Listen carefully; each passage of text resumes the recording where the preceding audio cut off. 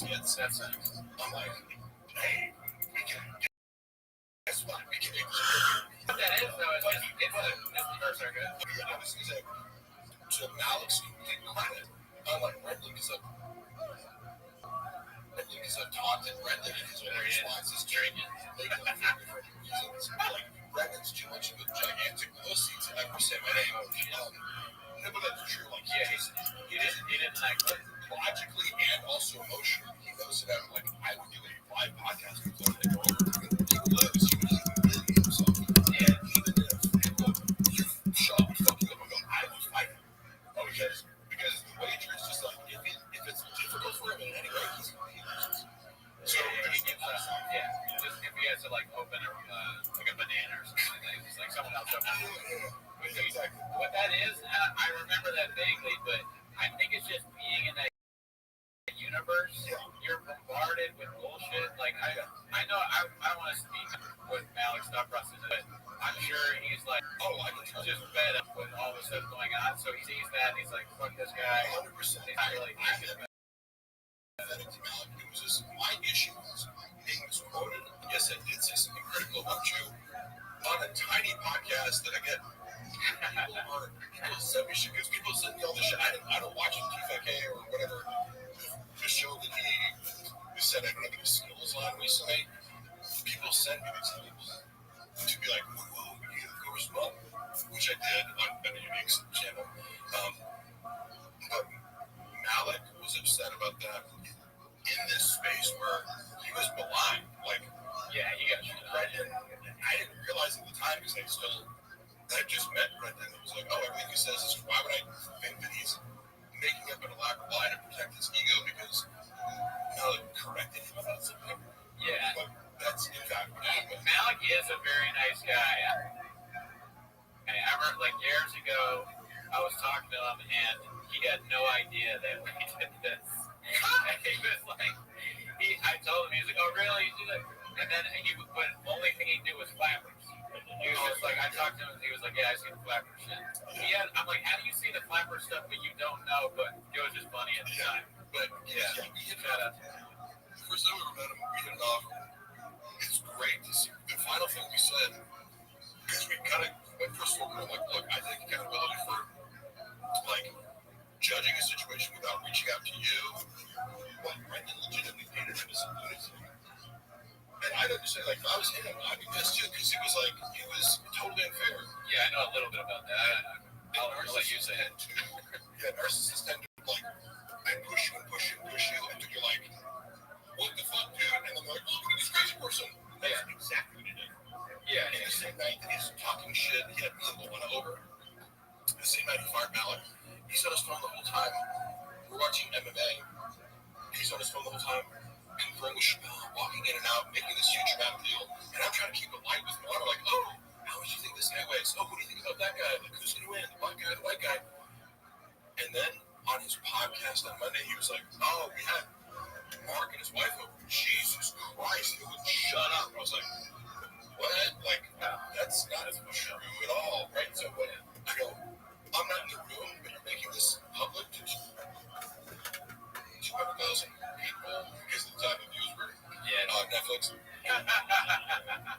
But I was the first moment in retrospect, I'm like, I was almost going to text him and joke about it, but then I decided not to because I felt that it would have been uncomfortable because he makes people uncomfortable for like correcting him. Yeah, the reality was like, we did not talk a lot. We talked a normal amount, and you were on your phone because he said, oh, can we watch the fights because he's got a narrative. Yeah. You couldn't watch the fights because me and Luana were talking so much. I'm like, no, you're on your phone. And walking in and out of, what the fuck are you talking about? But how did I dismiss that? You know, it's like, oh, people show you who they are. You just look like, whatever. Yeah, I'm going to chance that it's going to do the same thing 30 times in a row. But you know, so. Right? Dude, which one is this? I'm sorry, which one is this? I can't. Which one is this one? When he does this? I should know, but we'll be watching it 24,000 times, so we'll catch up. This is God in the drink. Whenever he was like, this God, it's so funny. He's like, imagine if God was gay.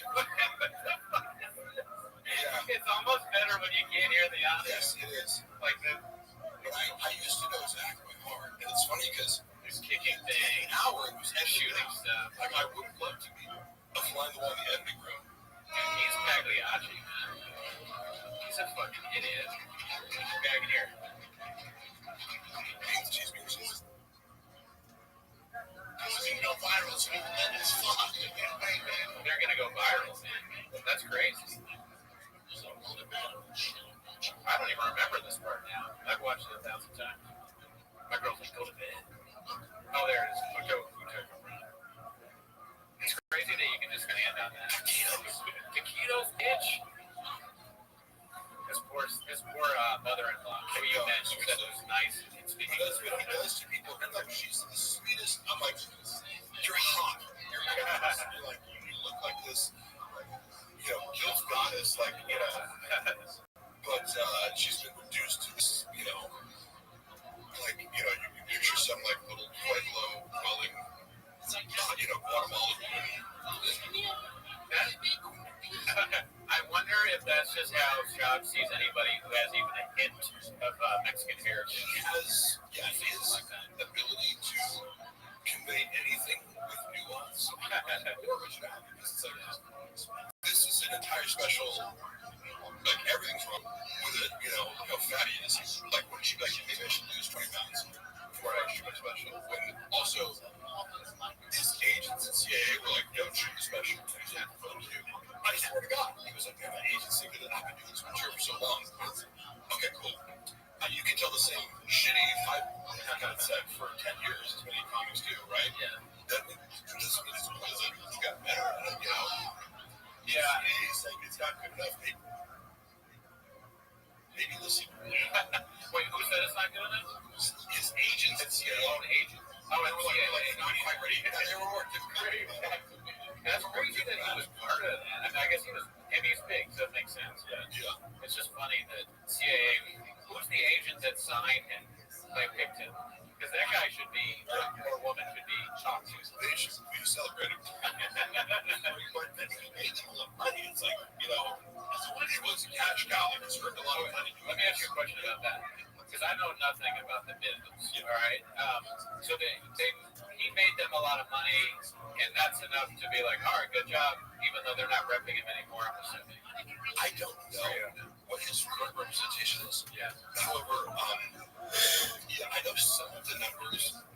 I wouldn't know everything, but like, what's the blowback is my question. Is there any blowback for Gringo Poppy or the Showtime thing? That's a good question. The Showtime execs, are they in a gulag somewhere that greenlit this? What's going on? The main thing that I remember was because cluster beats, I always have to look outwards to find project.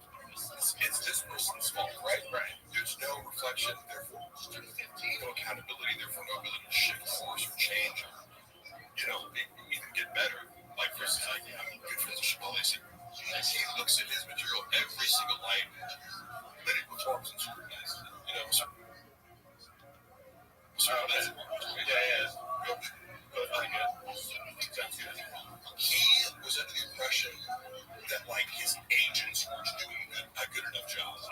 Like I'm not getting more opportunities because my agents are pitching me for the wrong things. And it's like, well, what do you do? Are you a host? I can't even speak English, And it's seemingly a bridge. It's like if you work for Bravo or whatever. And this is funny because I remember the Ariel Hawani beef started because they were like, he said something. Oh yeah, everyone hates to hear that. Do you hear that? No. Oh, sorry. It's like speech music, but don't worry about it. Oh, I turned it on. Sorry, I want speech music, because I'll give a speech. I thought it was the hockey. This one's not. Yeah, it's hockey. Yeah. He's always convinced. He's like, yeah, and he'd like get in arguments over like, technically they look at my deals. He used the phrase, I eat what I kill, because he didn't want to give a percentage. Thanks, Jake. His stand-up weekends, to the agents, when they just kind of like look at the show that he could have done on his own. So they have a question for you, Jake Billy Beans.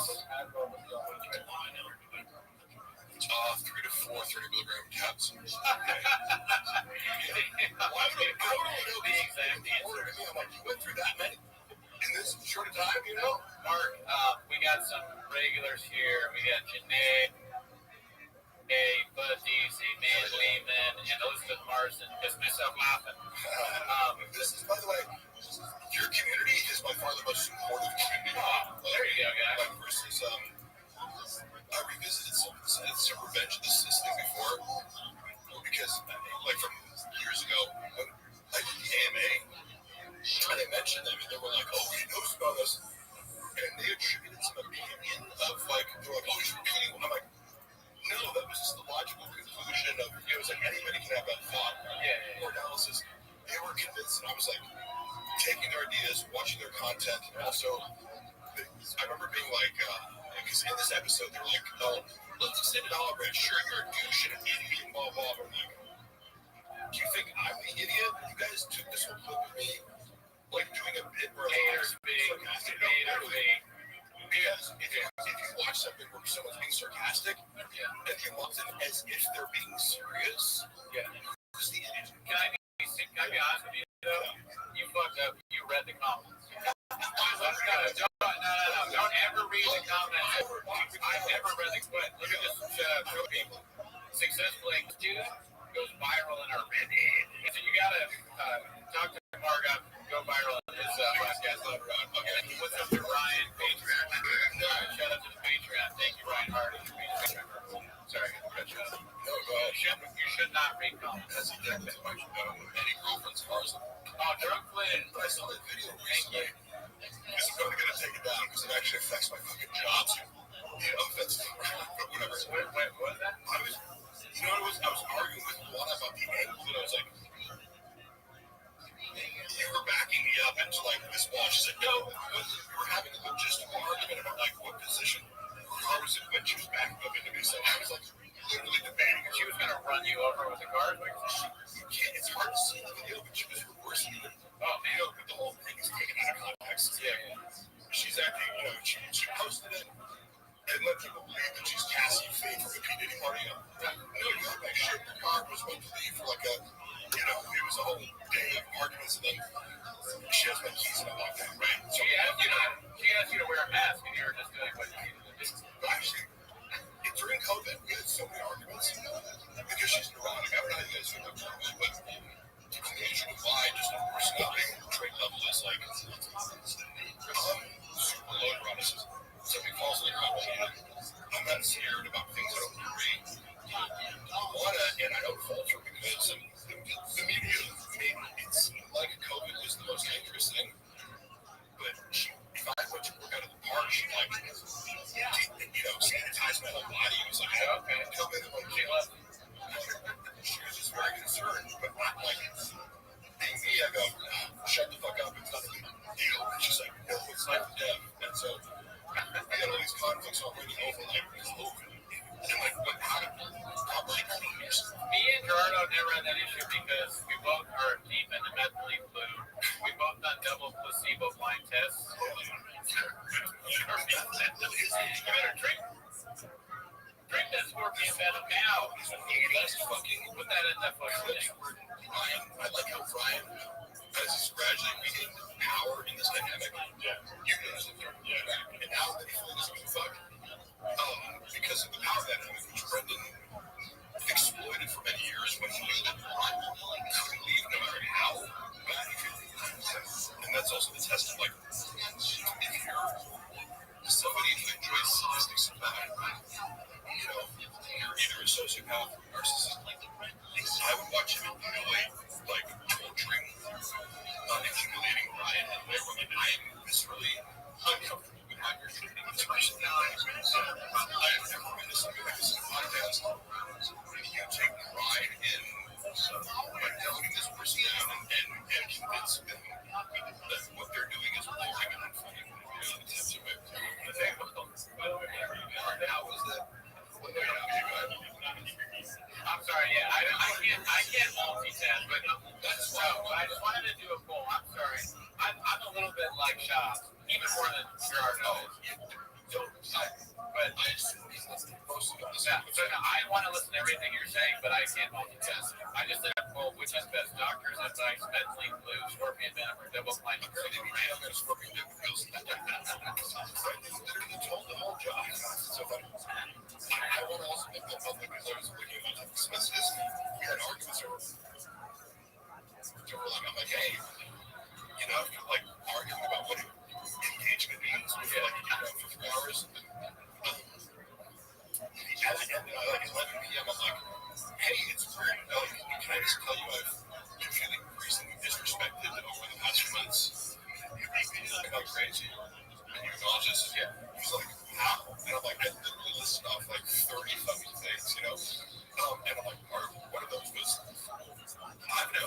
this joke about how I sent shitty dick pics as the opening of your joke. Oh, yeah.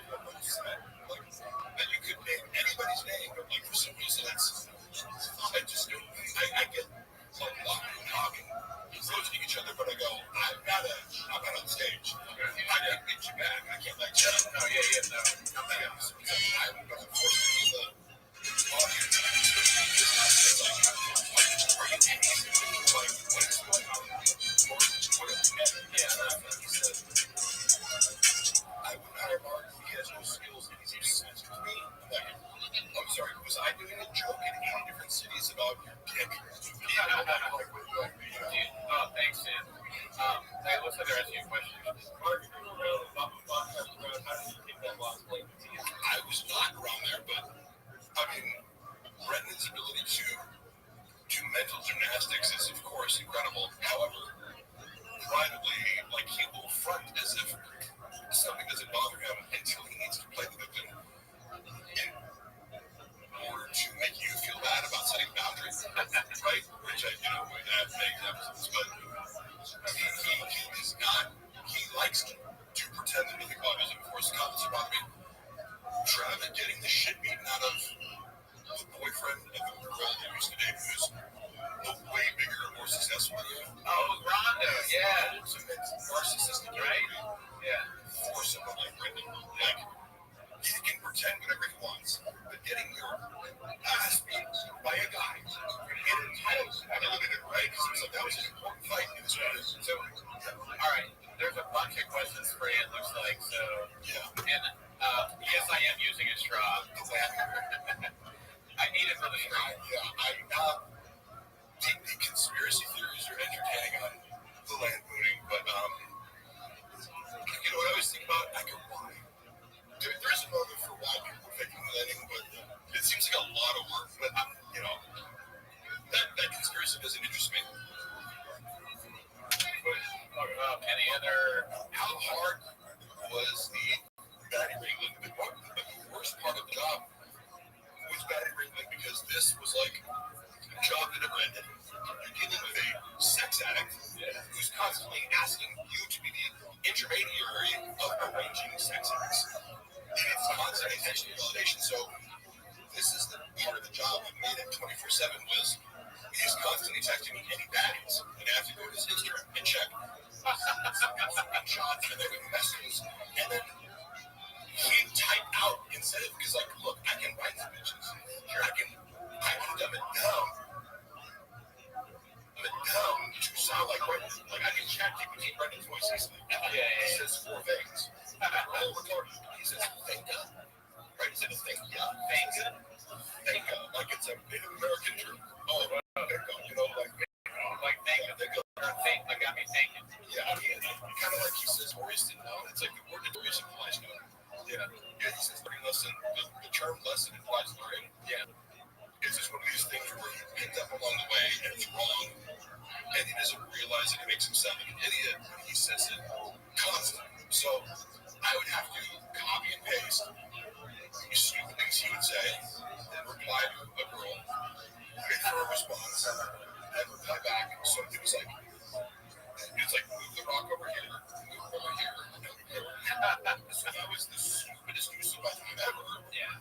But I was expecting to do that in order for him to gaslight his wife into thinking he was cheating because I don't even have Instagram on my phone. That's I'm just messaging Mark all the time. That was hours a day.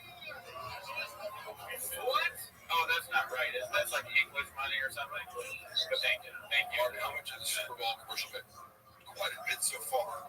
Probably like, it's coming in. It was like, for the session I flew to Madrid, it was like $10,000 for the week, but then the real page was visual, so it'll probably be like $100,000 over the course of a year.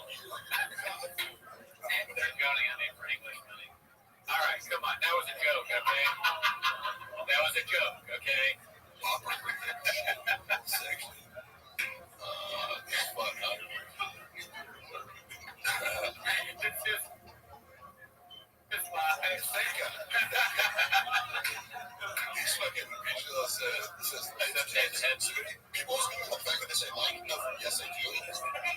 This is how I think it's on. Take it as, I know it's wrong, take it as a sign of sincerity that I'm not trying to be charismatic. It's like my I'm aware of this tick. I don't care enough to give it up. If you want to give me a speech without Mark, what's the circuit? I mean, cheese. Poor joke writing, I would say. Yeah. As I said before, if Brendan gets a single laugh from a joke, it's cemented as a funny joke in his mind. As evolved. And like I said before, there are so many different angles that you can explore with the Mexican culture that could be totally original. I had more material just growing up and working as a substitute teacher. In my observations, Latino kids at Latino schools in LA. Yeah, because you go like one day you're working at some private all-girls Jewish school in Beverly Hills. The next day you're teaching a bunch of Latino kids, and they talk a certain way, right? Yeah. Like you're whatever. Right? Whatever. Like hey, I fucking love the Gringo Paco and whatever. I love these kids. They always responded well to me, but I was like, even if you just do Mexican teenagers, you have no culture. Oh yeah, I mean, he knows nothing. Almost less than like how do you say no mames? Like this whole thing. I first learned working around here kids as a teenager. I hear this back, you guys go, no mames, don't suck. What is the actual translation? Yeah. Like, read that, say that. Yeah. Right. Don't suck dick. Out of nowhere. I'm just like, stop sucking dick, Goody. No mames, Goody. Pinche way, pendejo. Cabrón. I will give it to him. Cabrón. Hilarious, dude. Yes, that just didn't happen. You don't have to be literal, but it's like, well, you're being not funny and not reflecting reality, and you're transmitting. Yeah, right. Some people push back on me. This is a reality. I go, well, none of it is directed towards himself. It's all directed at other people, and it's like character assassinating other humans. It's stereotypes rather than exploring what they actually are. Like, okay, their eccentricities. That made me think of this. Okay, so Gringo Papi, we originally met. We did the whole thing about gentrifying the language, and that was amazing. I mean, honestly, that is maybe my favorite thing that's ever happened on the show. That was amazing. You did that. That was really good, and you deserve credit for it. No, because I was like, he colonized, yeah. I was like, you just can't use the word, like, you can't put that together to work. That's very funny. You say, you colonized it or something.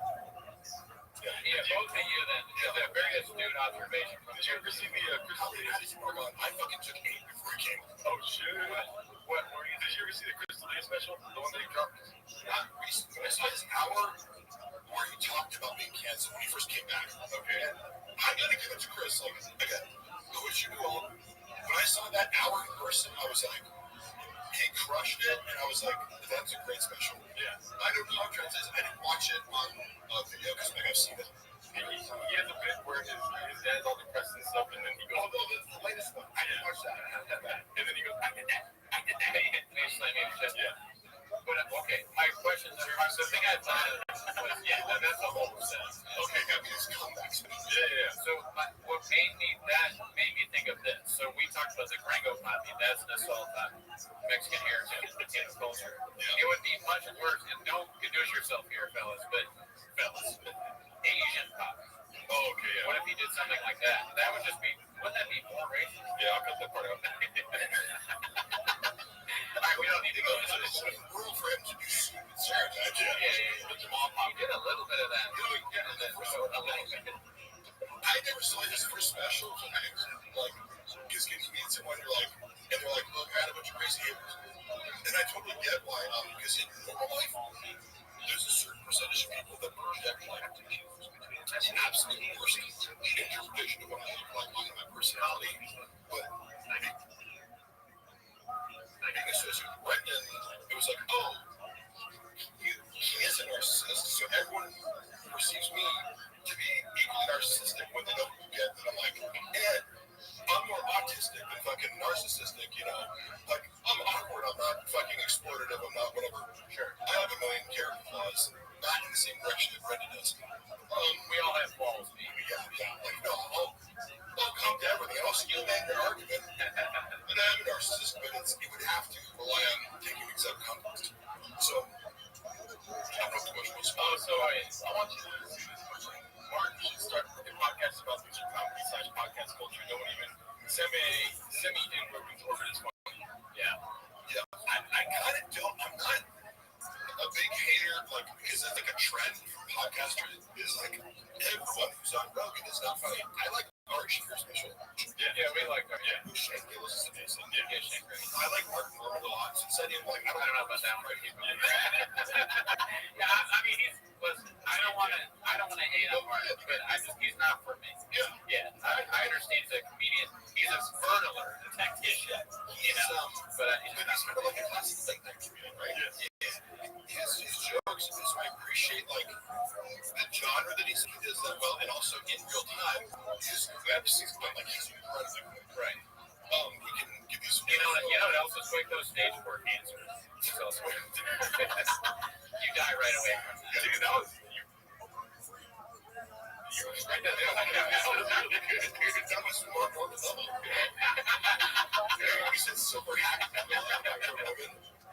was one of my funniest. Oh, yeah, I mean, those are great clips. I'm not, listen, Mark, and in no way am I saying I'm funny or better, obviously. Yeah. He's a very good, like, he's a very good, I like his name, but I just don't, I don't enjoy it at all. Yeah. In any place. And I also think that people don't realize, I look at comedy like genres, it's like, do you not like this song or do you not like country, you know? Country. That's a good way of putting it. You know, in all comedians are different styles and genres. So, I find Mark Norman unlaughable and trite. That's what Jeff Dye said. So Jeff Dye is the worst ever. But so Mark Norman, like, I'm like, Jeff Dye is the nicest person in person. I can see that he was nice to me in person, so I feel very bad about saying that. He's been out of the whole group that I met there. He's the one person who like checks up on me. Yeah. Like, I miss somebody who meet up with me. Like, so. I'm definitely a bad guy. Like, he was nice to me, and I shit on him. I always want to give him credit for, like, before I said anything about his comedy, I want to establish Jeff Dye is in real life one of the nicest people. And it was funny watching the Mark there. He's talking this fucking acid reflux period. I was watching this Mark there beef with him. And Jeff Dye's crime was like calling out the fact that Mark Norman's an asshole. People. Well, I was like, wait, it helps him at the end. Like, well, this whole thing, like Jeff Dye, that helps Jeff Dye. That whole thing, it's like now people talking about Jeff. He can go on the podcast. He has something to talk about. I can empathize with Jeff because it was like Mark Maron was mocking me, like, oh, aren't your feelings hurt? And Jeff said, yeah, that's the whole point. My feelings got hurt. That guy Jeff Dye is, where he's like, how do you have to admit it's something hurt my feelings? It's not a big deal, you know? Okay, here's my thing. If we're going to talk about Jeff Dye, I'll just say this. If I had advice for Jeff Dye, if he cared, I would just say, think a little bit about your issues with women. What's going on there? Like, are you, like, why is that a thing? Maybe you want to do some self-reflection. That's what I would say. I consider him, he's not like, you know, some people get into comedy like those the Hodge twins or like conservative black guys, I guess they do comedy shows. And I've watched them. Yeah, they do, yeah. They're funny, but like, I consider Jeff Option 1. Shooting stage higher for anyone. Option 2. If you can't direct the audience, Meet behind Joe's Girls section logo velocity. Option 3. Sesame Street for the 30 years. And he was like, oh, Paige Van Zandt she's got a kid song. Option 1. Shooting stage higher for anyone. Option 2. I was like, hey, Jeff, you're still a real Christian conservative. Option 1. Yes, not anyone to go under the troll. Option 2. It's a podcast. I'm him up to the funny response. Sure. You justify himself. Option 1. So that tends to correlate Option with, 2. kind of being critical of the fact that modern culture has veered away from traditional values or traditional soft moral argument, but in Jeff's case, it's like anti-trans stuff. Just right, it's right in front of you, right? I'm okay with that because it's like, well, that's your audience, you know, sure. But part of that is going to be like women. I don't think Jeff has any animosity towards women. Truly. I don't know. It's less that, like, I'm kind of being funny, but, like, even with that, he's just not funny. Like, he's just not good at stand-up. So that's my main criticism, is that the stand-up is bad and kind of stupid. Was there a specific joke where, like, fill me in on, you say, like, his issues with women? Sure. Do you feel like he picks on women? Well, he has a whole YouTube, he did a whole episode where he's like, people think I hate women. Here's a list of comedians I actually think are funny. Yeah, like a YouTube. And then during it, he was like, who's that? It was someone he supposedly picked. He was like, Don. Like, it was on his list. Like, did someone else pick this for you? You forgot who the woman was? And it was all, like, network. It was very, like, industry plant and famous people for the most part. I'll give credit. He did say funny. What's that? They think they are funny. But, dude, when you do a podcast where you're like, here are the women that I actually think are funny, crazy. You know, I mean, I know I'm acting insane here. Like, these women actually did make me laugh. Yeah. And I get it. He's like, was one of them Whitney gun? Because that's a crime. If it was for Sharia law, he would be in prison. And we should have Sharia law. No. Allegedly, stop. We should have. I'm sorry. We shouldn't. Jeff Dye is a super nice guy. You know, like I said about that. Because I'm very leaning into as far as the anti-women stuff. I'm very sensitive to guys who have like deep-seated resentment towards women. Jeff Dye's not. Oh yeah, I don't know. I don't know. In comments, it's like, oh, this gets fun out for he has all sisters. He grew up with like a bunch of sisters. And I would love to have them on the podcast. And I think Jeff feels like more comfortable talking about women. Kind of it's like, yeah, I got my friends over here. I can say, oh, because he's got sisters. Yeah. I don't know, man. I just like the vibe I get, but we don't need to have to check with them. It sucks, but I have like a medical condition where I'm getting checked out. So, well, you have a problem with the human body? Get a grip. Balloon fart. What do you think of that name, Balloon Fart? That's one of our big fans. Oh, yeah. Hating women is to male comics with yeah, a little bit, and it is a little bit lame. But what? How do we? Oh, because I was shitting on Carmen. That's how we got there. I mean, you're Canadian and Toronto, or yes. Yep. If you're gay, you're the first guy to ever make that joke. LPJ 27, good to see you in the chat. There's so much She'll dress just like you. It's the wrong way, that is true. Even though this whole outfit is like $20, I got to just go, what's that I'm going to sweat the beast in today? Yes, it's a shirt. Do you ever go out of the country with Scott? To Canada, yeah. Oh, shit. Oh, yeah. Because we were asking about maybe pay earlier.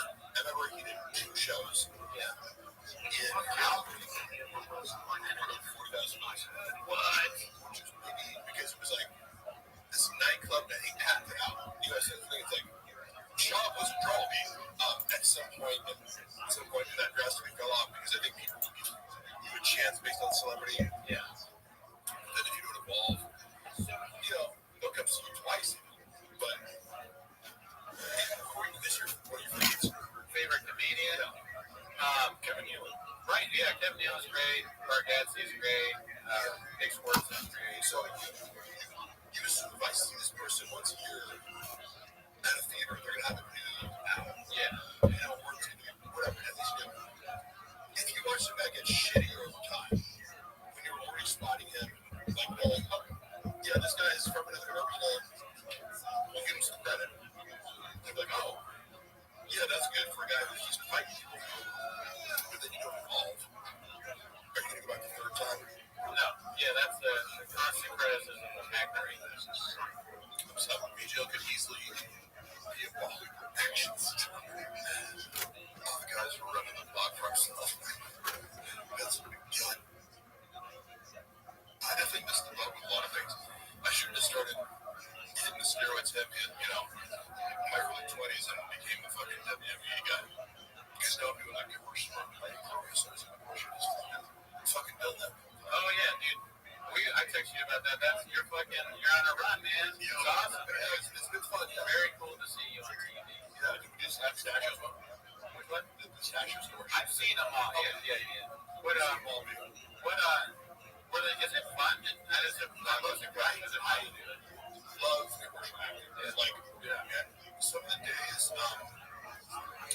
squash commercial I did where I played Macho Man.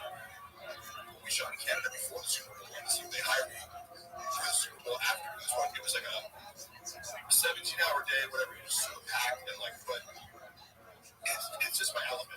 I hate doing so many jobs. And I work so many different shitty jobs. Acting, even when you're actually busy and the focus of everything, and I'm standing and it's cold outside, and it's like it's commercial, perfect. So it's like that 30 seconds does take all day because every single second of it has to be perfect. You know, I like the cinematographer, the Academy Award winner. So, but I love doing that shit. It's such great. I've never done it, but I consider a lot of the work we do with Rain, like when I have Rain on the podcast, kind of like a commercial for Rain. We're trying to get a deal with Sure Shot, made it fine. Lots of things the other day. There used to be a fridge in Thick Mine. I fucking lived off these. I would have like 6 a fucking day. You know? That's crazy. Running on no sleep, fucking, you know, batty ringing all night and then waking up. You need it. You gotta message girls. You're not gonna just do that without me. Nicotine pouches. Yes. No, I just started to. Somebody sent me a bunch of them. I don't really do nicotine, but it's kind of nice. Oh yeah. Oh, he loves it. Oh yeah. Yeah, I was really like getting nauseous because I'm like sensitive to it. So you know, people say, "Oh, here, take this." It's like Sean was taking like 18 milligrams at a time here. That shit would make me nauseous. Yeah. But You know, if I take 2 back to back, I start hiccuping like crazy.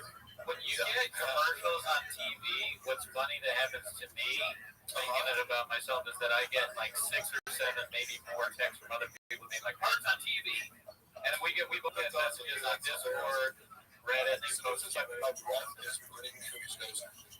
I mean, yeah. Oh, because of an energy drink? Or just that bad breath. That's a whole thing. Bad breath. I'm like, oh, shit, no. You know? I don't know how to toast it. And Cody won't volunteer this information, but he broke both of his wrists playing basketball once. Oh, yeah. Do you see the scars? See the scars being? Surgical scars. He got crossed up. Yeah. He crossed him up. Helen Anderson? Check this out, though. I was pulling plants the other day, and I re-hurt my wrist. But look at the difference between this one and that one. Do you see it? Like that. See how this is kind of swollen up still? Right? No, Marcus said, yeah. Shut up, Jared. See how it's like way bigger than the other one? Yeah. You don't see it? Yes. So, I think what happens is it's like some torn ligament or something, maybe. Yeah. Or like a cyst or something. You're enabling him, Mark. I gotta orthopedist. It's got to be something. All right, but I'm sure it's fine. I don't think it's gonna need surgery or anything. But my doctor told me, he was like, "Well, go live." That's a cool name. No, all right. I didn't mean to do that actually. Let's just forget that I did that. This was special. And when I found out that Brendan added a stereotypical Asian voice to a handsome, professional Asian doctor who has a flat West Coast American accent, I was like, I would never teach you that it's bad to be racist. Come on. All right, so Mark, this is my best friend back home, Oakland, who share. He's asking you a question. Does Mark have any insight on Barn Door's fake BJJ black belt? Is that what it's more called for here? Oh, yeah. He's obsessed. I believe all the stories about him faking it, that is something Red would do because he fakes everything. Like, I can think of 10 different things where it's like, he wanted something, he's like, I want more followers, I buy them. I want more views, I'll bring them hobby, I buy them. Yep. Now, does he have grappling skills? Of course, but I'm not educated enough in this world of black belts and what the real experts consider black belt, but his story was like he didn't have it, and his son was like, well, where's your black belt? Like, it's technically, you know, to me it doesn't really matter because it's like, you know, you'll see guys who are submitting people all the time, and it's like, oh, but he's only a brown belt. Like Mighty Mouse is a brown belt. He's submitted. Yeah, it's like a big so many dudes with crazy submissions that like technically he's a brown belt, but it's like he's the best to do it. Like to incorporate BJJ into MMA. Okay, so any belt is impressive to me. We're except for podcast where we're black belts. yeah, I think like Brendan's, I don't doubt Brendan's grappling skills. I assume they're better than his striking skills because of his lack of coordination. like and speed. He doesn't look very fast. Like that's powerful, but just got like Ilya Chapoga. Yes. Like so, watching him, his boxing is so crisp and precise. And then we watch Brendan strike. Like he looks like I would want to get caught with one of his haymakers. But like, it's sloppy. Yeah, it's a sloppy striker. Yeah. I wonder if you were going to stick on belts, like what kind of belts, like English language for Brendan, probably white belt. Acting ability, he's probably white belt.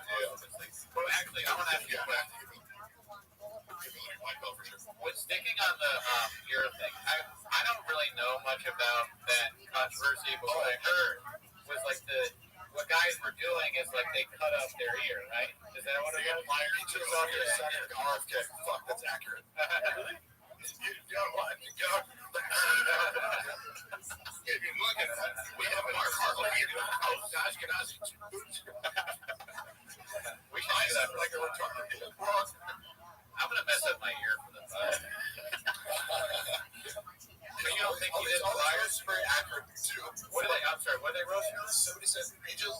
Oh, you're saying like RFK, which is accurate. Okay. I love accurate roast. Like I was talking about roaches, but they're also saying your mama black belt. So people take it too far. I'm just like, you're literally just trying to be mean, but it's out of touch with reality. If you roast me accurately, I will laugh along with you. Okay.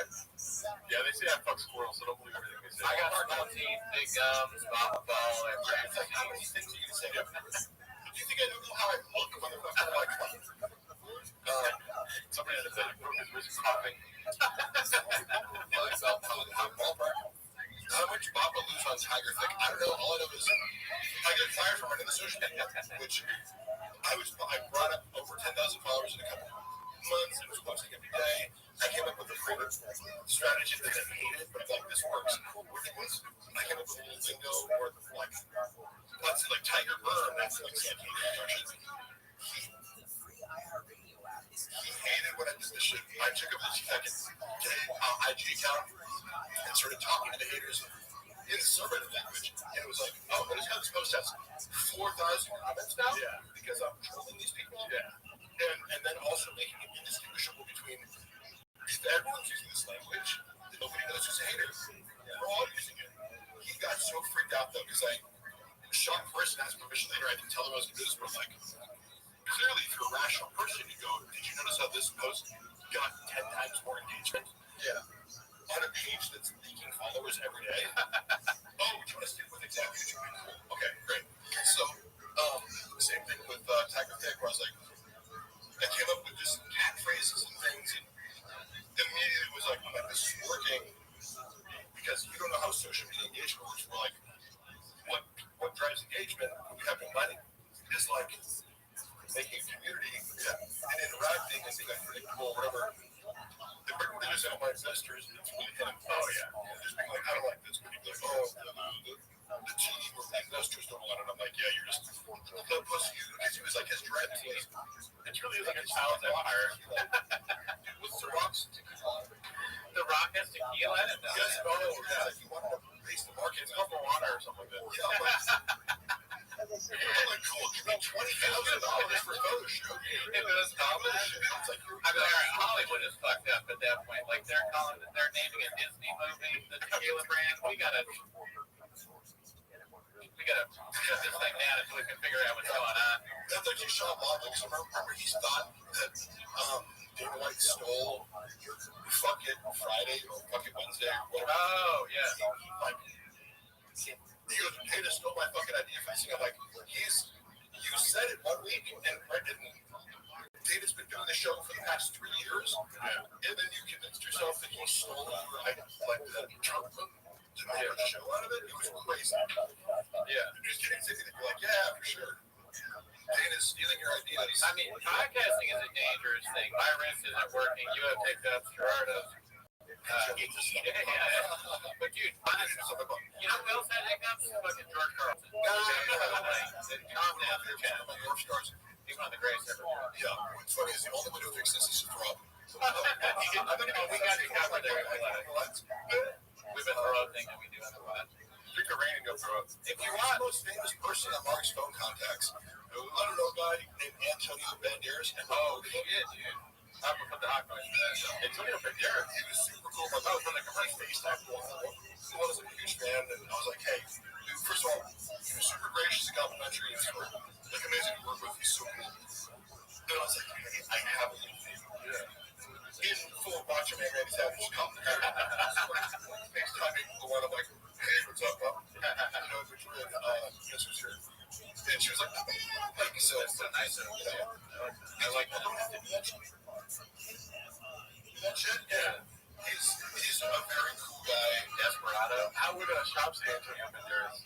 That's a good question. He would fuck it up somehow. Banderas. Yeah. Antonio Banderas. Let's drop a syllable. Banderos. Banderas is good. He was in that the last movie that I saw that he was in was that movie Baby Girl, which kind of sounds like something that Shop would say. His performance Great. amazing. Yeah, that movie. I really like that movie a lot. A lot of people on it, I was like, kind of like doing some of the shit like. Oh yeah. Great. And his performance Never was seen it. emotional. Oh, we got some more English. Oh yeah. I'm trying. I want to read chat. No, yeah, read that. You can also read chat. Abjad. If I'm saying that wrong, pronunciation, but Mama happens to runs up everything and becomes a drug addict. It's always very big. No, it's English money. Okay, so I'm curious too. What should you speculate on this? Like, you know, it's the slow train wreck. Yeah. Because he's impervious to like. And by the way, me coming out to like talk shit about him or like my work experience there, that was not an attempt to like cancel him. That was an attempt to preempt the fact that I knew he was going to go on a smear campaign. Yes, which he did preemptively. But like I just seen him doing a bunch of other things. So it's hard to like, you can't ruin his career. He's too established to be like, you know, I mean, if Chris D'Elia can sell out fucking theaters, like, not for that controversy, like, there's no controversy that would like end Chop. But the trickle of like the trickle down is the funny part. Yeah, at what speed is this declining to? But it is not doing stand-up because still tickets or right material. Yeah, because that requires honesty and self-reflection. Yeah, I mean, that's really not, it's hard for a lot of the Rogan version to do that, I think, the honesty and self-reflection. Oh, yeah. And I think, I don't know, because I've never had a ton of money, but it may get harder as you, like, if you're able to just go buy a Rolex and fall asleep during the day, it might be harder to do self-reflection. So, as a comic, because I consider comics under this umbrella of, like, you didn't get into comedy to be a millionaire. You're like, if that happens, great, right? But I presume that if you start out by doing open mics and working your way up, it's because you have a love for this art form, right? That supersedes any materialistic pursuits. You're like, yes, outgrowth of that, great. But Brendan had this mentality of materialism kind of validating his craft. It's like, well, I have a Ferrari, therefore I'm good at selling it. It's like, not really. Versus a guy, and I just think of him because he's a very close friend. Chappelle Lacey has an artist mentality, you know, like Chappelle Lacey couldn't give a fuck about any clothes, cars, whatever. He could live like a hermit. He cares about his stand-ups. With me, I have a very quick set of, like a set of rules. Okay, first of all, always diet starts at 1. Second, all right, I'm up at 4:36 every morning. Joe for my nose. Then, yeah, exactly. I took that from him, but you got to put me in. Yeah, and then also, like, I never read the comments. No matter what happens, I've never seen anything. I like, what is this, Justin Lang? Never heard of him. Don't know who it is. I've heard of Justin Lang. Hey, I've never in a million years. Oh, we got to Antonio Banderas, Antoine Jameson. That's a good one. See, you're thinking like a writer. That's the thing I like about the writer perspective. It's almost like I read about the John Africa thing, shamanisms, and I had no idea where they stem from, and like years later, Anthony Hardaway. Sorry. Like John Hafford is one of them. I'm like, oh, he said John Hafford. Yeah, it's crazy. He said that. Oh my God, what the fuck is John Hafford? Mike Tyson. John Hafford. Imagine Mike, not to insult Mike Tyson's intelligence, but he's the one correcting. I think Mike Tyson is very intelligent. Seriously. I don't know. I mean, I think like he's so compelling. Barry is human. Okay, you guys know more than I do about him. It came out in 2008. I actually saw it in theaters. Yeah. And I brought my girlfriend who wasn't really familiar with his fighting. Getting to see somebody who's never seen Tyson fight on his highlights, it's jaw-dropping to me. Someone who's never seen Tyson fight. Look at this guy. Shit out of him. In a way that humanity has never even seen before. Now, he's also had this transition into becoming this extremely thoughtful, like I would consider him philosophical. Like, he reflects and he thinks, and he's just sincere and authentic at all times. And I think that comes down to what Brendan presents. He gets insight. And because also, remember that show? Mike Tyson used to do this show in Vegas, like a one-man show. It was basically comedy. Like, that's what Brendan should have done. I was always like, why don't you talk about the UFC? He's like, no, I don't want to, like, major mistake. Blind spot. I get it, it's like, people do this thing where, like, oh, I don't want to talk about the hobbies. I'm like, that is actually your best bet. To at least make one special where you involve it. But, Mike Tyson's show is funny as fuck. Oh, did you go to it, or was that?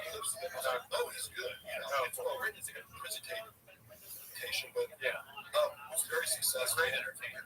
That's hilarious. I think part of Brendan's resentment is that, and the fact that he's like, at all times, for better or for worse, he's authentic. If he cuts a word or says something silly, it's like he's just authentic and doesn't give a fuck. Yeah, definitely. I mean, he's very fun to watch. What I used to do with my buddies is like we'd be hungover in college and we'd watch Tyson highlights of him just destroying somebody in 30 seconds. Oh, same. Oh yeah, and I recently got like his brother. He told me, "Who's your favorite?" When I got into fighting, and I kind of Conor McGregor got me back into fighting in 2015, watching pay-per-views. And I asked somebody who's your favorite fighter. They're like, Fedor. I'm like, who's that? Because he wasn't in the UFC. Then you start watching his fights. You're like, holy shit, this guy's great. Yeah, he's the best. Somebody sent me a clip of comments. I mean, hilarious because it's like, who's like, what's your favorite book? And Fedor says something in Russian, and his translator is like, he only reads Russian. Like, what's your favorite movie? He's like, he only reads Russian. You won't get it. It's just like, Marx, you would not know that. That's funny. Who hated for Sean or Tyson? Yeah. Oh, part of Disney, like you can just tell, is I don't think he holds animosity towards anyone. I think he's completely evolved as a human being. My favorite fighter is he's white. Fuck you, Mark. He had a great comment. He said, he was like, if he thought he'd fuck up Mike Tyson, I think Mike Tyson today could knock out John easily. Without question, Mark's sounding like he's having a stroke. Yeah, so what if I am, bitch? So the fuck? Act like you had a stroke before. A few hawk noises. Yeah. We were talking about, one thing we constantly talk about on the podcast we have to accept is the violence in my DNA. Check out when the segment is over. Holy shit, it's boring. Hey, what are you doing right now, dude? What are you doing? You're watching. I don't know which one that was. You're doing a little bit reading of comments. That's a dog noise.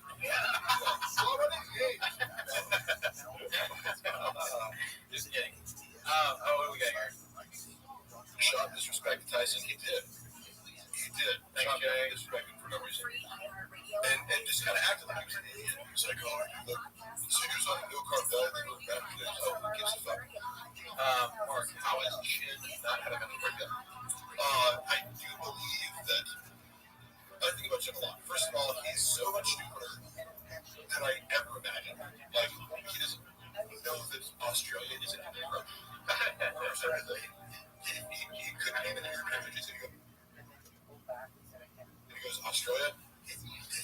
that Australia was in Europe. It's a hilarious first guess. It's a second grade, that's insulting to second graders. That's a preschool level answer, right?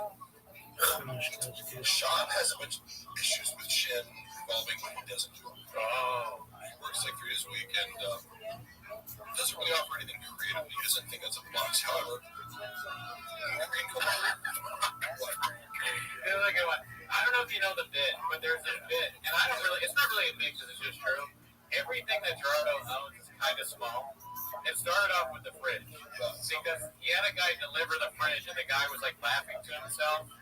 And Gerardo's like, "Hey, what do you think's funny?" And he goes, "I used to have a small fridge." Oh, fuck! So it is small. But then he kept doing other things that were a little small, right? Like, I'm like, a single guy living by yourself, dude. What the? It was fine, and we would never have known about it had Gerardo not made a big deal about how mad he was at this guy. Like, Gerardo was mad that this guy said that he has a small fridge, and it is small. So we're trying to deal with his anger. Here's the thing, Mark. He came to do one thing and one thing only, okay? See that botched paint job in the corner up there? That's dude. He had to go paint that up there, right? And then I'm like, do you need me to clear it? So like, I'm over here. I'm like, do you need me to clear anything out? And I turned to him, and he's staring at my fridge, and he goes, with the capital accent type shit. He was like, oh, you got the small fridge. You got the small fridge. Yeah, you got a small fridge. This is Gerardo's deodorant. This is too small for deodorant, okay? What are you supposed to put this in? Margo's fridge, yes, I did. Don't touch the fridge. Later, Puto! What a fucking idiot. Mark, we got the back of Gelato's fridge that you can't jump away. I don't need one right now, but we also have Diet Cokes. And then if you do want food, you can also at any time. Diet Coke makes me nuts, dude. Yeah, I will drink a Diet Coke. Everything I'm not just trying to throw up liquor so I don't have to. Is this your coffee drink? I wanted to know. Because I got you an Americano because that's what you drink. But do you drink Americanos? Yeah. Not like literally, but is that what you drink? Come on, bro. Make America. I love them, dude. That's I share that with the Leah. I love them. Imagine being like, I'm a white guy, and I was going to make a special about how Mexican people suck. It's a crazy movie. It's like, it's a very funny show. It's crazy. This sounds fucking stupid. We also have Mark used to make Golden Girls theme song. Thank you for being a friend. Have you ever got a Portos? No, what is it? It's a chain here. There's a bunch of different Portos. You're not a baked goods guy, right? Are you a baked goods guy? Yeah. Because like Portos is a famous chain here. It's a Cuban bakery. Very it's like not expensive. You can go to all our sponsors. Yeah, I mean, I wish they sponsor. I love this place. I think it's a great. I will try some of it. They got potato balls there. It's a great spot. Can you imagine? We need to get a sponsor soon. Mark, do you think Brett offered Shin anything monetarily for moving to Austin? I do not. Soon I've thought about that. I think he offered him zero. Whereas, when you work for a corporation, people would just be like, oh, here's $15,000 for your move. There's no fucking way that Brendan offered any money. I'm sorry, did you say he moved on his own, he didn't have to pay? That's my assumption. That's great. He almost said, He didn't have a place to live, he would justify it as like, why already pay you? I pay you up $100,000 a year to work 3 days a week. That's just nobody does that. He's like, he's alone in that. They're like, you move and I don't give you any money. Because it's like, Mark, he looks like Lil Nas X on steroids. Do I look like a gay black dude? Is that what Lil Nas X is? I forget. Yeah. Oh. Mark, did Akash help out more than you remember me? Well, no, I remember meeting Akash. I thought he was super cool. Pleasant interaction. Here's the thing about helping. Scoop up the bag. Scoop up the bag. That's what Schultz and Akash say. Scoop up the bag. Get it up the road. Get it 10 toes down. I hope you're 10 toes down. It must have been if you guys got along. Because if you weren't, I mean, they would just fuck me. I want a little bit of flavor, but I can't do that. Sean seems very arrogant to me. Yeah. Oh yeah. I'm turned off by now. Like the most. How come? Seem less so. Of course, I don't know. In the context of the show, different than how I perceive it. Bud Easy, sorry. Bud Easy is one of our big fans there. He's a great guy. Never met him. He says, will you tell the Red Bat story? Red Bat? I assume you mean Red Bar. But oh, you spelled wrong about Easy? All right, well, you're good. they just not about you. They're like, do you want to come on the show? I wasn't even planning. That's the thing. It's like, again, to address Brendan recently on Patreon. He knows about this because Unique made a video. He called me obsessed with him. Like, employees. Oh, he goes, yeah, he's obsessed with me. It's weird. And he goes, bad vibes, yeah. He had no skills. I was like, oh, that's the third fake reason for firing me. Yeah. As I was editing 6 clips in a day, but I have no skills. The Red Bar story, not much more to it than they just reached out. So, had people not wanted to have me on the show, it's not like I was going, I need to expose this story. People were reaching out to me going, do you want to come on my podcast? And I was just like, I guess. And Red Bar, they are so scared of Red Bar. I knew that day, and I didn't know what to do because it was just one of these things where it's like, oh, stay away from Red Bar. It's like the forbidden clause. Who tells you that when you start? Is that in the orientation? Access is fine. They knew of Red Bar. It was like, kind of like the Reddit. It's like, stay away from Reddit. Don't look at the Reddit. To me, Red Bar, you guys funny and does good content. I know it. So, with that's kind of funny to me because that makes me think I was joking there, but an orientation of some kind where you start at Thick Boy Nation and they're like, here are the few things. Thanks for joining the team. It's like, here's a donut. It's like drips on your shirt. I got you. You're not going to get paid. Watch out for the dripping donut. Nothing they say is true. But Red Bar was treated like the boogeyman. Yeah. I swear to God, I've never got that. I'm like, can't even say a why thing. are you guys so scared of this? Like Voldemort. Yeah. Really? No, it's written out. Okay. It was like, because we used to be like that too. Oh yeah. We love Red Bar. I mean, it's hilarious, and he's a controversial figure. But when we first started, we were just like, maybe we shouldn't even say anything. What's funny is his fans have been really cool to me. That's one of the more supportive communities of people where I came on and a lot of people were like, oh, he was trolling me the whole time. I'm like, I don't give a fuck. Yeah. What his intentions were, Mike, I know he probably wanted a little more out of me. He was trying to press the conversation, but he's being a good broadcaster. It's like Howard Stern is trying to press you to say the most controversial. I get that's his imperative. I didn't feel blocked or politically. But You're in on the bit, or you're enjoying it. Because he was holding, he was like, had that FaceTime, he was like, maybe going like, oh, this is water by the way. Great one, never mattered. Oh, yeah. He was holding that FaceTime, and people were like, oh, didn't you see a Red Bar was trolling you? I'm like, I don't, if he was, I didn't care. It would be an insult almost if he didn't troll you, right? Like, who doesn't he troll? Yeah, when he was saying complimentary things to me, I'm like, I don't know. I don't have any reason to doubt he hates me. I don't have any reason to doubt that he's being sincere. Because it was just like, yeah, I used to talk shit about you. So I kind of changed my mind. I'm like, that's okay. Is he ever sincere? I'm not sure sincere is a part of his, fun of being. To me, and this is how I put it. Even where you could go from because he did make fun of me on the show. And again, if you don't know the context or you're comparing me to Brendan Schaub.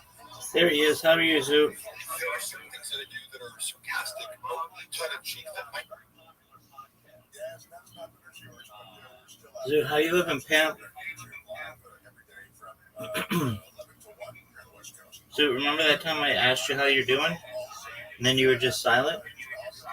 Pepperidge Farm remembers. What up, big dog?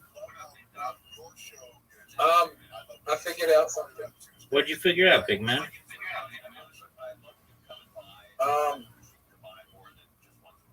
The girl that was at the gangbang claimed she's autistic. I think that's where I called the autism. No, Nope, All I have to do that's to incorrect. reverse it is infect them. That's incorrect. That's where you potentially were contaminated with super autism. Potentially contaminated with super autism. Yeah, that's where I caught it. Right. So I have a feeling I gotta infect. I feel like if you infect people, autism's an STI, and you just gotta infect people with it, and then you're cured. Like a zombie? Yeah. So the more sex you have, the less autism you have. Did you go back to that place today?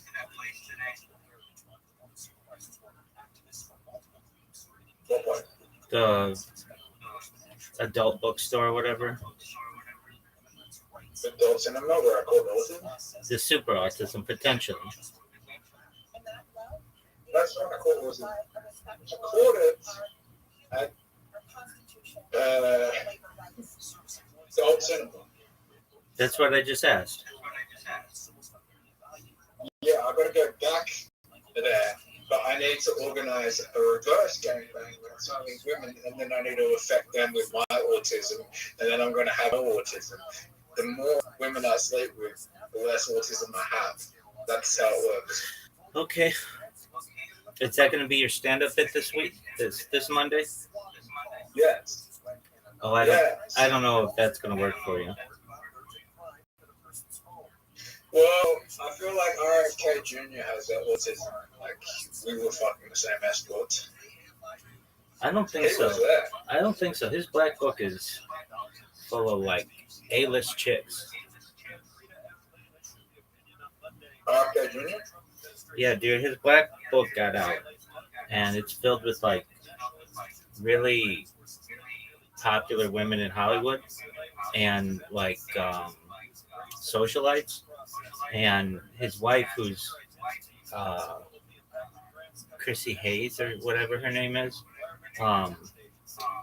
she basically just goes along with it because she realizes that she married a Kennedy, and that's kind of in the Kennedy tradition to cheat on your spouse.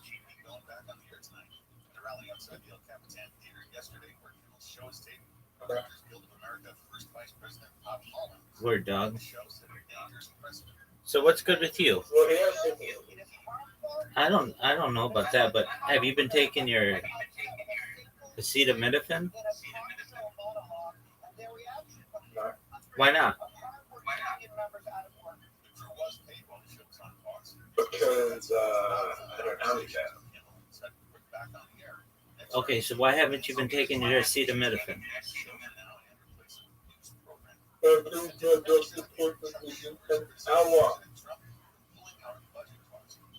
What are you saying, Pimp? You want me to take acetaminophen, Ritalin, and acetaminophen, Ritalin, and Tylenol? No, I want you to not take anything except anti-Tourette's medication. But if I take Tylenol, right, and I want the Amish have Amish or Amish? Is it Amish or Amish? Amish. The Amish have no autism, so what I want to do is impregnate an Amish girl and give her Tylenol. Okay, why is that? Because there's a chance to do that either they're going to sacrifice the child to the devil, or the child's going to build the next $1 billion AI company. Okay. It's a 50-50 coin flip. Either the fucking child has like super autism, or it's just gonna like be non-verbal when hitting his head against the wall. Which I think like it's funnier if he's non-verbal when hitting against the wall, but like it's also beneficial for me if he can build that next $1 billion AI startup. Okay, why do you want your progeny to suffer? What? Why do you want your children to suffer? I don't want my children, so Yeah, you do. You want to impregnate some Amish chick and have your child. because the Amish have no autism. Yeah, I understand. Well, couldn't you just take an Amish person and send them to that adult video store and then have them develop super autism? They can develop autism. Super autism. They don't even get autism. They get super autism.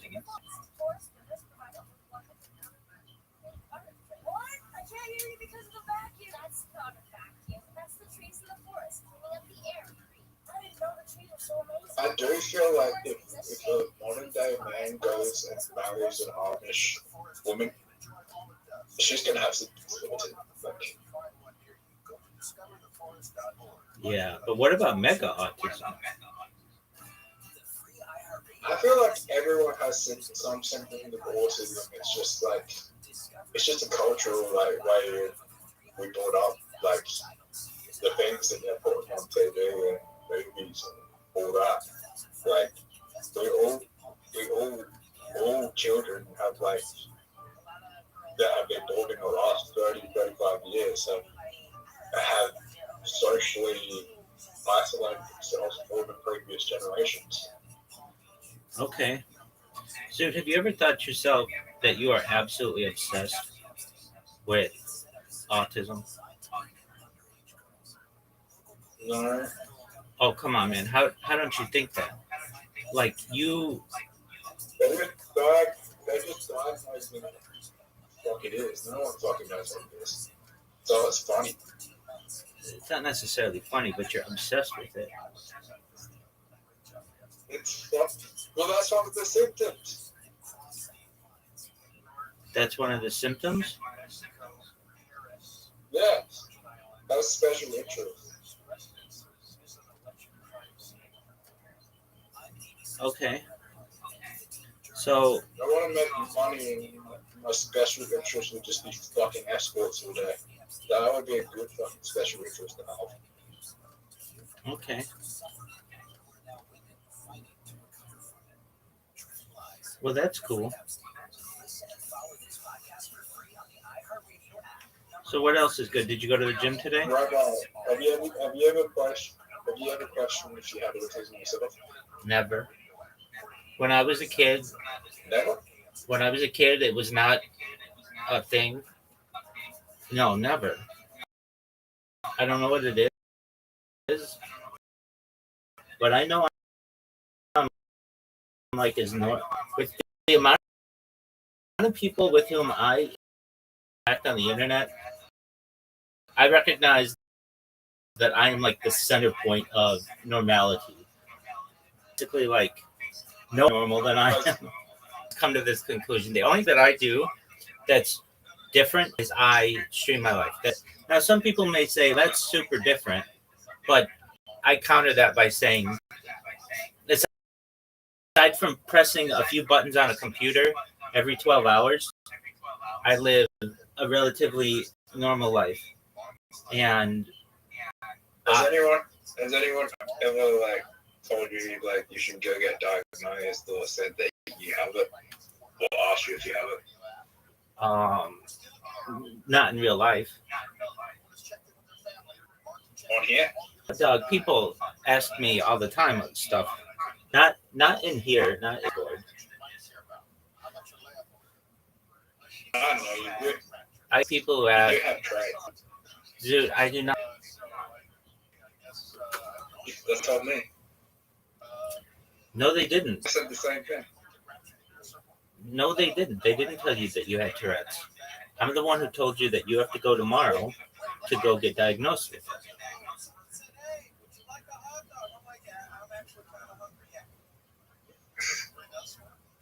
Once you get diagnosed with it, you won't get diagnosed with it tomorrow. They'll give you a referral to a place in the upcoming month or so where you can get diagnosed with it. Then what's going to happen to you?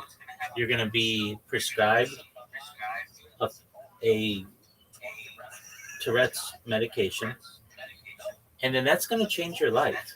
And I don't think you recognize how that's going to change your life. But you're no longer going to be like obsessed, God willing, with these subjects that aren't necessarily even relevant. And you're going to have the ability to have normal conversations with people. You're not going to burst out with awkward discussions. You're going to be able to have normal interactions with people. And then I think most of all, it'll just keep your brain focused. So you won't be like your discussion of these, you discuss the same topics every night. And it's fine. But it at a certain point, I recognize how it would be unattractive to be with you long term if you were just only in the discussions of like you only discuss the things that you discuss.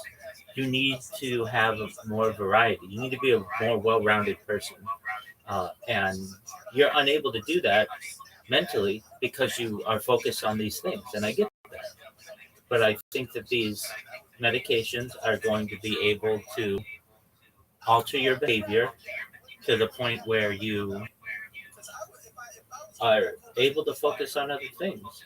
And what do I mean by that? A job. Yeah, man, when people talk about things that just don't interest me, I'm just like, fuck this, I don't want to be here.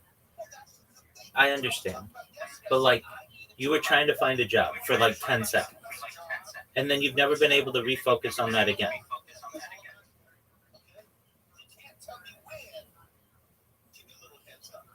Like if you came in here, like when you did when you were working out, that at least showed some diversity in you. And I'm not trying to be overly critical of you.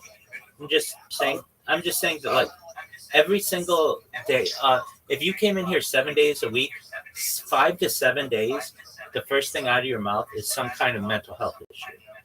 And that isn't healthy. I'm a Canadian. I all have mental health issues. Not necessarily. Not necessarily. Many comedians are just relatively normal individuals who are just talented in. Yeah. It's funnier if you promote psychiatry and mental health conditions because the fucking mental health industry loves it, and then they put you further in the algorithm because that's the way society is built. Okay, that's fine too. Like, let's talk. If you want to go viral right now, the best way to go viral is just talk about mental health issues because the fucking psychiatry and the pharmaceutical companies fucking love that shit. Unfortunately, that's the way the world is. The reason why we're having so much hypnosis is these conditions is because we have so much awareness on social media because these people are promoting it. Like people just want to see it. And I'm just making fun of the fucking fact. Do I think I have these things? Not really, but do I think it's funny that people don't notice it? Yeah, I think people are stupid. And like my humor is me targeting these people. Okay, Zoo.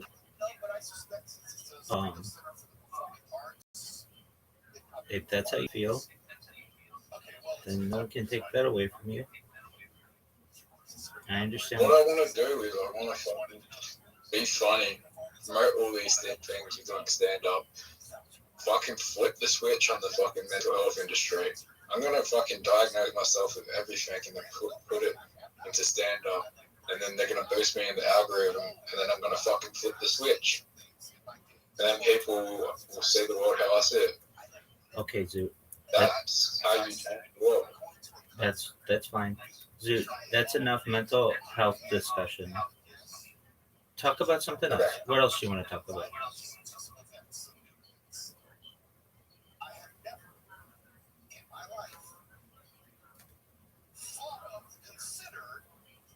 Are you gonna apply for any jobs today? Yeah. Okay. Why don't you apply for some jobs?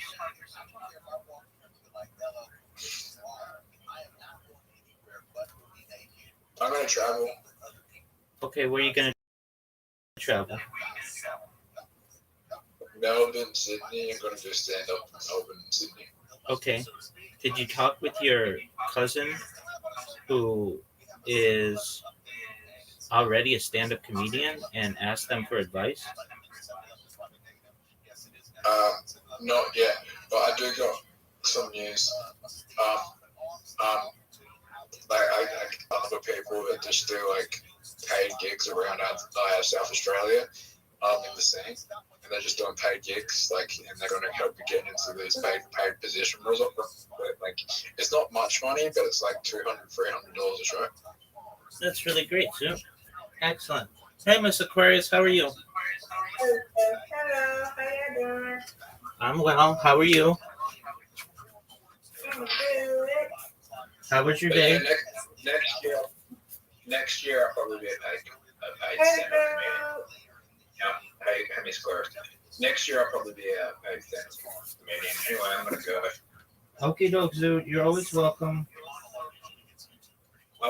Next year I'll probably make five. My goal is to make $5,000 to $50,000 doing stand-up. I Okay. know that's not one, maybe like average. Okay, Zoo. Miss Aquarius, I'll be there in just one moment.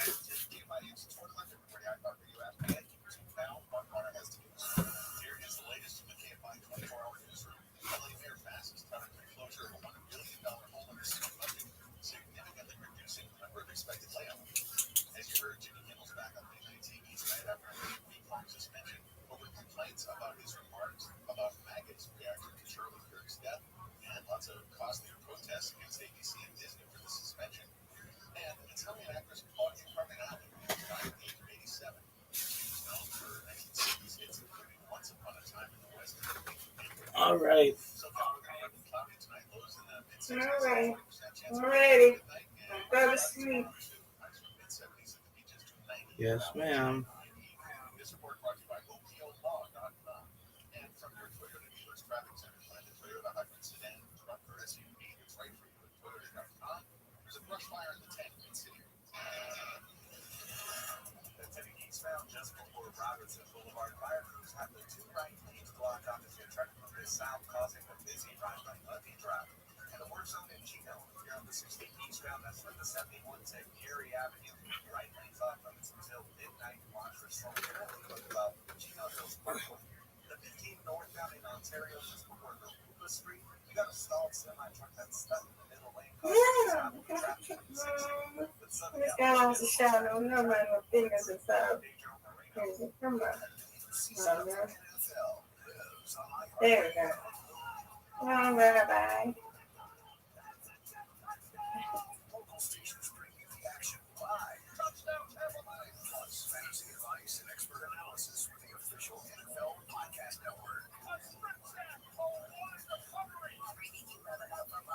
Not good.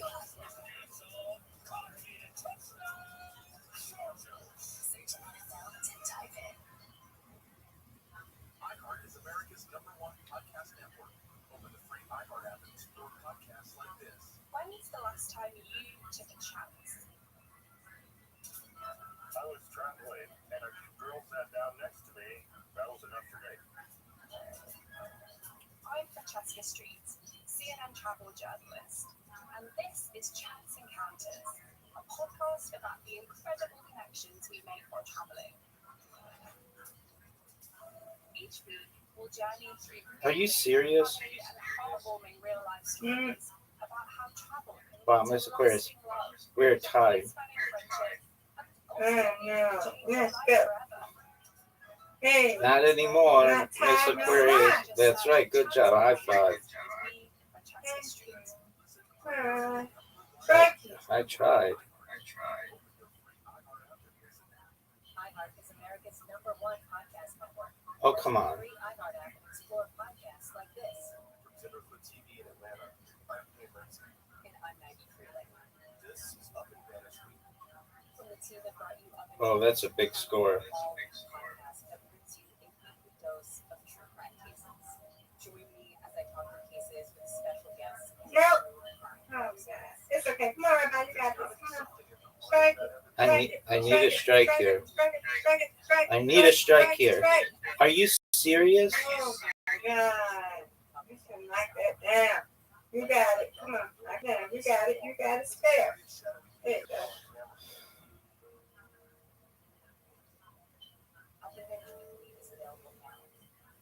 Listen on America's #1 podcast network, iHeart. Open your free iHeart app and listen there. Welcome to How We Made Your Mother, which I think we're calling William. You got it. Come on, Rabbi. Comeback time. How I Met Your Mother. Yep. I'm John Right. Bender, and I play Ted Mosby. Oh, come on. 9 seasons, and I'm thrilled to be joined by Craig Thomas, Yay. co-creator of the show, along with Carter Bates. Now, if you're a super Yay. fan, Yay. theories, Easter eggs / pineapples, and general knowledge. We'll also use Indian as our relationship to it. These 20 years later. I'll take it. Love, art, and everything in between. It just hit me. Am I in love? You win out, man. I win, you win, Miss Aquarius. Alright, your turn. Yes, yeah.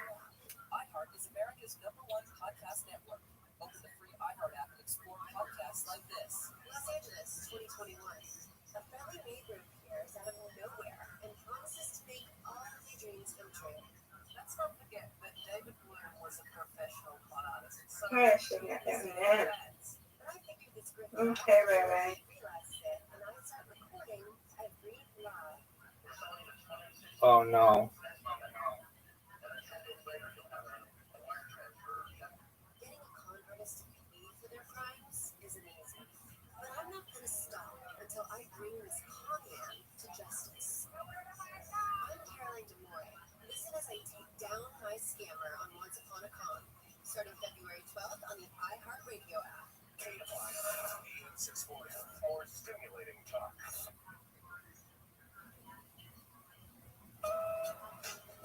Coming up tomorrow at 3 o'clock on the John Codell Show, we're going to talk to the mayor of Santa Monica, Linda Grady. She has complained about me on social media for what I've said about the state of Santa Monica. So we invited her on the air to talk about the state of Santa Monica.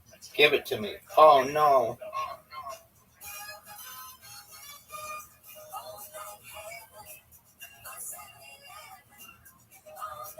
What's going on?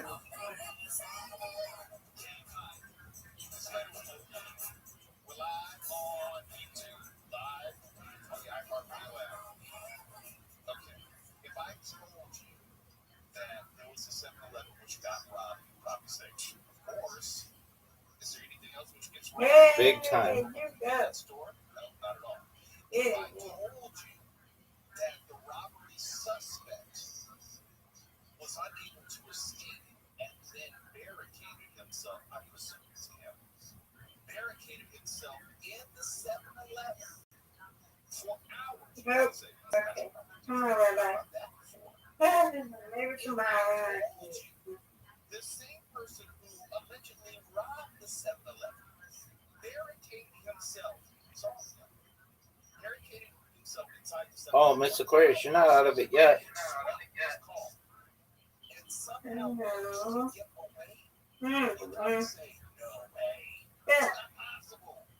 That's what happened. And I have questions. I have a lot of questions. Now, this 7-Eleven, which is near First Street in Broadway. No, you got it. Out of the way.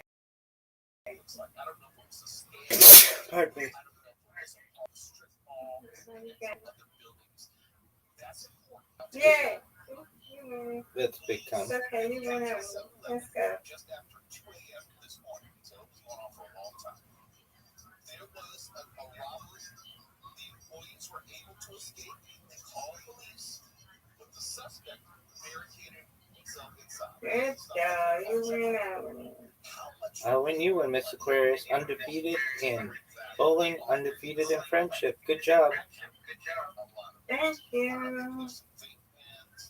Still some cartons of cigarettes. There's a couple $100. All right. Going to bed. I don't know about the state. They always say the state doesn't have a lot of money.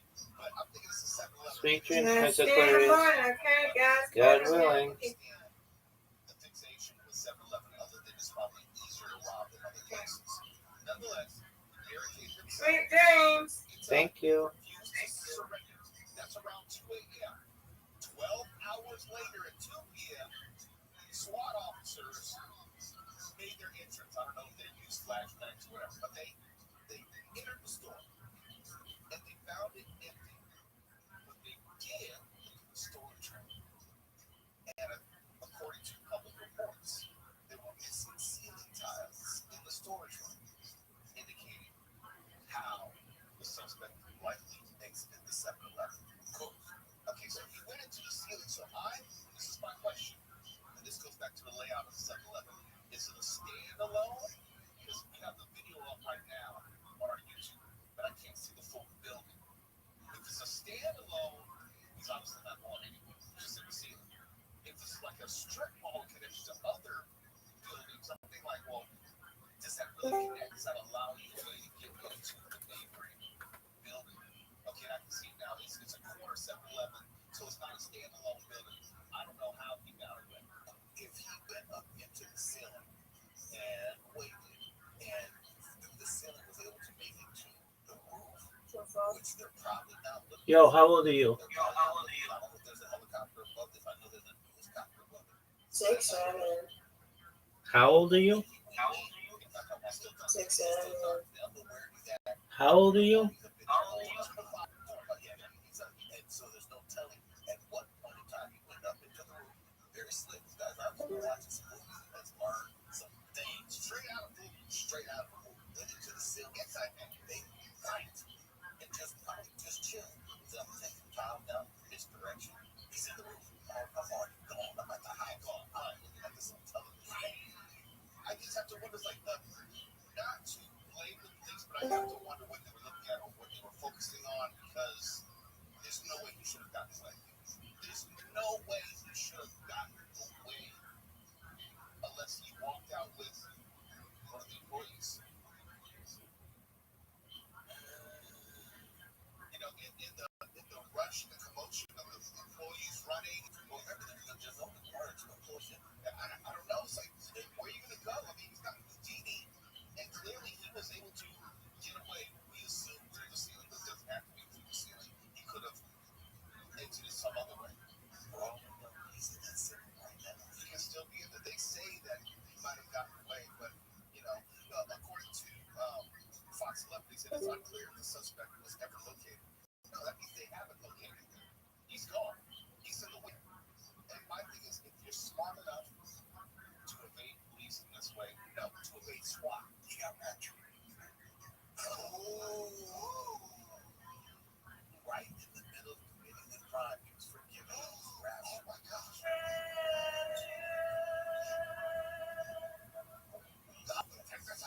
That's a distinct possibility. I mean, that's real. Because that is more believable than he being able to outwit and outsmart SWAT. Now, there is a movie coming out starring Channing Tatum called Roofman, where he starts with a criminal who was able to evade the police all throughout the States or wherever he was going, and he finally, before he was caught, obviously, this guy's Brendan Schaub's friend, therefore he's as stupid as narcissistic as Brendan Schaub, and therefore if I'm doing a, you know, like doing a little act out where I'm adding more to your douchey, then you're gonna go, oh, this guy's really, you know, lucky. But Indian Man wants to know if, what do you think of Elephant Graveyard? Oh, yeah, one of our guys. Amazing, yeah. I'm sorry for calling you the Indian Man. But you never told us how to say it. Because I like content like that where YouTubers like put instead of busy content. And this is I consider you guys this too because you do custom songs. I think you put a lot of effort into podcasts and elevate it, you know, to something bigger than just two people talking, right? And I think Elephant Graveyard is a good example. This guy puts a lot of effort into the artistic output. Yeah. Oh yeah, I mean he's a legend. Yeah. Those two are like they're like Socrates and Plato or something like that. Or we're standing on the shoulders of giants. Oh, Shab and Talon? What's Shab and Talon? Over 100K. Goddamn. It's crazy. What did you just say? I know. No, it's not. Years ago, he negotiated 100K because he found out that Jamie on Joe Rogan makes $1 million a year. But it's reasonable. Well, if your boss is making That's hilarious. 100 million a year, You heard it here. you can't throw $1 million my way. I'm going to listen to Jamie basically in poverty in Austin. Yeah, exactly. $1 million. What the fuck is Martin talking about? Effort? I don't know what that means. His ass was watching CBS over today. Thank you, FB. Did you watch the latest? I forget what it's called. The latest Elton River that blew everybody away. So funny. I mean, we supposed to. Yeah. What was the title for that, chap? I have Graves. I forgot. Put the title in the chat. But yeah, I mean, that guy is just. I really. Have you ever done something like that where you sat down and made like an edited thing where you're talking about something? No, but I would like a tune-up basic ending, or like here's the main thing that I'm looking at. The visuals are great. I don't have skills to edit and comedy. Even just the voiceovers he does are very cinematic. So I that's what I quote in. I go, I love the cinematic voiceover style that's matching the visual qualities that are dreamlike, Yeah. transitions. I could never edit that shit. That's a Gerardo skill. He makes great artistic choices. Yeah, for all it's not literal. It's not like he's when he's voiceovering, he's like directly what's on the screen. So he's making artistic choices. What is the moment to moment visual? So you have to do that, but also have this kind of poetic narrative for the whole thing. Top Jimmy, I saw your question. Can you post it again? Because I don't remember what it was. Graves activated. So Top Jimmy, I'll keep an eye out for it. Mark says, Mark's in the chat, not Mark here, but Hank rather. How does Gerardo keep all those kids in the bedroom so quiet? Fuck you guys. They're watching the stream in the restroom right now. All the Patreon ads. Oh, so I remember now. Top Jimmy said, have you seen all of Cal's movies? Oh yeah. No, but I've seen him do live stand up. Like in Cali? Yeah. I've seen him at the store. Yeah. I mean, he's terrible. Yeah, he's the worst ever I've seen him. But that doesn't mean that he's not also technical level for no. Here's what I look at. I go his act outs, his other work. Okay. He comes out. Do you see that? Because I'm not objective. Because I like my you're his person. You can't say he's bad.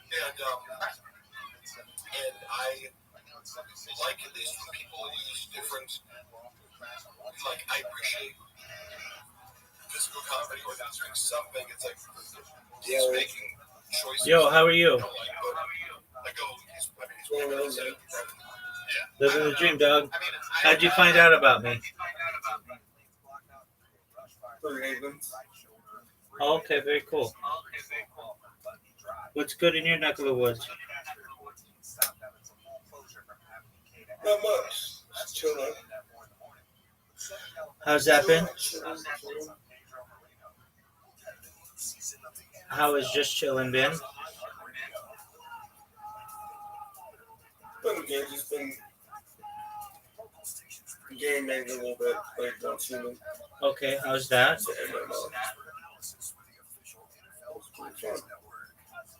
Okay.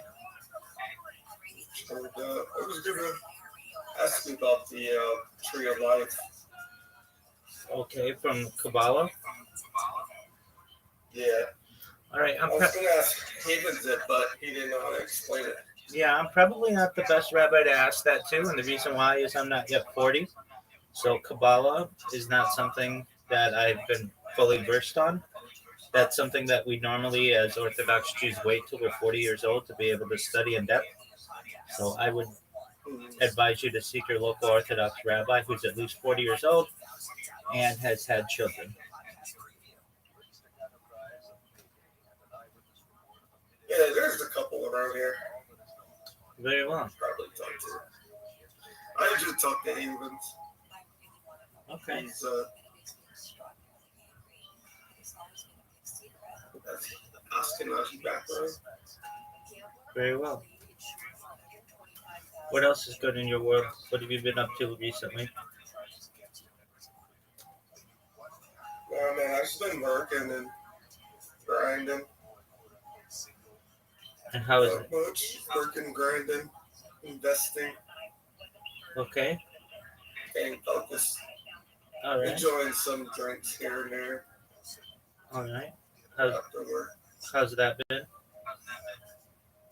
Good. How you been? I've been well, thank God. Just one moment. There we go. Go to the restroom.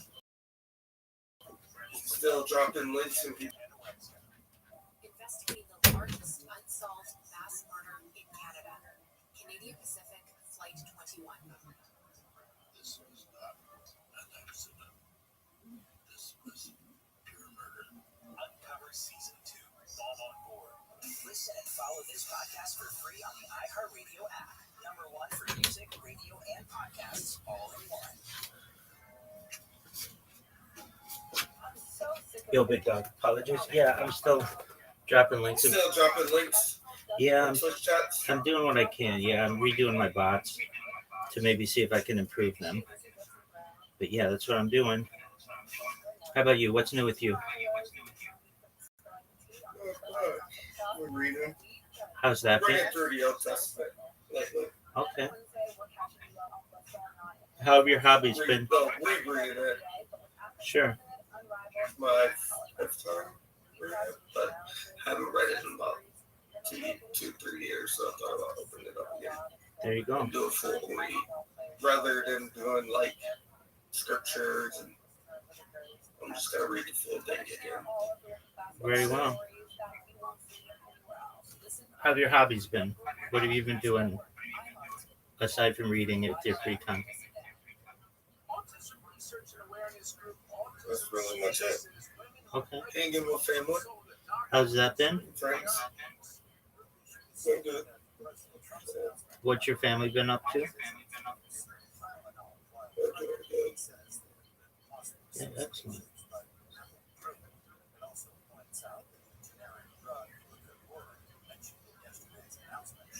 Apologies, I'm not more fun. I'm just focused on doing this right now. Yeah, you're good, man. Excellent. Sit down.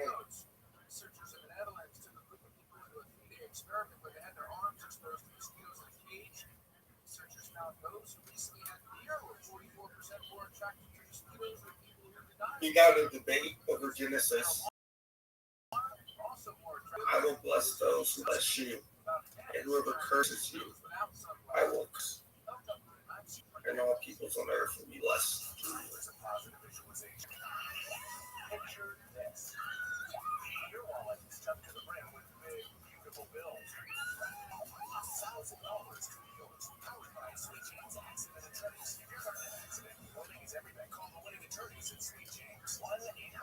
He said, was that in relation to Israel, or was that in relation to people? What book of in Genesis? Yeah. Well, it's technically the nation of Israel hasn't been fully, fully unified, but we are to assume that that is based on Israel today. Oh, okay.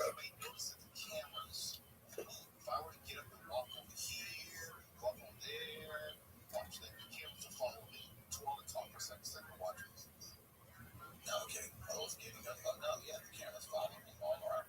Look at that. Look at this smart camera. What is this, AI? And that's part of the reason why I mentioned that, because AI cameras are everywhere. You can buy them for your home use, personal use, scene use, however. But this is something that Mark Runner probably is going to hate to hear.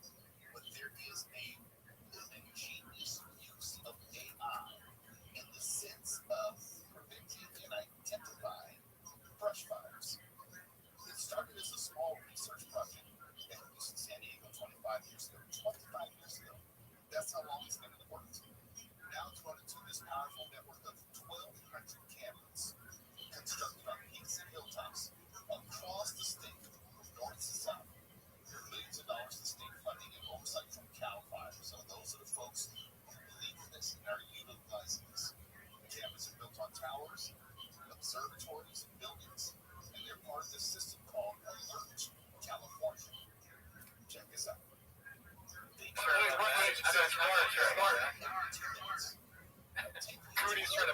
he has to read. Oh, yeah, that's like. I think Jeff Dye is probably better than Callan. Yeah. I mean, Jeff Dye is fine.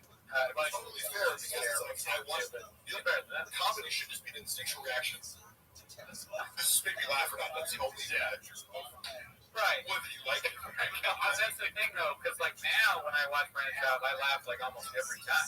But I don't laugh. I don't even laugh when Callan does the hawk duck thing, which I love. I love it. Unironically, I love the bit. So it's not like going to make me laugh. My son, you're a hawk. That's the stupidest thing I've ever heard in my life. When I see clips of Brian on the podcast, as a friend of his who likes it, it makes me sad. Charlie Kirk got taken out, man. Did you see that? Yeah, Brutal.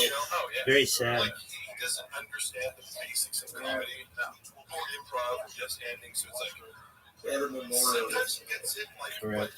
But it looked pretty strange. shoots Callan down way more than he should. Callan is very good as a comedic partner for teaming people up. Him and Chris D'Elia have great chemistry because he allows Chris D'Elia to make him the victim of the comedy. Yeah. And everybody will be like, wait, that's not fair. As Chris D'Elia roasting him, he knows how to keep it going. Keep it going. You hit on two things that happen in our show. One is, okay, I'm going to start with Brian and then I'll do the D'Elia thing. Yeah. So Brian, when we're watching Brian and Schaub, Brian will go into one of his bits, and granted, it's not funny. What's it? Oh, someone says, Mark, does Bob have any incriminating info on you? Fuck no, dude. He has no idea what I have on him. He has no fucking clue. You know that movie, The Dark Knight Rises, when Catwoman, played by what's-her-face, like, leans in Christian Bale, it's like, there's a storm coming. That's literally what I think of when I, think of what's coming for Schaub. I have to keep this under wraps because part of it is my legal case. To put it out on YouTube would be detrimental to my financial bottom line.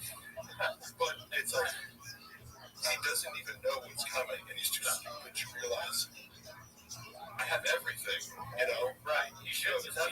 Yeah, he should. He hired a private investigator to go to Luana's house, and Luana,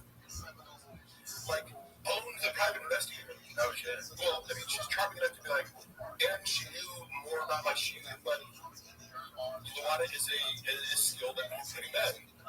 So, but also, she played it very, savvy, and I applaud her for that. She was able to get the fact that Brendan Schaub was this guy's employer out of him when you're not supposed to do that. It's private detective. And I have, somewhere on my phone, but I can show the guy's card. I can show the letter he wrote and put to our apartment door, not realizing I was living there at the time, you idiot. Yeah. So he's operating on this impression. And I remember when I called me, he was like, what's this guy doing out there? Like, did you serve me with some papers or something? And I was like, Luana, no, because I was at home. Crazy. I say, go look at what he wrote. He wrote this note, put a number on there. If you're still in the area, so just call him up and stuff. He's a private investigator. He didn't say Schaub. If she talks to him, she knows what he's inventing. Because, are you here because she's like, who do you work for? Basically, I can't really say. I go, oh, is it Brandon Schaub? And does it have to do with a bouquet of flowers that someone sent to his house and he's blaming it on Mark? And he's like, oh, okay, you know what this is about. And he's like, let me tell you the girl story. One of these girls that he was having a long-term affair with. He was smarter than the rest. She has an MBA. Just a more accomplished professional and just somebody who you shouldn't cross. You fuck around with the wrong girl. A lot of these girls he dates are idiots, but this girl, after he crossed the line with her, having lied to her the last time, she sent a bouquet of flowers to Joanna, saying, just outing him for having non-relationships. But the note started off with, this is not Mark. So, it's true, it wasn't Mark. However, it gave them just enough of a thing to go, Joanna, obviously it's Mark because it says this is not Mark. Yeah. And then he invented an entire story whereby I somehow went to his house with a bouquet of flowers and a note and hopped over his bed. It was a whole, I'm like, you have security cam footage. I've been in your house. The whole thing is covered by, 8 different cameras.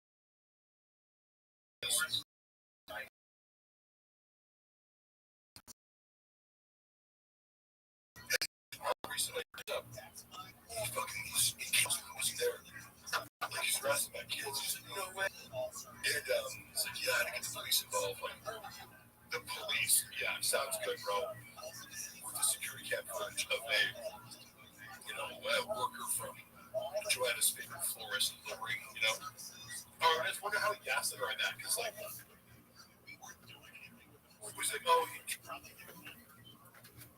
He hadn't done anything with it since, I don't know, the Patriot Act. We still got the second one, that's all we need, right? Yeah, it's I'm just saying, we have that, like, the surveillance on wheels with Waymo.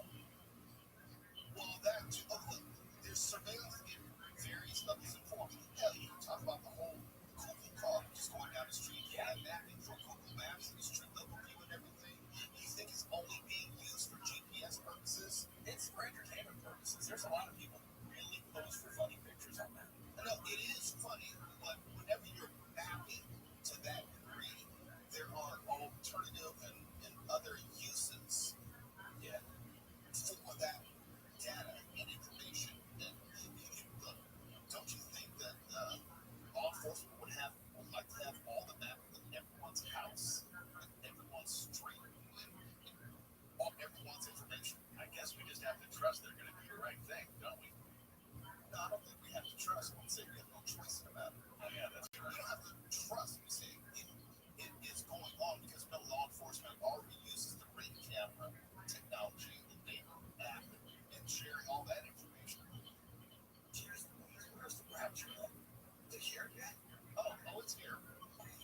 Come on, rapture. Well, I actually had some hate mail last night because someone seriously was mad at me that I used the Blondie rapture as opposed to Anita Baker. Because Anita Baker has a song called Rapture Loves.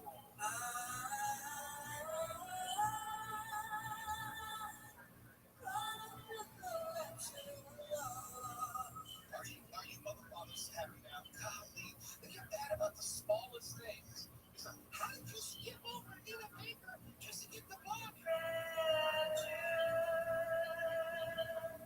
I can tell you that because Blondie clearly says the word rapture by itself.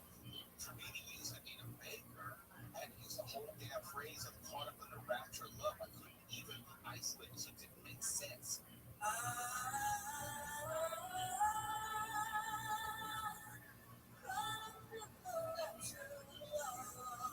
Y'all happy now? I gotta go through that. I'm still here. I know, still here. Yeah, my ears are with didn't work. We're live. Everybody, iHeartRadio app because we are unraptured now. Our runner has here is the latest from the KFI 24-hour newsroom. LAPD responded to what may have been a swatting call involving celebrity chef Gordon Ramsay in Bel Air last night. A staffer there told cops there was no shooting and Ramsay was out of the country. President Trump now says he believes Ukraine can win back all territory lost to Russia after he repeatedly called on Kyiv to make concessions to end that war.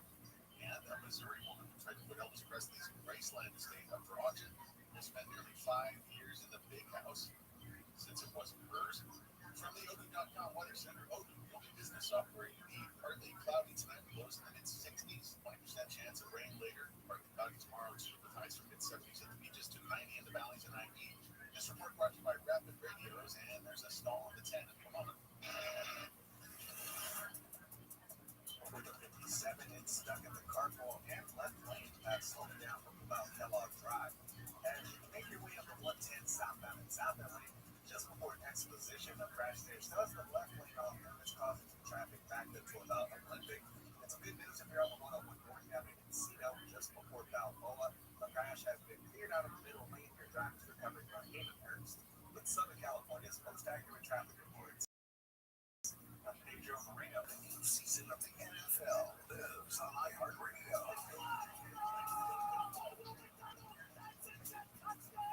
Local stations bring you the action live. Plus, fantasy advice and expert analysis with the official NFL podcast network. Everything you love about football is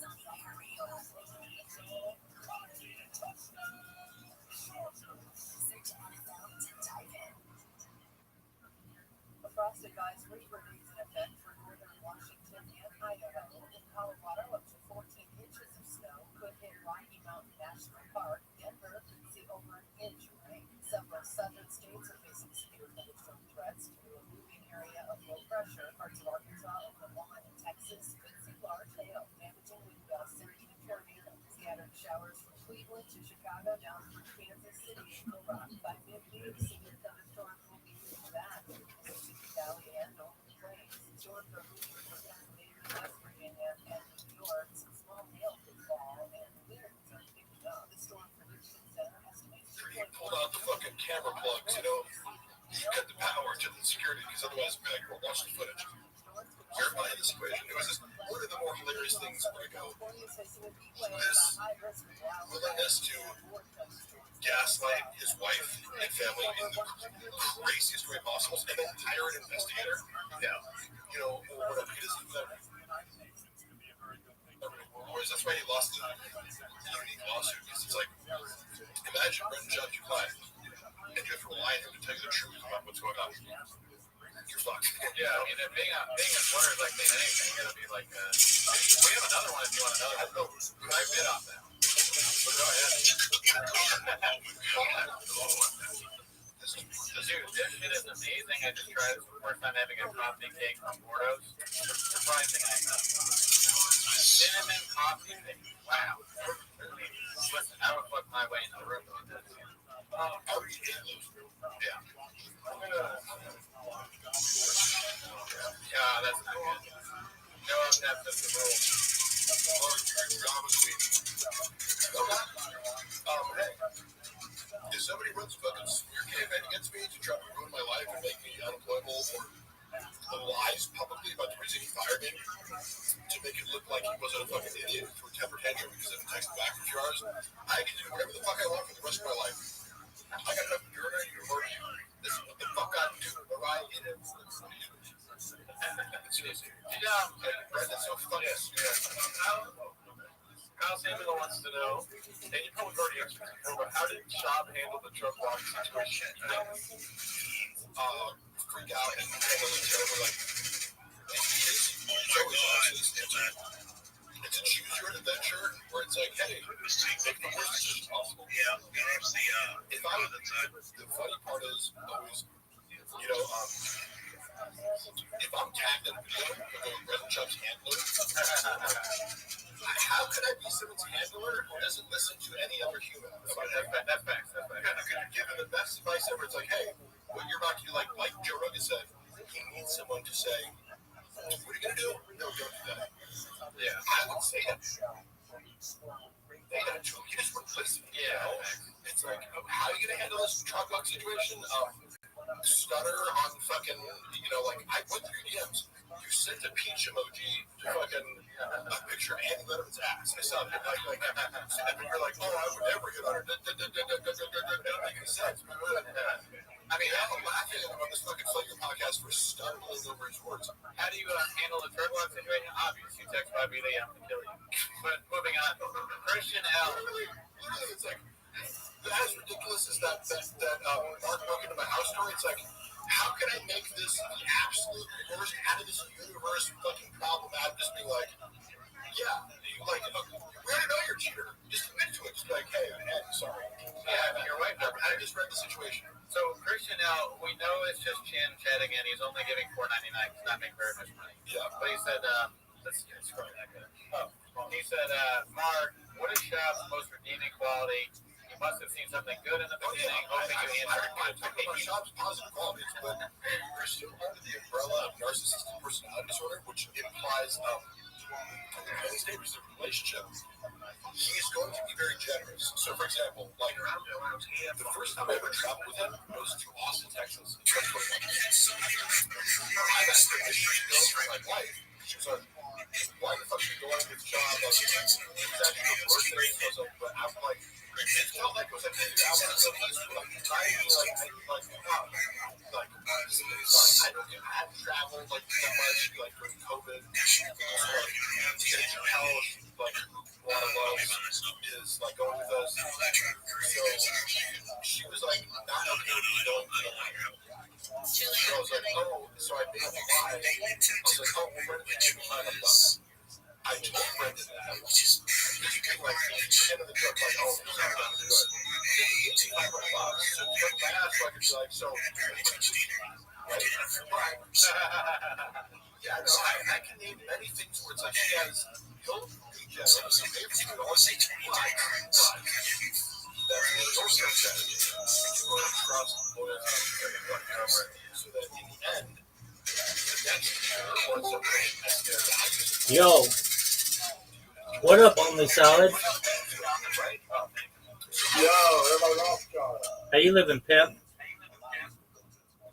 I'm doing good, dude. How'd you find out about me, Only Solid? Joined on Rumble a while back. Oh yeah, that's right. How you living? Yeah, what's good? I'm calling you to ask a question. Go for it, big man. What is the significance behind the number 33? Yeah, this is a great question.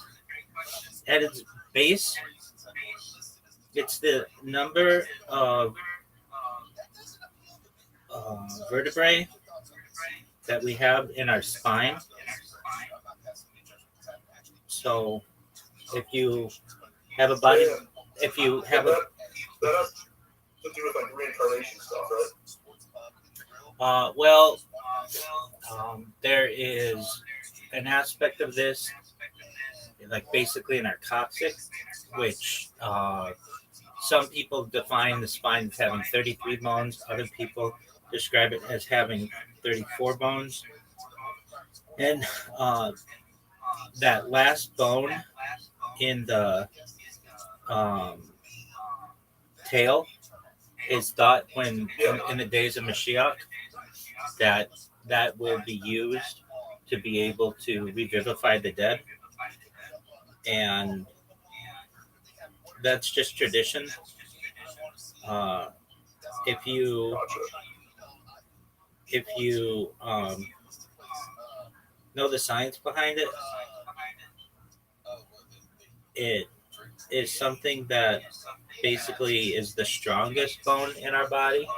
I shouldn't say strongest, but the one that decayed the last. So we call it the Luz bone, Luz.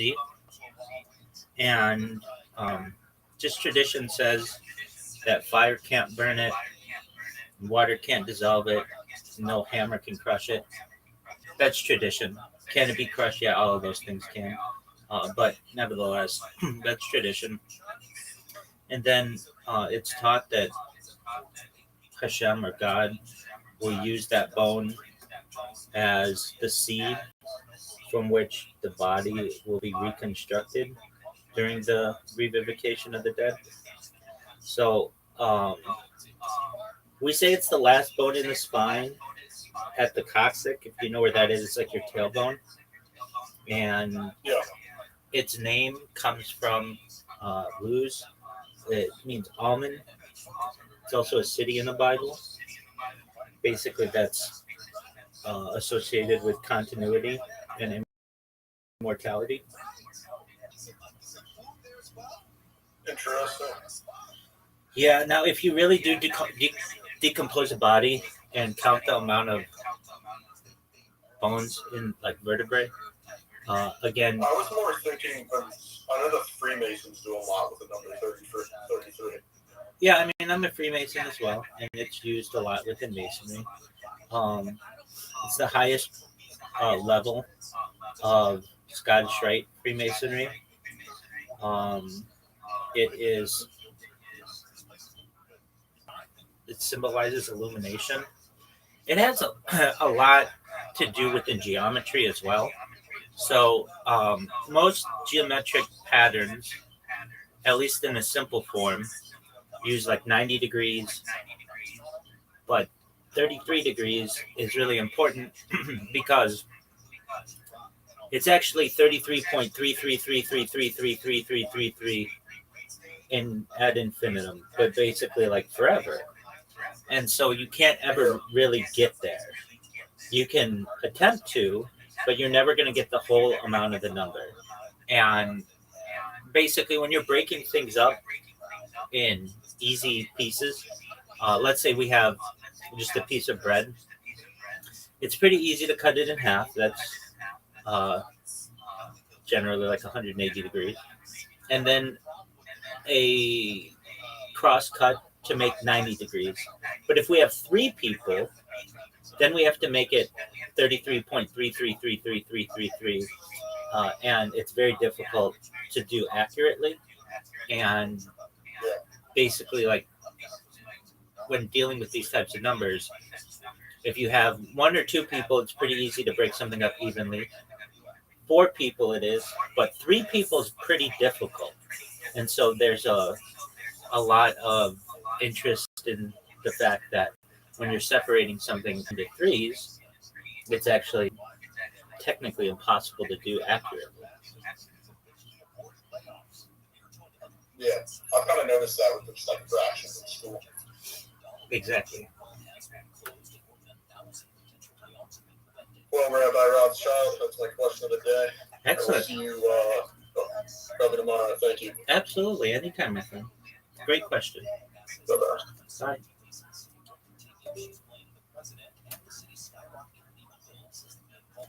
Some workers facing elimination to other departments, with some transferred to the Port of LA and the airport. Placentia police have learned that the mother of a 2-year-old boy drowned during a bath last night. And Joe Connell tells KTLA the mother was giving the boy a bath in a plastic storage bin in a walk-in shower, left to get some soap, and when she returned, found her face down. The mother began CPR, and when she determined that her CPR was ineffective, the mother harmed herself with a sharp object. Police say Melissa Feisel stayed with the boy for 6 hours without calling for help until a family member found him. She's been arrested on suspicion of involuntary manslaughter and child abuse. ICE is hiring, but it's slow going in SoCal. Officials with ICE are reportedly spending tens of billions of dollars to try and recruit new members. Join ICE and help us catch the worst of the worst. Jason Litchney of All Star Talent, a recruiting firm, tells the Los Angeles Times the pay for police officers in California is just too good. An entry-level position in Los Angeles pays more than $90,000 without overtime. Law enforcement experts say in many lower-income states outside of California, where officers are paid far less, federal positions are certainly more financially attractive. Patty Trujillo, KFI News. Home sales have dropped in LA and Orange counties. That's according to new data from the California Association of Realtors. In LA County, home sales were down 16% from July, but up more than 12% from August of last year. In Orange County, home sales were down more than 4% from July, but up about 1.5% from August of last year. Bill Huber, KFID. The Secret Service says it dismantled a covert operation that could have been used to take out cell towers in New York City and conduct surveillance of world leaders at the UN General Assembly. U.S. Secret Service Special Agent in charge, Matt McCool, says the operation involved complex devices planted around the New York City metro area. These devices were concentrated within 35 miles of the global meeting of the United Nations General Assembly, now underway in New York City. Cybersecurity experts say devices called SIM bombs found in empty apartments can control thousands of cell phones at the same time. And the man accused of attempting the assassination of President Trump last year has been convicted. ABC's Alex Mallon reports the jury deliberated about 2 hours before finding Ryan Ruth guilty on all charges. About 38 witnesses who testified that Ryan Ruth came really close to that September 2024 day to killing President Trump on his golf course in West Palm Beach. You know, he was obviously spotted by Secret Service officer who saw him first in a collection of bushes. Prosecutors said if he hadn't been spotted, he could have come within 140 feet of Trump. He represented himself in the trial and reportedly tried to stab himself in the neck with a pen when the verdict was read.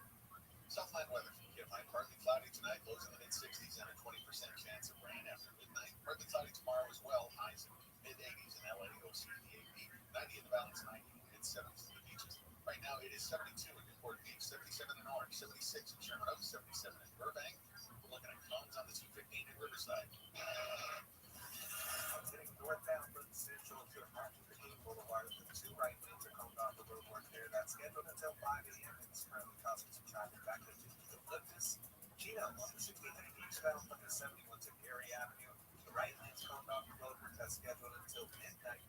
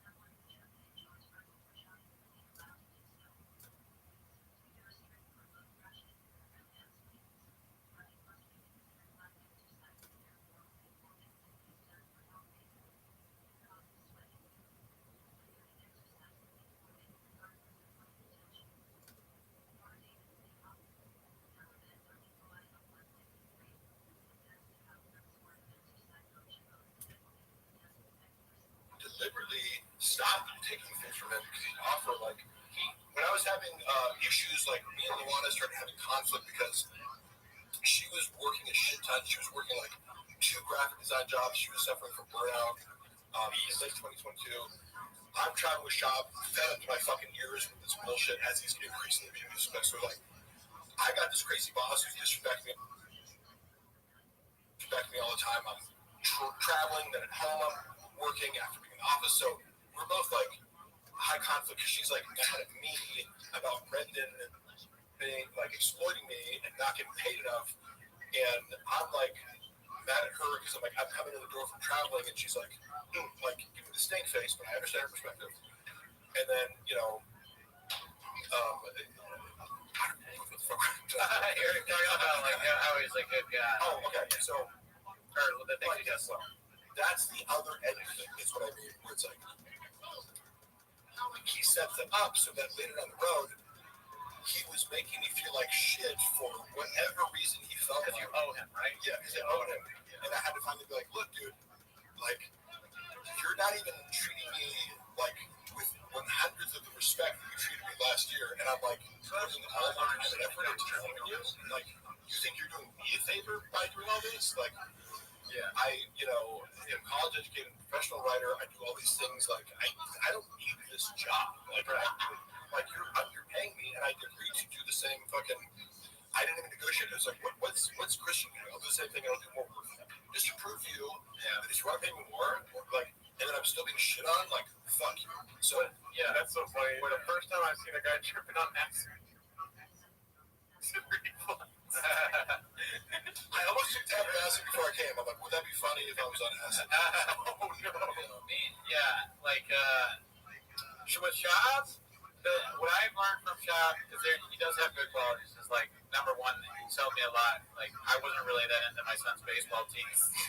And then, like, I listened to Shab, and I was like, you know what, I should be, like, a baseball dad. Yeah, when you got yelling at the umpire. Yeah, my son, Denver, has gotten a lot better at the swing and the pitch, and he never, like, loses to a fat guy anymore, like a fat kid. So we got rid of that. Like, if a fat kid is playing, he's always rid of the fat kid. I didn't like him until I got my own truck.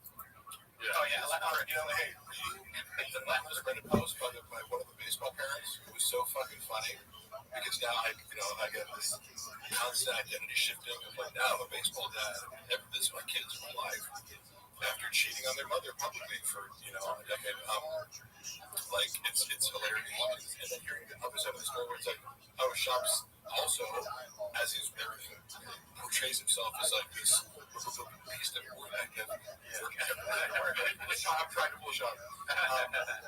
Then you hear the other side of the coin, be like, oh, so from a third party perspective, Shop is the best stuff like consumer dogs, so I don't know, but I definitely noticed too, where he's like,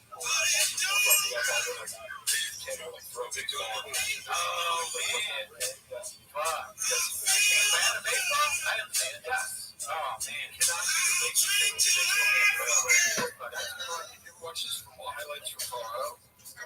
Like, yeah, I mean, I thought he was going to make the NFL, and I can say that I watched myself play football on video thousands of times because I played for school. Yeah. We used to love to do the difference between high school and college is watching practice film every day, one-on-one drills and scrimmage footage, and you're scrutinized one by one, right? It's humiliating when you fuck up, because, like, as a freshman, I'm like, how can I don't know how to play football? Like, the coach is looking at you, but it's a great, like, you're learning how to exercise. So, but I look at Shop and I go, I know what it looks like. I'm not saying, like, I had great, good moments for me. I knew, like, when I was performing well, and it gives you an appreciation for, like, NFL caliber people. Like, you have no idea until you see yourself play football on camera. Like, these fucking 300-pound D linemen, it's like, these humans shouldn't be able to move that fast. Watching Sean, I'm like, oh, he looks like a D3 player. You know what I mean? Like, he's not good. Yeah, I haven't seen good highlights. Jay said, thank you, Jay. Jay, how does Shop feel about earrings? Good question, because that's another nuanced one. It falls under the umbrella of Shop hates everyone he feels is socially beneath him. However, he did negotiate on Eric's behalf not against, but like when he was being brought into the King of the Sting situation, apparently the golden shot, which take it with a grain of salt. But I think Theo was kind of like making it more difficult for him to kind of be an equal partner in this like dynamic or something like that, where it's like, because they were inviting him out as a guest, kind of like, oh, we'll throw you this much change per week, and he was kind of like, hey man, like if I'm going to keep myself available, it's totally fair. It's like, am I going to call or am I going to be part of this thing? He was asking very fair questions. Shop advocated for him to be a more fairly paid kind of splitting in this kind of thing. I think it was Theo was kind of going, I don't want that, but also but part of this pie was the fact that King of the Sting is what it is because of Theo Vaughn. Sure, Theo Vaughn is the draw. Theo Vaughn does a solo podcast, it's $1 million hits. So obviously, in a business sense, you can realistically go, what's your value to this? Like, what you add? In a front sense or a very fair sense, you go, if we're doing a podcast together, and I said, I know that I need you, let's all get paid the same. But baked into this cake is a condescension towards Eric, not like his attitude of like, he likes to dismiss people. I can't really sell tickets. I can't do that. But Eric's been a stand-up comedian to do, Brennan, and he's been on TV. And he's I don't know. Eric was always very nice to me, and a thoughtful person too. He would always he was the first person at Big Boy when I was really I got depressed. Where I would come to work every day and I'm I'm waking up early and dealing with Brendan's bullshit until 10 p.m. every night, 7 a.m. I just started becoming dead at some point. Every moment here, and he was the only person to be like, "Hey man, you all right?" And I was like, "Yeah." He said it's okay to not be okay, or something like that. Really? I wouldn't have picked him to be a guy that talks like that. I mean, it's my lawyer, Rob Pebble. That sounds like a good idea for a sitcom. I moved in a house recently. I moved in a house in LA. Whenever you move in a new house, it's always weird. It's even weirder. Oh, hey Rob, you're on a live stream right now. Are you okay with that? Oh, sure, yeah. I mean, I'm doing some live streams. There's a lot of people watching actually. There's the Tendon to Shop thing. This is my late Richard Rob Pebble. Hey Rob. He's about to destroy Brendan's shop. Actually, no, he's not. He's totally incompetent and doesn't do anything. And Rob, we're actually having an incredible discovery conference. I mean, to share a concept with you. Yes, sir. So, one of the slapping things that we got going on, that I want you to get out for yourself, and I have another opportunity for you. All that stuff, all the ring security stuff, I'm good. Of course. So I want you to do that process. I want you to think about how do we scale this? Scale advisors, right? Yes. They throw it in just figure out their cases. It's just like yours, and they want to get even it. So my question is, if you look at these things, you're a creator like me, and you are going to teach this person is actually supposed to do this. I'm lawyer, you take up those crazy Robert calls, right? But I can you guys will then hold their seats together because I'm the lawyer database too. All set? Yes. Thank you. Love you. Robert Pebble, attorney at law. All right. Good luck, Rob. Yes, sir. Rob is I went to college with him. He's literally one of the smartest people I know. Right. I was saying, if I get 10% of what he's saying, I'm lucky. But I go, man, he's just better than Chuck Slims. All right. Motion to dismiss.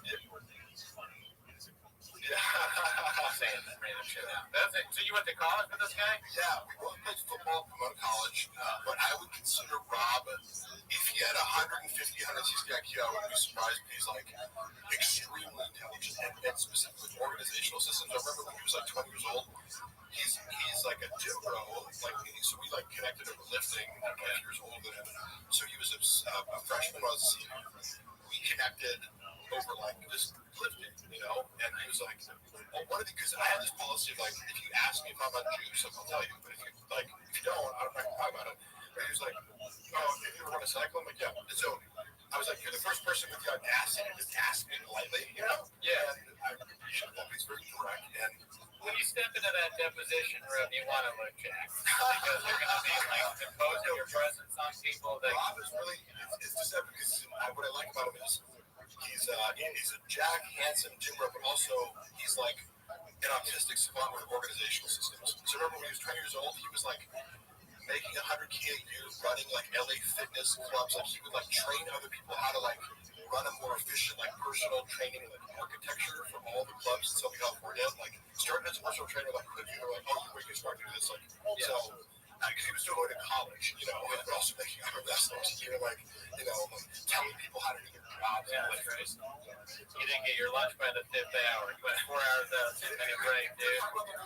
You didn't get reimbursed for business expenses. Okay? Yeah, we worked off the clock. Yeah. It's also very moral, too. I don't mean a lot with lawyers, like, because some of these guys, representing shops, and obviously you realize this guy's an idiot, pathological liar, who has no case. It's kind of like whoever's representing Blake Lively and Ryan Reynolds, you're like, this person has no case whatsoever, and you can charge these clients millions of dollars and drop this process, but you're going to lose, right? With Bob Hevel is it's a good, actually, you know what, now that is a good advertisement. I mean, he's a lawyer doing waiting hour stuff in California, and he'll fire clients. Hit up Rob Hevel. Yeah, if you have a case or you're misrepresenting something, he'll up to 50,000 cars have a name. Cars.com. Where to next? He fired me the other day. Trying to sue Gerardo. Not enough that coach. But we fixed that problem. You know when I drink a Diet Coke, what happens? He's a lawyer doing whatever working for Rob. No, seriously, Rob is one of the best labor attorneys in the state. There you go. It's a hard concept for people to understand that you can have muscles and also be good at a job, but it turns out it actually helps. It helps. Muscles help everything. Yeah. So Mark is Rob, the sharpest tool in the shed. And literally one of the smartest people I know. He's designing a service, like an AI-based platform that he invented and like programmed that essentially does the job. So sorry to all paralegals out there, but Rob is designing a product to sell to law firms that like automates all these different things. Right. And I'm doing an AI platform that watches shop content too. That will also be part of our Patreon. Yes. Have you seen Brendan toss his on the ground? I know that's a meme. Of course, fake shows. He's not conscientious, so he's the type of person who would just throw trash on the ground and expect someone else to pick it up. So, of course, that's fucked up. How did you pick up P.F. Chang's? I loved it. We hated it. Yeah, that was a great time. Fire. Anything else? Any other questions? Bob, when you guys played Sega NHLPA Hockey 93, this would be the exact same perspective. Well, I love that because I love that movie and I love that game. You've seen Swingers, right? One of the greatest. Oh yeah, man. I played it. Did you ever play that game, that hockey game on was it Super Nintendo? Yeah. No, I don't think so. Dude, that game was the best. All you had to do was you go around the goal and then you click and then you can get a goal every time. And then you could also fight. Super Mario. Super Mario was on there. That was a good game on there. I fell off of video games because I realized, so my older brother is I'm happy to recognize, my place in it as far as intellect because somebody like Rob is so much smarter than me, or my brother Eric is in applied mathematics PhD, so I've met real smart people. It's also funny when people try to pass themselves off in LA is I'm smart. I'm have you met smart people? Had to go to Austin, Texas. Yeah, dude, that's where the film philosophers are. Yeah. And I've honestly, comedians can be really smart, but it's if you get a room full of PhD, applied math and computer science PhDs in the room, it's going to be an odd bunch. But their IQs are off the charts. Yeah, they won't stand at all compared to Joey Cobo Diaz and Bert Kreischer, dude. Shirt off. You have a PhD? I don't have a shirt. It's funny, Bert Kreischer, he's hedging out of it because he was very nice to me, so I got to say, I'm not going to try to trash him, but sure, he doesn't seem to be good at being funny. Oh, no. His stand-up is right. Also, he's taking Chappelle Lacey, to arenas with him, so it's I don't mean to hit on him, but You're right. He does use people. That's true. it is. I agree. He brings a bunch of girls around. People that can help him for a little bit. Yeah, that's for sure. He does that. I'll say The Machine. I enjoyed the movie. I might watch that. Yeah, I like it. Great movie. That didn't exist. Never seen it. Straight. I just know the guy like. I don't know. There was another question that we didn't answer from the fan funding. What is the estimated time of Shavi's downfall? Oh, that's what I was alluding to before. Define downfall. Define bullying. I would just, at some point, right? There must be a point where you stop podcasting. And because he says, I would do this for free. Right? There's some point where I was seeing some clip where it's like, I fucking do this for you. We're making you money. It's like, would you though? Would you though? No, I don't think so. I don't doubt that I do think Brendan thrives off being on his computer. I don't necessarily feel the compulsion. Because whenever people call me, like, I'm constantly being accused of being a narcissist, I'm like, I feel like I get enough attention in life where I don't feel like there's this deficit of like, I need to post things, you know? I feel like some people do constantly need to be in front of the camera and court attention. I feel like Brendan does thrive off of that, of like just, like even the feeling of importance when you're walking into a studio, because I go like, he could be doing all this himself. There's nothing sophisticated about his production. But like, why do you need to pay a guy $100,000? Yeah, that's true. You guys are the Yeah, I mean, would you rather say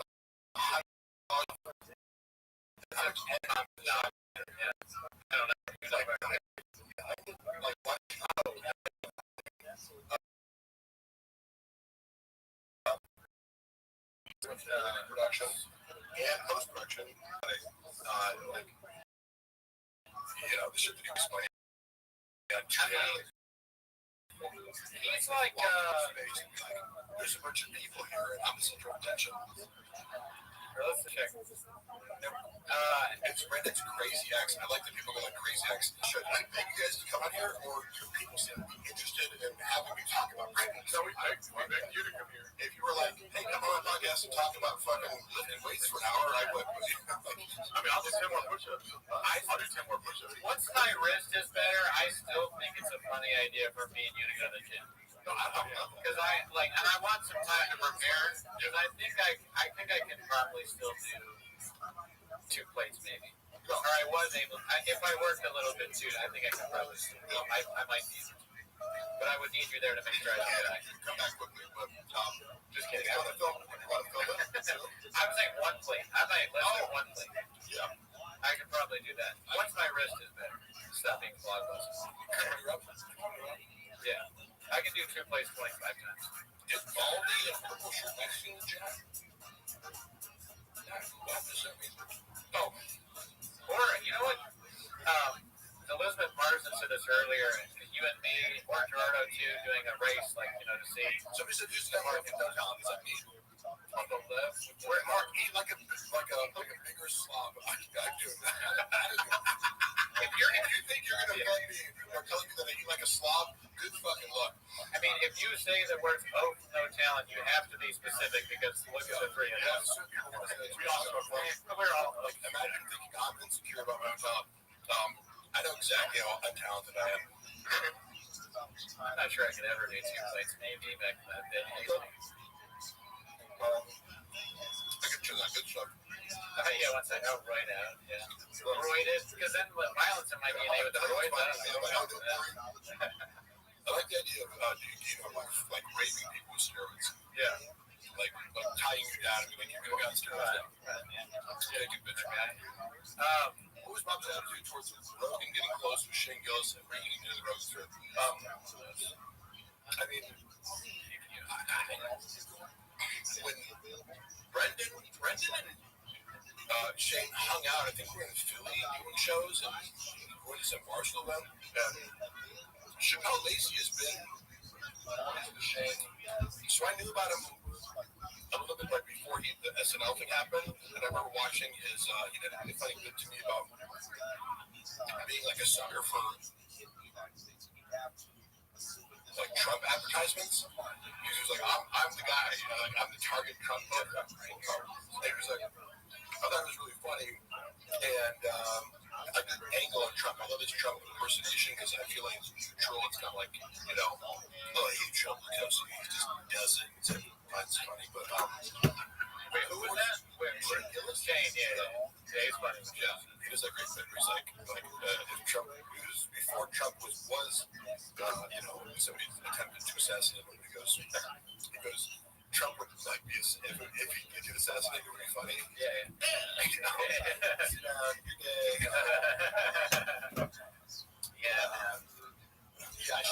I'm sure that Brendan resents the shit out of Shane Gillis. I've said this before. My take on Shane Gillis versus Brendan Schaub is, you know, Brendan Schaub's like cosplaying as like a blue collar guy, like chugs and blue collar and this and that. And, like Shane Gillis is like actually that, you know, like where he's like kind of he's actually kind of a history nerd, and he went to us, but he actually played college football, like was an lineman.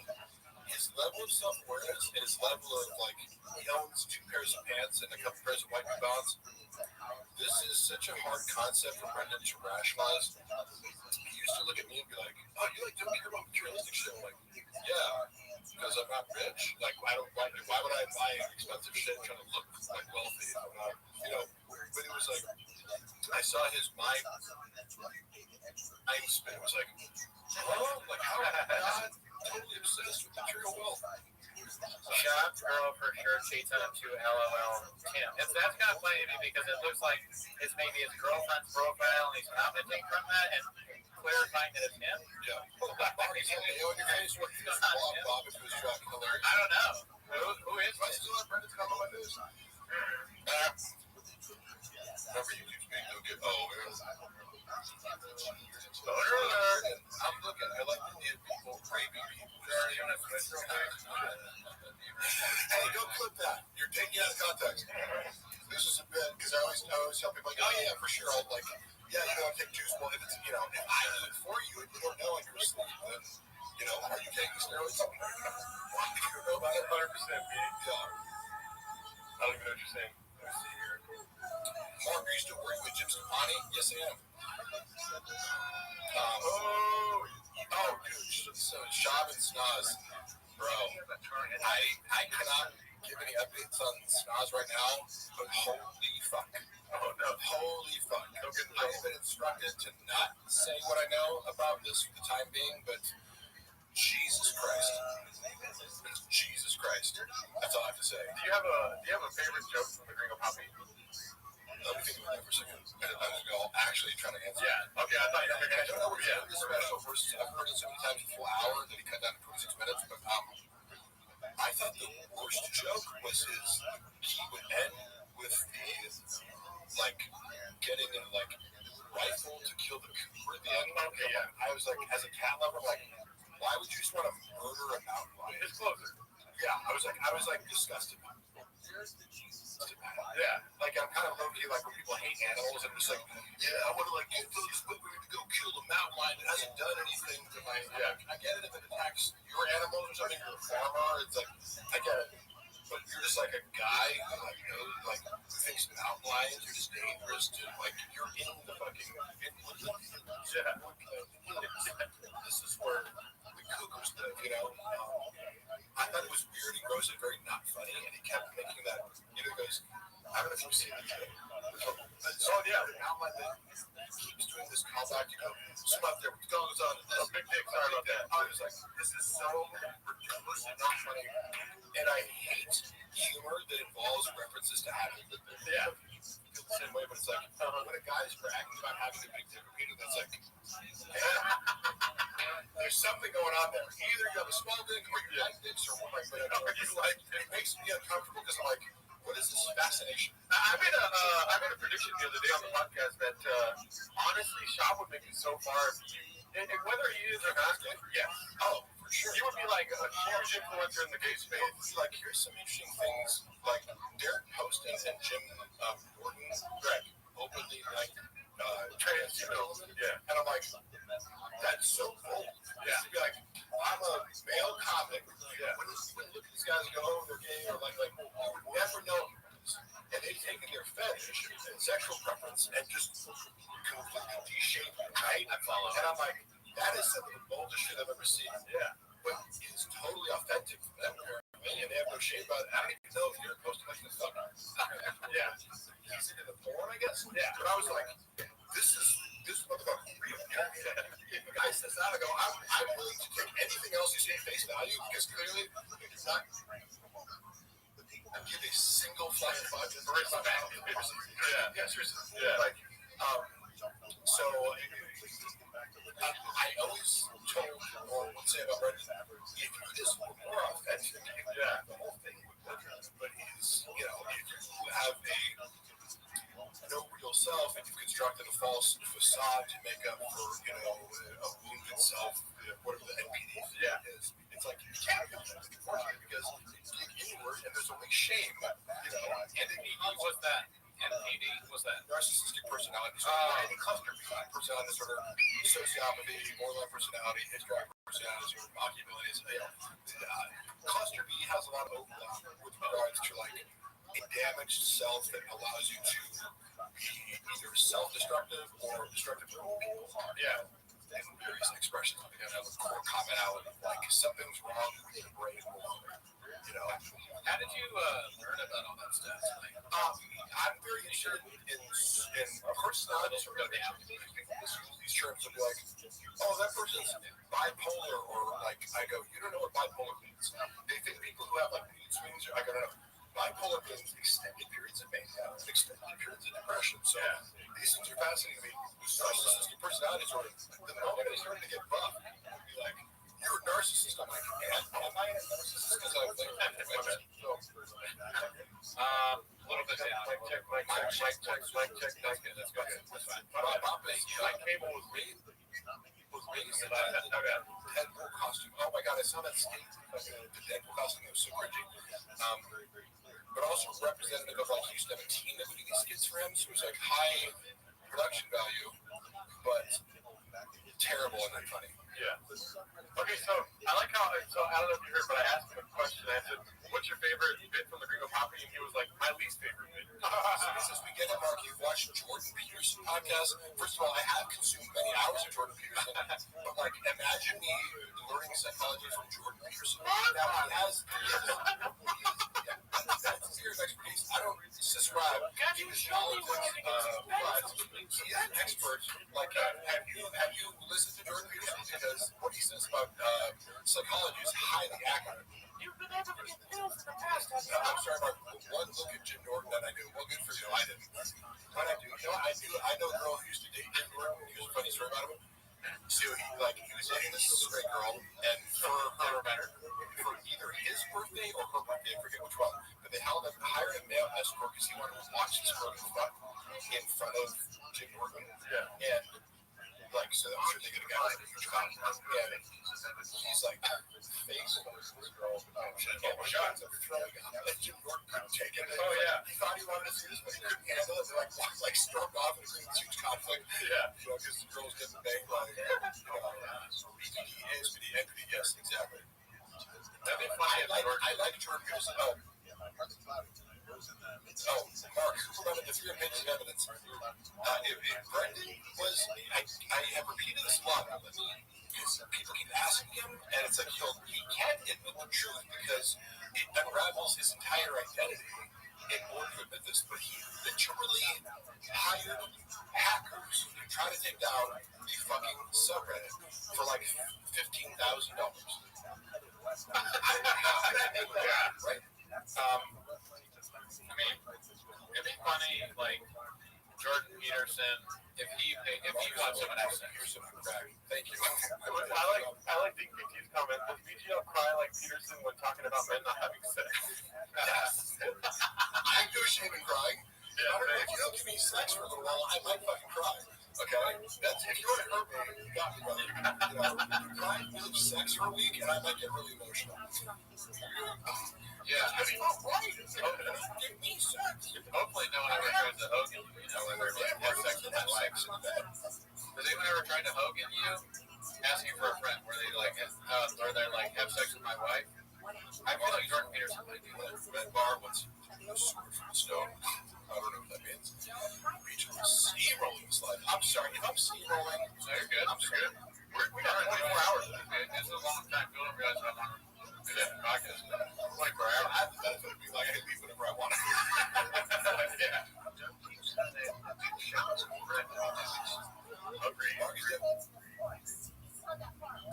You know, I didn't take. I took the microdose of mushrooms before I came. I had a coffee, fucking energy drink. Yeah, I saw you drinking by the rain. Yeah. That's pretty good. And you guys are like, so the last time I went to your show, I think you guys like had a work day retired.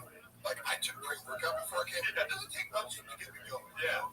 But I was, but hey, that's me. If you know I'm in a podcast talking, way too much, then find someone who talks about it. I want you to talk to Jordan Peterson. I would love that. That would be so fucking cool. You could probably figure that out, right? I would like to talk to him. What happened was, one time Jim Jeffries, and this is a rare moment where we kind of, Jim Jeffries asked him a kind of gotcha question.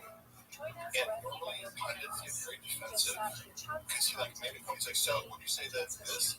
And Jordan Peterson goes, yeah, you're right. I was like, what? Yeah.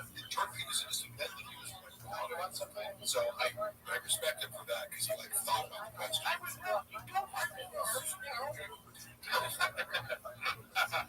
know if you know, but Cooney is known more for his Peterson impression than his shop commentary. Yeah.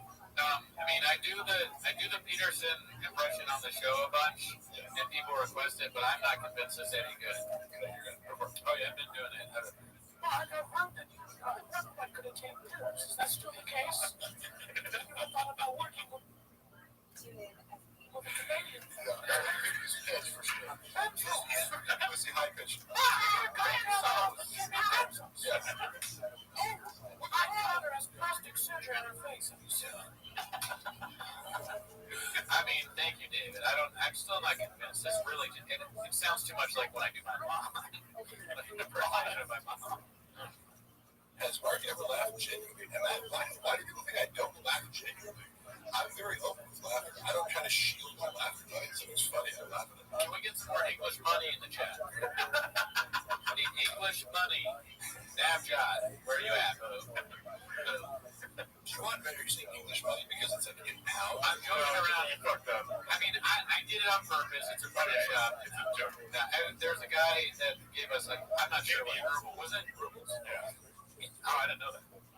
He gave us that, and I was like, is that English money to Gerardo? And Gerardo didn't cut it in time. Does Mark know the lyrics to 10? There's a... because I'm confusing right now with all the... I'm falsely confusing it with all the songs you guys do. Give me the start of it. It says, oh, baby, it's time we get to get by the child. Yeah,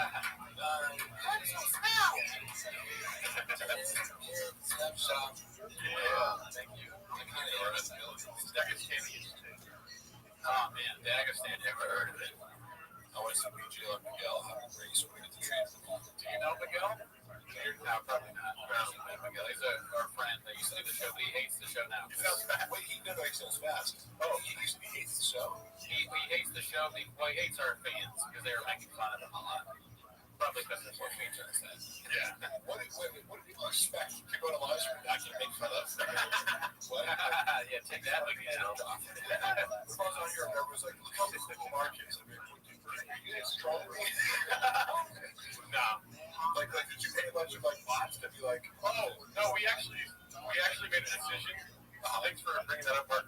We made a decision. We don't want any more bots. Yeah, dude. I got that.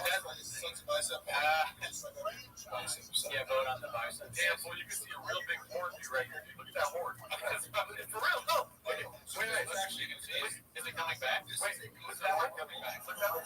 No, too much. There, what? Just go back and forth right there. Oh, can you see it now, though? No, I have a bicep.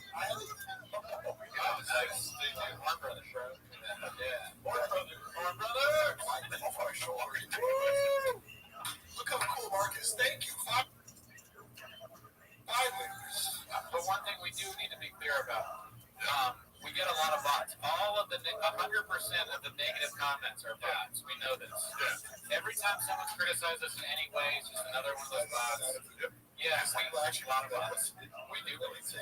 Recently, we know it.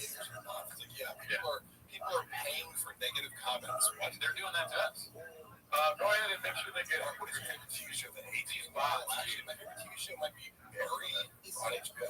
Here's something funny about them. Oh, thank you, Top Jimmy. You're not a bot. I can tell you, I can tell when someone's a bot because if they say something negative, it's a bot. I just want to be shirtless, so you would not be purposeful. Hey, Mark, what happens to his chug giveaway? I don't really know how giveaways work. Like, I've been trying to follow that story, but I'm just like, I assume whatever shop is doing is fraudulent. Like, obviously, but that's my presumption is if you try that it looks fraudulent, you know more about giveaways than I do. I believe it because why would shop do anything that doesn't benefit him financially or involve some sort of misrepresentation of reality in order to benefit him? The only giveaways I do are facts. I saw Brendan piss in the sink literally every day.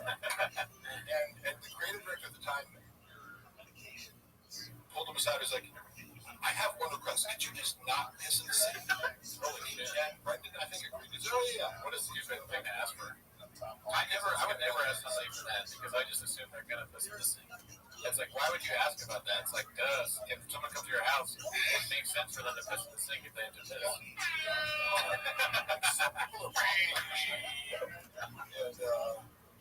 Dude, I piss in all my friends' sinks. Both friends' sink is full of piss right now. Four brothers is when you get horny at the same time. Hilarious. Ah, fuck. Really? You get horny right now? No. I don't even have a horn. I'm rock hard. If y'all are wearing hats inside, please, it's great. Listen. It doesn't matter. You can't count. That's a bot comment. We found a bot comment. We found a bot. We found a bot. Mark is going to donate some cheeks. Should call Brendan out for ripping the soles of the sturdy shoes while sitting on the podcast. I noticed he had a lot of weird mannerisms. Like he does like self-soothing activities. Like he rubs his legs a lot. You know? Yeah. Like he's very tactile. So this is a neutral observation. It's because it's certain personality types. Like rubbing behaviors or like he was always being fast at his knees. Yeah. He's like what is it called? Stimulant. Yeah. It's like self-soothing. Yeah. Constantly. Oh, yeah. He does that all the time. I still listen to it once a night. Some say the most. I've own compulsions, but then if people make you aware of them, you become self-conscious. Yeah. I don't know if my compulsions are.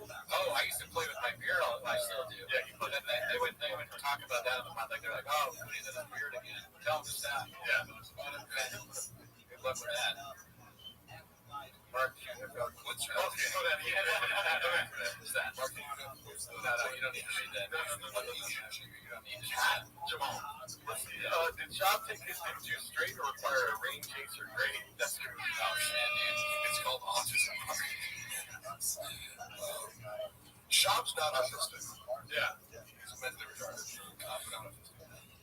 Why won't he answer about Sanaz? So I got word that Sanaz called me deranged. But answer about Sanaz. So I got word that Sanaz called me deranged. But turns out, hopefully you'll find a better future, but she's the most deranged. So I got word that Sanaz called me deranged. But turns out, hopefully you'll find a better future, but she's the most deranged person who's ever worked for Shop. And I realized I wouldn't say it if it wasn't true. She's crazy.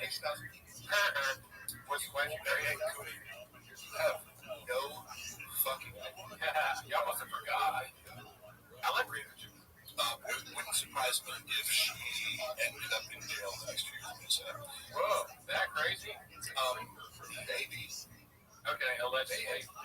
Sure, I get it. Why would I say something that didn't come out to be true? You know what I mean? Did you ever see, let me rephrase this question because it is one of my questions, Mr. Mark.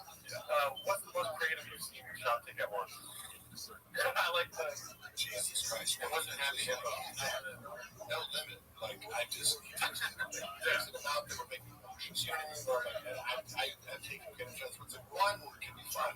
Yeah. Using some sort of buzz. It's a liquid. He would get happy. There was happy for a shot. Oh, I thought it was like in shots. Yeah, it's like heroin, right? Sure, you could do it in Chinese if you wanted to, but Tommy, he was talking about how he used to do like Jack Daniels. Actually, he said, "Oh wow, Who did that? Oh, that's great. Who said that? Tommy, he's already injecting a bunch of drugs and everything." So I'm like, this is, I don't know. I just try to minimize this. Yeah. Check things out. Drinking, you don't even need to inject. Why do that? I'll tell you why. Because I love benzos. So funny. It's like, there are people here. Look at all the people that are excited. Here's the paper mache. I used to inject benzos directly into my penis. Oh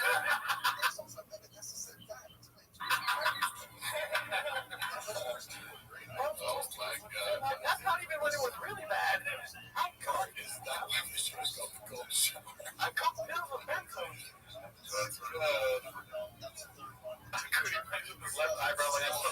Christian, you're blocked. Hey, you know Bot what? comment, bot, bot, I know about cigar bots. I have bots. I actually surprised that my bots have sex. Right. Allegedly.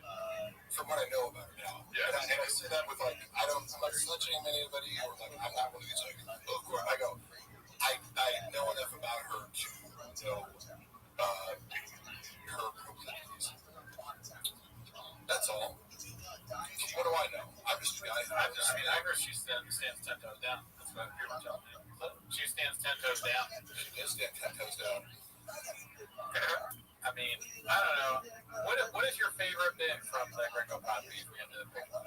So, wouldn't it be cool if I was gay? If he was like, it was just like bros, like coming with the bros. Yeah. Just everyone was gay. Yeah, that night we fought each other, yeah. It's like, it was just sort of being like, it's just so hacky. I don't know. It's just like, That's your favorite bit. I'm confused. My favorite bit was just kind of like what I thought about the most, like watching him do it and like do a twink act out. Or like, what if God had a little twink as it's funny how he works gayness into everything he does. It has to be. Yeah. Because look, playing high school football, whatever, it's like you're always making gay jokes. It's good, but when you see like a 40-year-old man constantly making gay jokes, you're like, what's going on there, bud? What's going on with fascination? And that's for every single episode. Yeah, we talk about dicks. I don't even believe that he plays video games, right? Because you know in the videos, like when we play video games with each other, like what video game does he play? None, right? So that's just like he's like a non-human trying to relate to Grand Theft Podcast. He doesn't have a fucking console. He's too stupid to play. It's another abstract thing where he's like, guys play video games, right? I can pass that off as something that I do that's normal. He's probably bad at every single video game. Video games? Yeah, because video games are. I gave up video games when I realized how much better my friend should be. Like, oh, you're actually good at Tony Hawk. And it would take 3 years of playing it every day to like just get as good as you. Yeah. A guy who's good at video games. I really just played Tony Hawk for the music, if I'm being honest. We're not doing all caps. No, you actually like all caps. No, because it's just like attention grabbing, and they're not. I mean, and it's also like if they're not here all the time, it's like I'm not gonna. Yeah, they're taking away time from Top Jimmy. Yeah, they tell us that too. So yeah. Brendan Schaub does. Yeah. Someone's accusing you of being engaged. Well, listen, you think I'm Antoine Jamesy too? So someone said hacky sugar one could be one of the pros of the scenario. I certainly would. It would be. Why would you stop that? Hey guys, fucking love it. Okay, so if we do any kind of gay joke, it's ironic. I'll be back out of business. I'm just like a bad man. Love for gay dudes. Oh yeah. I mean, isn't it the same? I mean, I do it every night. Only game Papa's good at is NASCAR. All caps, no gas. Can you do me a favor? Adam is one of our loyal supporters, and he has a wife named Ellie. Can you say, what's up, Adam and Ellie? Make sure to cuddle tonight, or something like that. What's up, Adam and Ellie? Makes you cuddle. Yeah!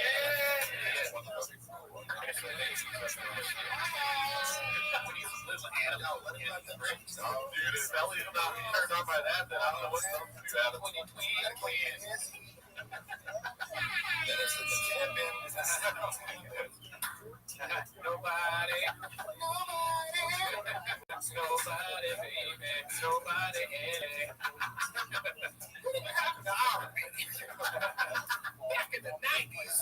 I'll make no music when you want me to. Ain't nothing your touch can leave you so right. I'll sit back and watch Boys and Men sometimes. Like the whole video is like that. Let's go right to the one. Okay. And like the music video is like about this like tragic radio. It's about like the incident of like the romantic tragedy is like the girl makes a cake for the guy, but he like leaves the room for a second, and she's like, "Grab this cake," and then I want to see it. I want to show you that I need you. Adam. Oh, sorry. Yeah. Adam needs keto. It's keto. Yeah. My big dick is right there. Sorry about that. I just shoot up a cougar. Good one at the word game.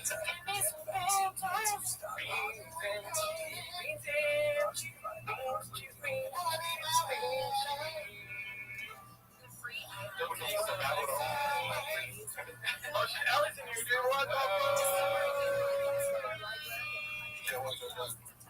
Well, that was cool. I actually wanted to do that. That was great. Check that out, yeah. That was great. I think you could do so many versions of that song. Yeah. There could be a shop version, Peter's version, Gerardo version. Yeah. I like the part that I'm permanently part of the Thick Boy album. Shop took down all the episodes where I appeared as a guest on If I Were the Kid from the video, but there's still like clips of me from the episodes on the Clips channel. Yeah. I think it's still the video version, but like this was like to spite me, you know? Like even though I appeared in like 100 episodes. So it's after that, like in Cat's chair or whatever. But I'm like, oh, you got me. You got the 5 episodes, and I'm on a guest. You said you're still on the record. Like that boy music. You can find me. You can take down the audio versions of August, and then I'll take clips where it's like, oh, Mark Crowley talks about lifting weights on this episode. Yeah. Didn't quite finish the job. He didn't raise me from that lazy. I like the bench press at hour 22. So, two S words for one of the guests, so it's pretty great. I got called out more for saying he played in the NFL. I feel like he does get called out a lot, but it's insane. That is an insane lot. Yeah. Can we just become more friends? Like, I don't know, just because he did so far from doing that, it's like I'm showing up and fucking, like, Buffalo Bills game. Like, I played, that's how close it was going to be. Yeah. It's like having a courtside seat at a Lakers game and say, you played with LeBron. Yeah, it's like they're up in the Lakers 25, 46 times. I was there when there's multiple that's how compulsive repeats saying that because he said this to Rogan, for example, said so many times that what compulsive themselves. He said he did it. Okay, in reality, we're in zoo culture when we're heavy into the deadlifting and benching and blah, blah, blah. Now, for the record, I did it 33 times as a 19-year-old in college, so it's like, this isn't that impressive, right? Yeah. And doing that 33 times, it's an NFL level number. However, you also have to, like, if you're a linebacker and you bench press 225 33 times, you also have to run a 4.6. You also have to have a fucking, 38-inch vertical. You also have all of these other things that be super difficult. So bench press is really not relevant until you want to be strong. Right. They will put this out there as if he's struggling. It's like, no, first of all, the time he's referring to would turn into 40 reps because he kept repeating this. And sometimes he'd say 42 or whatever. Right. I was there. We did 30 reps, which is impressive. Which 30 reps is very good. Right. However, no one plays.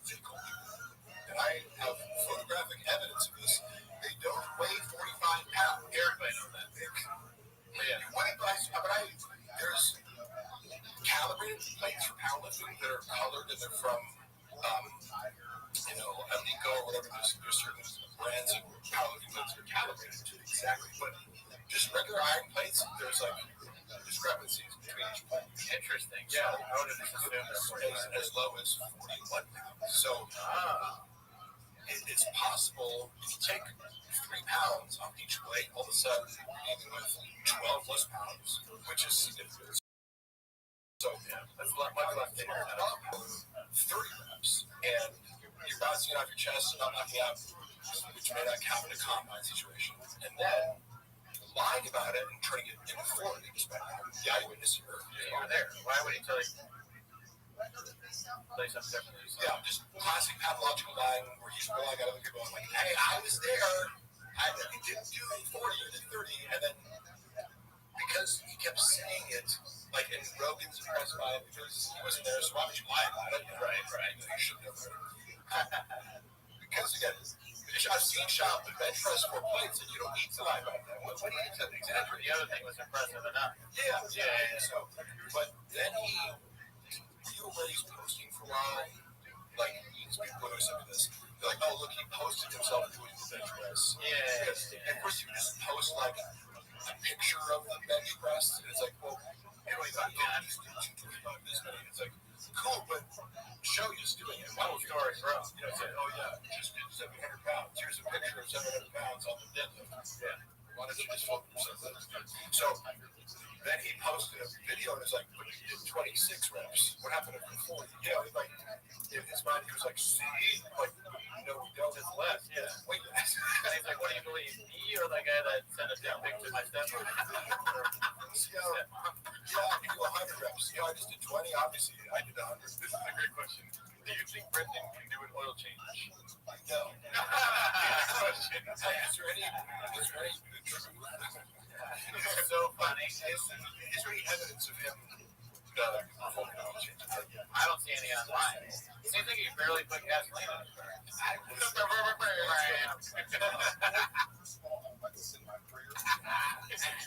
That's the Diet Coke talking about. 6'5", bench pressing 225, done count. Yeah. Okay, so what the done count thing was really funny because we were looking, and I think I maybe present this video when I was doing current events, but I showed a video, and maybe it was Ryan's opener. Is this really rough guy? Oh yeah, that guy. He's a cool guy. I think because we were referencing this, I was like, dude, Shop's so ridiculous for like trying to mock you.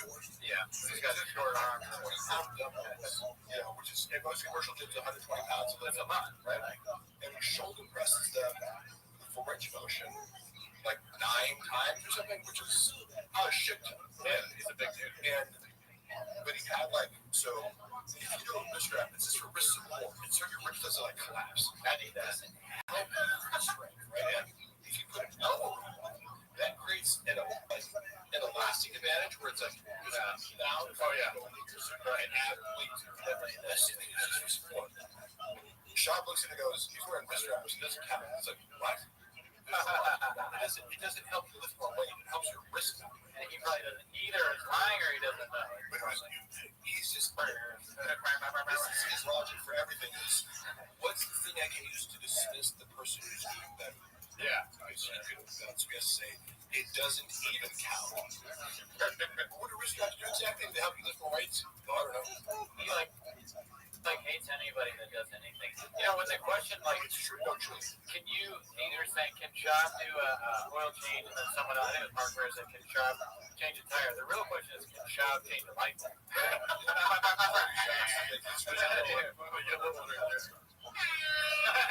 How many shops does it take to screw a light bulb? Shop is deaf watching what's best. The funny thing is, Shop is just starting to watch. He's a man who's scared of, comments.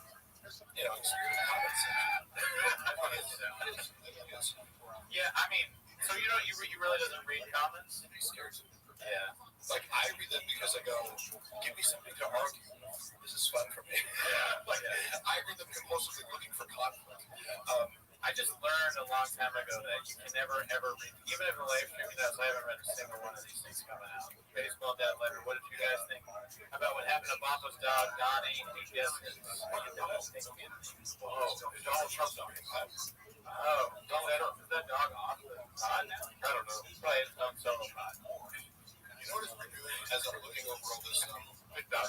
Big dog pod. I had this video on my phone when I lost my cat in late 2021, early 2022. My cat went missing for 8 days. And, like, me and Luana were really torn up about it. Like, I thought the cat was dead. Like, you have to accept if a cat goes missing, you're like, you have to accept. I remember that. Yeah. And I sent to him privately, him and Chappelle video of us. We just found the cat. And you're sleepless, like you haven't slept. If you lose the cat, you have to stay up at night. Like take shifts. Like, it fucks with you mentally so much. And I'm super into my animals, so it's like this is all you're thinking. Sure, I get your pet. I sent it to him going like this. And Chappelle, like we found, our cat Spider, and it's a video of him coming in eating ravenous. He was eating for 8 days. It was like raining and super cold. It was like the coldest day in fucking, January like ever. Those days got lost. We were super worried about him. And you hear like Luana's like talking to her mom like in German in the background, and we're both kind of like crying, like, And I'm faintly, but I was emotional. Sure. Plays it on fucking Fire and the Kid and starts making fun of us. Oh shit. He was like, I got one in the background. I'm like, you're doing a Hitler joke about flying a mile because he's making me German around and then like making fun of my God. Hey, cool, bro. Like, but it's now I don't take offense to it. It just tells me like you have no empathy. No, probably you don't understand people's relationship with pets. I know that too because we lost the cat Rogan and Shorty by our cat. Yeah, I mean it's cats. You either keep them indoors. I know take my cats outside and monitor them and take them inside. The cats want to be outside. How many cats do you have? Oh shit. And I walk them. Really? With like a leash? I don't walk. I just walk. They like to play in the corner of our apartment complex, and they just like to smell shit and be outside as much. But if a cat had its way, it would be outside most of the day. I like cat. I mean, I like cats, but I have a dog. Yeah, I like the dogs too. Yeah. Do you have a? Like if you look at that's why. Yeah. Shredded cat daddy. What's that? I'm a lifelong cat lover. And but I also love all animals. There doesn't have to be the dog cat, dichotomy. I also love dogs too. It's just dogs are high maintenance, Yeah, you can't really like keep with the dog. You have to make all these plans. Dogs are like have some accompaniment.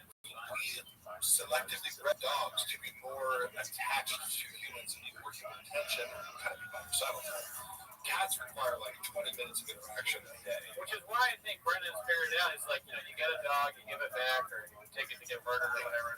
Hey, remember when you tried to do that? Remember when you fucked the hypoallergenic, like Russian cats or whatever? Like, it was a specific kind of cat they needed for it. I was the person who he tasked with helping him find this breeder. It's very hard to find hypoallergenic cats. There's like a bunch of snags out there you get for like breeding cats. He got scammed first, maybe after this, but like it's a difficult landscape to navigate if you're not savvy. There's probably a lot more dog breeders out there. Cats that are like that don't trigger allergies. If you look at that, it's a couple breeds, and you can either get a hairless cat or just one kind of cat. And I connected them with these people who were legit. And he goes on his podcast after like I secured the deal. I'm like, go pick him up this week. Yeah. And he talks shit about the guys who used to fucking cats, the owners of and somebody from the Reddit forwards it. I think it was wife. Like someone clipped it and it was like you can easily just like there's one breeder of a certain kind of cat in LA. So they sent it to her. And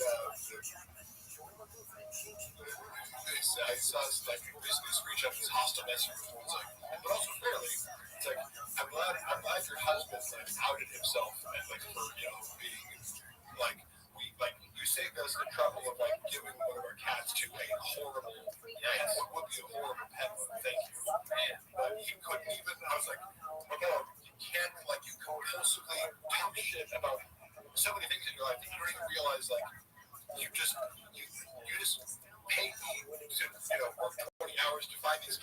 you're just like, couldn't keep your mouth shut long enough for one fucking podcast episode to not talk shit about a stranger who you're about to do business with and fuck up the whole opportunity. I mean, Shab is so stupid. I like how you bring up how he keeps getting scammed. I think we should try to He scam him. is the biggest, yeah, he's the best target. I mentioned before how the former creative director would talk about the magic beans. Like, Shab, you need alien insurance. Yeah, it's like, oh, here's for your house, here's social media. Yeah. He used to run this scam where he would get more followers. There's an automated process that you can do where, okay, let's say you're sleeping, right? There's like an automated thing that likes random stories. Yeah, because if you're like, oh, you really check mark it up followers, and somebody sees that you like your story, it drives traffic to your page, and then they follow you. So it actually does work. Yeah. But at the time, it was being counterbalanced by the fact that he had like fucked with Bobby Lee, and like so people were just like unfollow you by the thousands. Yeah. Like, you can't make up for this. Like it would have worked if you had a net neutral following, but some engagement. I was just going to throw these screenshots of people being like, oh, hey, thanks for liking my story, Brendan. Like, because I'd be sending it to him. It's like, you know, he hired this guy, I remember, who like stiffed him at the final month. Allegedly. Yeah, it was like $5,000 a month on this thing. He was like, stuck at the results. I'm like, well, it is. It's just, if you look at how many followers you're getting, it's just being dragged out by the unfollows. Because your own action. It's crazy. It's crazy because when you hit that 100,000 million, yeah, it's like you don't see the unfollowing rate, really. Yeah. Way up. It's just somehow someone didn't play on their content. Well, yeah. Yeah, exactly. The delusion, somebody says, Mark, you know how hard it is to play in the NFL, but somehow someone who didn't play on their college team is playing in the NFL. Wait, is that a reference to current players? Because if so, I don't know. I don't follow NFL currently. Guys, can we let PGL Tommy as a kind of person? Guys, stop. Let me talk. Jesus. It's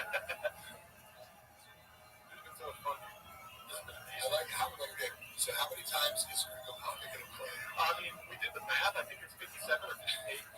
I don't know even what number we're on now. I almost thought you made the first 3 hours bearable. I was thinking about the production value versus this first one. Yeah. Like it's like the first one looks amazing. It's in the theater, and the lights, and everything's so perfect. And it was like this looks like it was shot in someone's like basement. It's a great camera. Yeah. My favorite joke is actually on the first one of Shops. Which one? When he's like hunting with Joe Rogan. Shut up. When he's hunting with Joe Rogan, he goes, where the turkeys at? Over there? Okay, cool. He kicks all the turkeys. Fucking hilarious, dude. I don't remember this joke. He's like, it's so easy to kill them. You know, you don't need a gun. You can just kick the turkey. He's like, where are they at? Over there? Okay. Oh yeah, for sure. And he starts kicking them. I like all those jokes about callousness towards animals. Yeah, that's a good point, Mark. I mean, turkeys are great. You ever see those wild turkeys? They're so funny and they're kind of friendly. Yeah. Some of them you pet them. I get hunting more turkeys. Kill one elk and eat the meat for the rest of the year. I totally get that, but I don't know. Trophy hunting is a little weird to me, but I get like the argument for it is it drives animal conservation. Yeah. Sometimes you gotta kill a deer. I just wouldn't ever sign up like, yeah, let me go kill a lion. Okay, I wouldn't want to do that. So I can put its head in my fucking. That'd be cannibal. Dead animal. Closed environment, and I had a high-powered rifle. You talk about a lion killing a lion baby? Mark, let me ask you a question about that. Do you feel any kinship to lions now? That is ridiculous. I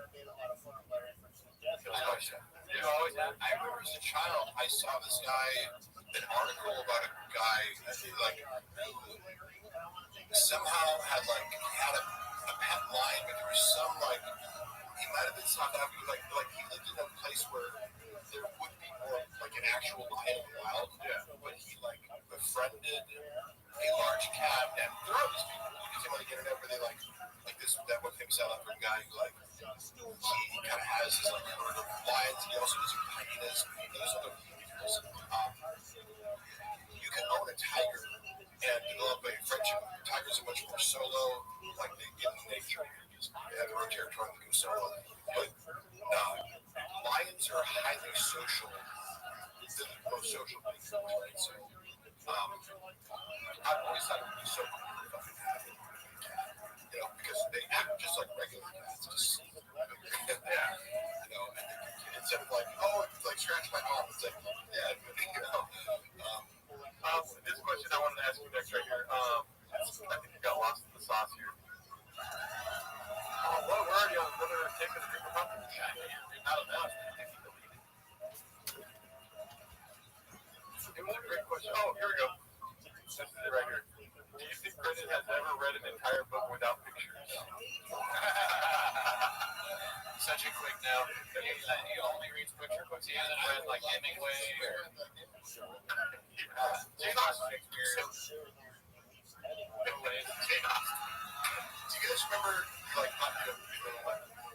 never heard of this? There was one, he was also the guys with that, but I have a little Tim Campbell story. Indirectly, that's but he was on the food truck diaries when I was working there. Jim was very gracious to me. I also get that he seems to have told some ridiculous sociopathic lies that I'm like, what the fuck? Again, isn't it enough to be a great brave who like was a great MMA fighter? Yeah. You have to like invent, you know, that you didn't have the answer to see. And no one's checking that for you. They're like, hey, bad idea, man. You know, what was your heartbreaking like? There's this tension. Did you have a bad childhood with the Vita Vice? He goes to Kenny. He's like, yeah, I was in Clinton the other day and I was just shooting all these It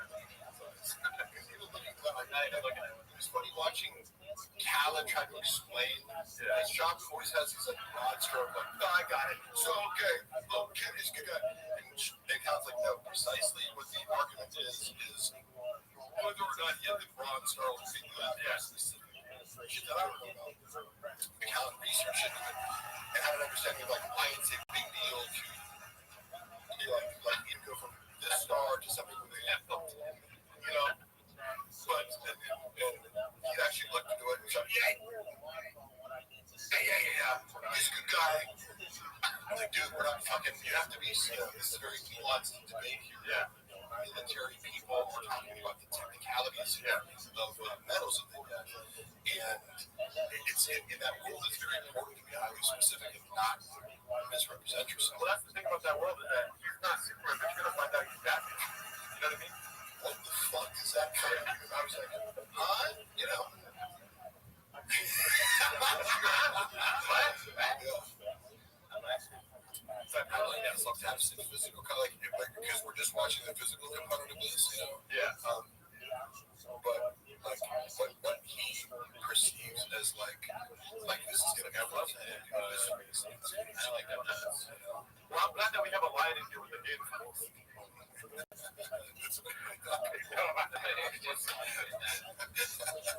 name is Gerbaldo Adderton. I'm just like,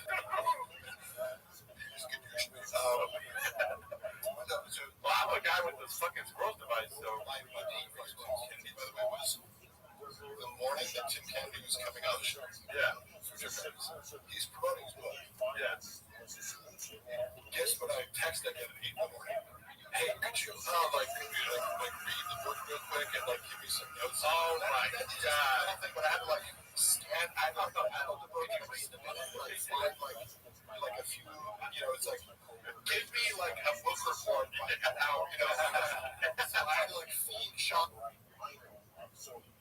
questions so that he could pretend as if he had read it. That's why, right? And I'm like, why did I just say you didn't read it? Guess what? Nobody thinks you're a reader. Yeah. And then you go, so I didn't read the book, but tell me. Yeah.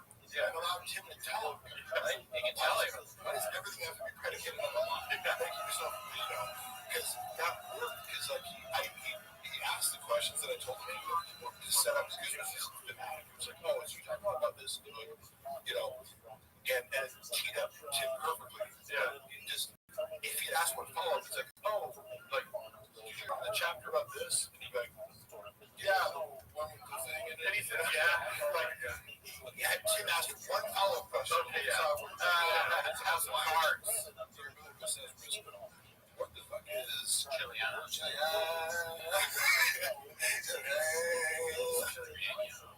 What the fuck is Lincoln's Big Big News? He's Batman. I got a stupid Tim Kennedy out here. Tim Kennedy, ever been killed by him? Mark, did Brennan have that video of everyone congratulating him for his Ringo Poppy special, or did Chin actually come up with that on his own unprompted? It was random prompted, but here, let me say this. What kind of person would you anticipate? Like, cause like, it's almost like, oh my God, he got a surprise birthday. But it's like, yeah, I don't want that. You know, like, don't give me an emotional thing. Right. Like, I'm recording a podcast. Yeah, exactly. So, great job to make me cry all the time. It was like, it's telling of what the environment necessitates. It's like, Shin's anticipating that this is something that needs to happen. That Brendan, if it didn't happen, would feel insulted. Yeah. He needs to have some sort of self-congratulatory and emotional, like, celebration of his record. Thank you, Academy. Yeah. Yeah. You put on a 26-minute video on YouTube. Wait, what are you talking about? You know? And that's got bumpers too, so it's like 23. And it didn't accomplish it. It's like, maybe had this one some award, like, oh, you won the Mark Twain Award, or like something, or the Andy Kaufman Award, comedy. Like, it's not an accomplishment to post a video to YouTube. Yeah. So I don't get what the like premise is. So congratulations on uploading a video. But we also celebrated when I hit 1 million views. He resulted in because he bought 300,000. Oh shit! Did he buy views on the Ringo Poppy? Yes. No, I heard it from the source. He didn't even need to do that. It was like I think because he felt in his mind that getting to 1 million views would like it's a benchmark. Everyone wrong. Yeah. But he gets fixated on like it needs to be this. It needs to like be a certain thing. Speaking of being fixated, I don't expect you to watch all of our shows, but we have this idea that Shop hates us, right? So if you can do me a favor, because we've articulated our views on this, right? And so, and it's been asked a bunch of times in the chat, if you can close your eyes and paint the picture for me of what it would be like if you find where we are and how you would potentially hurt us. Go for it. Yes. Closure. So, Sean would handle if he figured out where you guys lived and actually was forced to watch your content. Yeah. Which you would have to force him to watch it because the moment anybody made any sort of fun of him, like he doesn't just like it's fun for me to be the butt of the joke. Like I said before, it's like if it's a good joke, like please by all means, if it's shitty, okay, but your community is very fun. Yeah, I mean you're not like you're not vicious. You leave unscathed when your ears piercing. I mean, out of all the places that like make shop content, you guys are very fair. Thank you. Yeah, I mean, thank you. Now get to the part where he comes in. I've never counted. If you were a normal human being, if you had 10 minutes of fucking Chris D'Elia or Brian Callen, they'd be like, oh, that's hilarious. Like, you guys do a podcast about it every week, like, that's funny. Shop would hate it. Irrational. Yes, you guys are, it's all fun. Even though we love you. Yeah, we're it's all good spirit. He would hate me the moment that he discovered that he was the butt of a joke by he's like, you guys are the police, right? So it's like, their mom's closet. And so he'd use every avenue to dismiss all those shit. And then he would imagine beating up or talk about beating the shit out of you or outside of yes. Shop would never confront you face to face because he has an aversion to face conflict because I'm not saying he's scared to fight. Obviously he fought. I think he was paid to do it, and I assume he has more nerves and some people less bothered by him. It's like you think it could be the magnitude of his purpose to fight. Yeah. Yeah, I think that's the coolest motherfucker. Right? No, you know, like but some guys admittedly, like George St. Pierre, like he gives me admitted to being very nervous, and it makes sense. He's kind of a nerdy guy, but he's just friendly. It's like you're in an arena and some dude trying to beat the shit out of you. Of course, but you walk in here and two fat dudes are eating coffee cakes. Yeah, it's a joke. Here's what I'm saying though, is that Brendan in real life, despite like his success in the UFC, he's not somebody who enjoys like conflict per se. Like I enjoy confrontation. Yeah, you know, the idea of like beating the shit out of somebody who deserves it.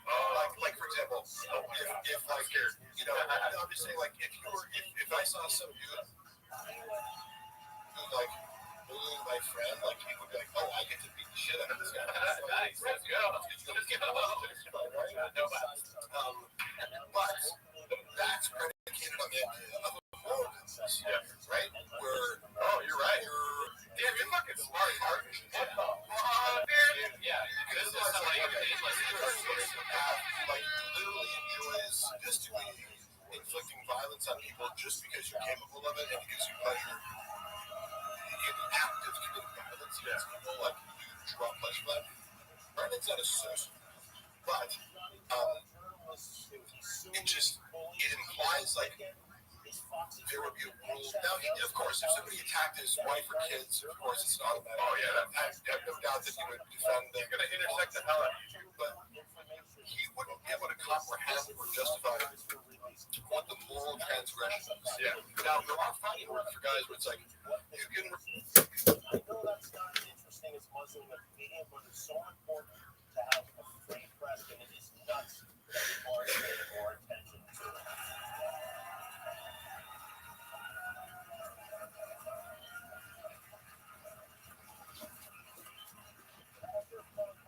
He's spinning in his grave right now. He's dead, right? Look, I never imagined I'd be in a situation like this. I barely paid attention in school. One thing I did learn from Lenny Bruce, George Carlin, and Howard Stern is that a government threat to silence a comedian the president doesn't like is anti-American. That's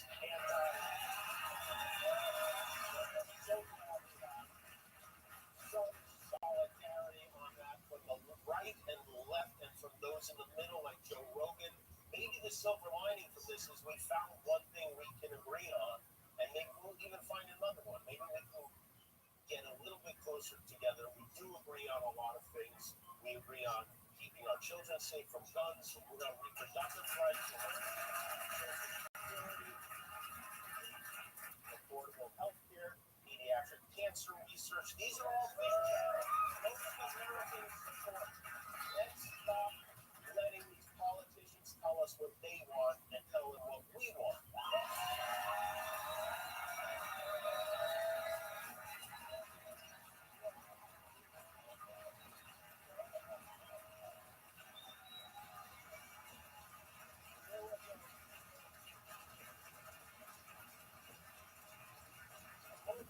Over the weekend, a very beautiful moment. I don't know if you saw this on Sunday. Erica Kirk forgave the man who shot her husband. She forgave him. That is an example we should follow.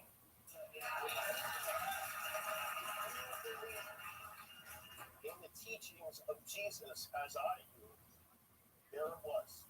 That's it. A selfless act of grace, forgiveness from a grieving widow that touched me deeply. And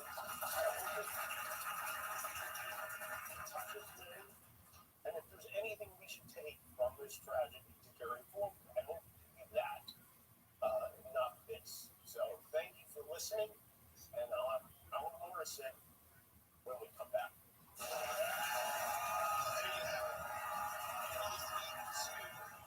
Jimmy Kimmel returned to late night, and he offered what I felt was a heartfelt addressing of everything of the past 5-6 days. He really threaded the needle. He showed sensitivity and nerve and stuck up for the First Amendment. And he even started off his monologue with an homage to Jack Parr, the old, as I was saying before I got disappeared, Right. I mean, that was such an inside baseball remark, and he tipped his cap to all those who came before him, those who had shared the stage in the sense of late night television. And I thought it was sincere. Of course, he said it best, like, look, if you liked him, this is, or didn't like him, none of this is going to change that. But I did appreciate how, from where I was sitting, he addressed everything. From what he did say, what he was not trying to impart, he acknowledged the murder of Charlie Kirk. He acknowledged the widow of Charlie Kirk. He also acknowledged the ongoing fight as far as the stations, which are preempting him tonight, and as far as what that may mean in the future, also against the backdrop of the First Amendment. This is just actually the end of the beginning, not the beginning of the end, because there's going to be more. There's going to be a response from the president. There already has been. Want to hear a little bit? Yes, please go ahead. This is apparently from his social media platform. Trump says, "I can't believe ABC fake news gave Jimmy Kimmel his job back. The White House was told by ABC that his show was canceled. Something has happened between then and now because his audience is gone. Captain's talent and influence was never there. Why would they want someone back who does so poorly, who's not funny, and who puts the network in jeopardy by playing 99% positive Democrat garbage?" Caps. He's yet another arm of the DNC, and to the best of my knowledge, that would be a major illegal campaign contribution. I think we're going to test ABC out on this. Let's see how we do. Last time I went after them, they gave me $16 million. This one sounds even more lucrative. A true bunch of losers let Jimmy Kimmel rot in his bad ratings. Well, that's a lot to unpack. I'm not even going to try, but I will say this: he was never fired; he was suspended.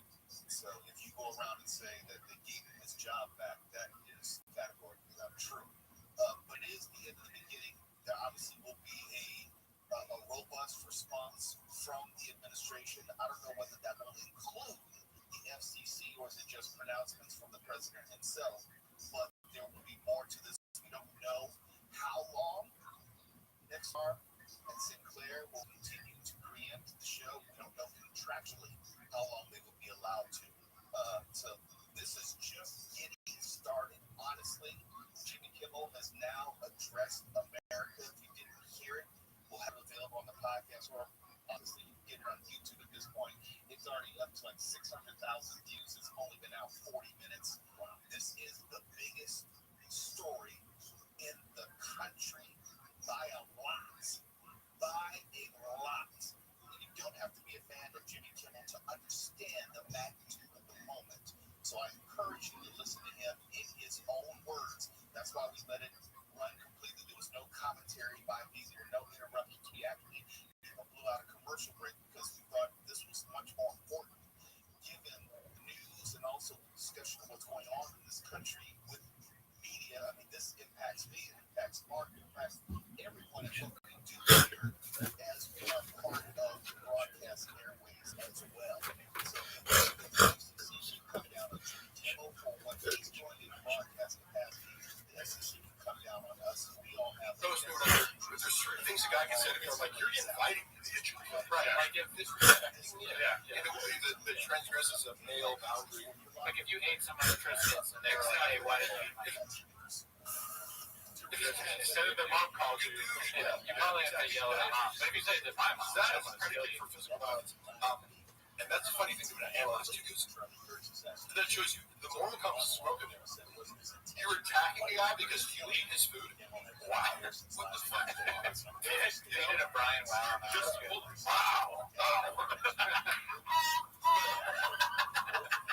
In his mind, he's the hero of that story. He doesn't realize, oh no, you're Cobra Kai, Well, it's odd, dude. Odd is one of our favorites, dude. He's a chef. Hey, real quick, y'all talk about Bumblebee's scared that you take away. Look him in the room, lock him in the room, and he'll bug his way out on to do with the Diet Coke. Yeah, exactly. I'm just telling you, like, why would I lie about my perception of Brendan? The most mean and aggressive he was in group chats. He likes to bully people where he has formal authority in front of other people. Yeah. And knowing that if you clap back at him, it's going to be in front of other people, therefore he's justified in firing you. Yeah. I would be far more aggressive. Like, I would say things to him in text message that he's probably never heard before from his employee. But it's just me going coldly, like, you're wrong. I'm sorry, Brendan. I'm diplomatic. We're like, let me analyze this for you and tell you why you're incorrect and coherent. And he, like, it scrambled his brain. He's like, employees are, stop arguing. I'm like, but I'm right. And you're just totally off to the point of, like, if I tell you that you're right, I'm actually, like, harming your business, you know? And then in person, we had this conference over text, and he goes, let's talk tomorrow. And he'd be like, hey, what's up, brother? Like, he's very reconciliatory. Yeah. And I'm okay, like, football coaches in my life, like, when I played college football, I had this head coach who was, like, a former NFL offensive lineman who was, like, super smart and, like, just an aggressive, nasty competitor. You know? Yeah. He would get in your fucking face and just be like, if you fucked up, like, he would, like, grab your face mask and feel fucking like. So I'm okay with guys being like, you fucked up, and I'm telling you directly, but you also, like, if you do a great job, yeah, you bring the same energy to compliment you. So I'm not scared of a boss being like, you fucked up and turn at the boss. Yeah. It's like, cool, be direct and tell me what I need to do. But Shop is like, he'll be a dick to you in a text message in the chat, but then see you in person be like, hey man, so kind of tone it down and be a little. I'm like, okay. You want me to say yes, man, more? Is that what you're saying? You want me to not point out that you're fucking idiot to the group chat? You want me to tell you what we think will happen? Yeah. You know, you're very diplomatic. I mean, we're more on your side now where we don't believe you'll actually hurt us. You know what I mean? But we used to have two big red chairs. Only for the sole reason that we can dance around them while he tries to choke us out. Yeah, we were thinking the chairs could maybe give us some time. We'd like hold it right in front of us and he'd try and get us. That's hilarious. Last line of defense kind of. But then Bobby Lee told us that we don't have to worry about that. Yeah. Tiger Belly's money is pretty good, but most of that we just put right back in the pot. Yeah. As you can see from the Cordos. Yeah.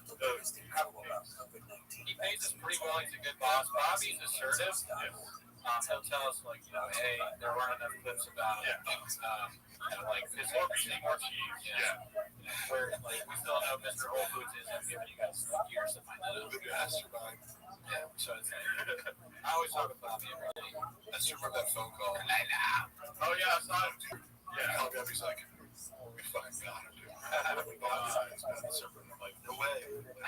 How do you know this? He's like, fucking hackers. I hired with a duffel bag full of cash. Hackers. It's opener.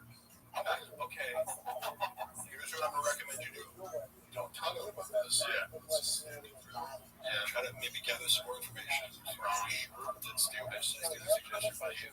This email address that these anonymous people gave you that might be Bobby Lee's email, but maybe not. Because you don't have to verify your email to make sure you're like, right? Except I get 12 to think through. Yeah, so like, I verify this is true. You gotta give it up to that guy that doesn't matter that made that motherfucking email Tiger Belly.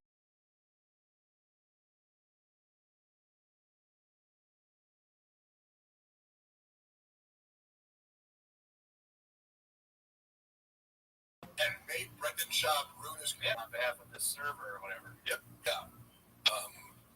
Flapjack, honestly, how well do you think you do in a real fight with Papa? I think you'd be surprised me. All I've ever said about fighting Brendan is that I wouldn't be scared to. It's like I played fucking college football against guys who are bigger and stronger than Brendan. I wrestled at heavyweight in high school. A lot of guys, do you think I'm scared of being punched in the face? Yeah. I've been in more street fights and we're like, I'm just not like, do you think engaging in physical violence with guys roughly my size scares me? You must not know me. That's how I feel about Agostino Zinga. I probably beat him. That guy's a great guy. My wife's DMs. Oh, yeah, I've heard. Like, it was so fucking, hey, dude, do you think Luana would go for you? Like, you don't know my DMs. Did he? He's trying to fuck? Well, let's just say he's slipping to more than that. He said, give me devil face emoji. Did he say that? No, he was actually kind of polite. I mean, hey, shoot or shoot. But, yeah. He was like, you know, hey, if you're ever in London, like, come through. It was polite, but, like, he was hitting on it. If you're ever in London, come on through. You didn't give him this comment. What the fuck are you talking about? Crash out. When did I crash out? When you know, my wife was, I I crush that every night. Quite national forest after like the apartment. Trump was asked this one earlier. Is Brian taking loans or something from Papa? Is that we saw? No. He needs money for alimony. What is drinking? How much alcohol he's got? A lot. Because I remember keeping track of this, and I remember I'm looking through some of the photos that I have on my phone that I take at Chop Shop at 9 a.m. Yeah. Fucking large, like alcohol voice. Yeah. Like at 9 in the morning, and then you just keep drinking. You can see this face, you know, where he looks bloated. It's like, well, you're drinking whiskey all throughout the day. Cheap up from the chin up. And then he would do, I remember trying to calculate how much whiskey he was drinking based on like, he would take a large, like a glass as big of the big comedy clubs. We used to have like a Diet Coke in, with whiskey and ice. And I was trying to be like, about like 6 shots, like fill this up with the ice. And have one of those, maybe more. So he was drinking at least 12 shots of whiskey at night over the course of 2 shows. Damn. And then little less than I was like, he was at least drinking 30 drinks of whiskey a weekend. It was, oh my God. And then go to like, so is that alcoholism? Like, I don't know what the definition of, but I don't know if it is or not, but he seemed to at least have a very high tolerance. Yeah. It was part of his act. He's like sipping a giant glass of whiskey on stage that he would finish by the end of the show. Yeah. And for somebody who struggles to pronounce words, it's not great. Yeah. And by the end of the second show, he's like, you know, he sounded drunk on top of it. What was that yellow thing he was drinking on the, where he dips out, it looks like a banana and drank out of it in her face? Oh, that was the Chevy. Okay, yeah. Celebration of Tides We Lost. That, I think drinking that even one time makes you an alcoholic. How dumb were the baddies that hooked up with Bob Bergen's common days where they just, a lot of them were, but a couple of them were very intelligent and like, women are, you have to understand that like the draw of status is enormous for most even sophisticated women. It's like, yeah, you're famous. He's also, you know, tall, good-looking athlete, right? Like, is it surprising that Brendan Schaub can, as women, offer themselves to him? No. A lot of them are dumb, but a few of them are sophisticated. But they just see through his bullshit. Yeah. He gaslights everyone he's with on the side to be like, he does this like future faking where he's like, I'm gonna leave my wife for you. And like, oh yeah. He's like, call me, like, I'm gonna see my wife anymore. It's just like a staged marriage, like, yes, with kids. Because I've seen him to my own friends, multiple of my own friends, as I'm like, this chick that I work out with, Zoo Culture, like, like, pursues this. I've seen him pursue so many women, like, I did before him. So I think the real key of, like, his approach is identical. You know, it's like, Addie's, and Maddie. He's in both socials. He is incapable of not saying things to use the same story, which involves, like, I'm super sympathetic. My life is actually really sad at home because I don't have sex with my wife, so this is really cheating. Yeah. But I'm the one that I'm going to leave my wife for in certain families. Yeah, he does like a 60-year-old in the middle class. What? He acts like a 60-year-old in the middle class, like acting like they're going to leave their wife. They don't really have that much money, so they can't just pay for sex and like not have to. Yeah, worse. Yeah, you know, like, yeah, I don't know. It's like, yeah, because you can get away with all this.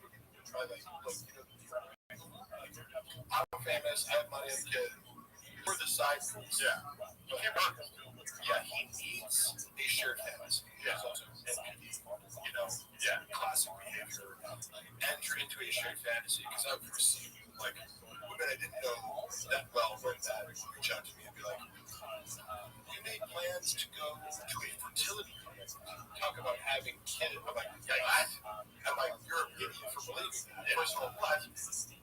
Brendan was initiating this because he develops a pretty elaborate fantasy with women who people that discard the next week, which creates liability. He's like, guess what? If you do that to a woman, one of them's going to ask Crystalia.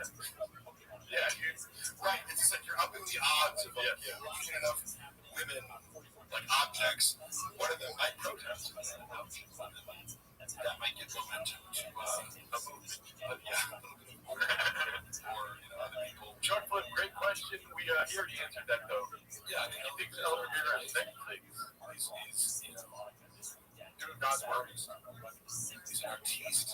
how many Aggies went with all that winners? Oh, we already answered that. Yeah.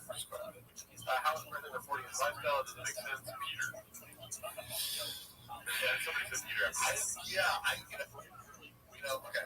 So I really try to not speak inaccurately, right? Like, because there's already so many people speculating on, like, he's going broke, he's doing this, like, but if I don't see your bank accounts or know your exact financial situations, I can't comment on that. Right. I know he made a lot of money doing stand for sure. He made a lot of money doing podcasts, so, like, if you have any sort of financial intelligence, you can talk some of that way. And I think he doesn't keep it a secret that he doesn't have the means. Like, he talks about that he just bought a Corvette because he got money from UFC or whatever. Right. And that's the main thing is, like, a guy like me, if you give me a bunch of money, I'd be like, I'd buy a functional car and, like I don't know, live in a tiny home. I don't try to, like, the comfort would be having a bunch of money as security to kind of do what I want and not have to work. Yeah. It doesn't make sense to me to be like, I got a bunch of money, I can look like I'm more rich. Yeah. But to him, the appearance of wealth is very important. Yeah. As, you know, many people in LA, that you meet that I'm just, sure. They're fucking materialistic. They're in Austin now, though. Like, dude, you know, one thing we were laughing about with that, with the expensive thing, he's whining all the time about Austin now, and one of the first things he said was they don't have an air one. Oh, yes, I wanted to ask. Yeah, well, what do you think about that? That's a crazy thing to say. Oh, yeah. Also, he has a good air one. Oh, I would never have actually shopped there had it not been for shop.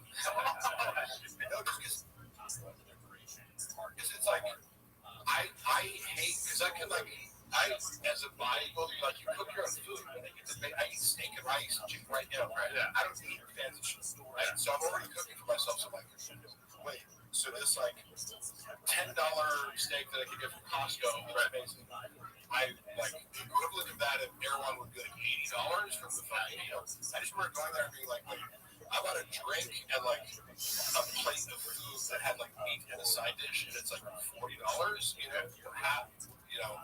Yeah, they're hot part, yeah.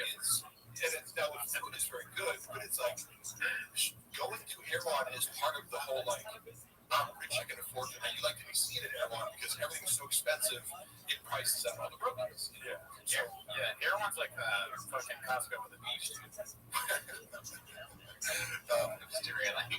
a funny little thing. It was right there, but like I'm like, I can eat McDonald's. Shout out to CR Guitar, dude.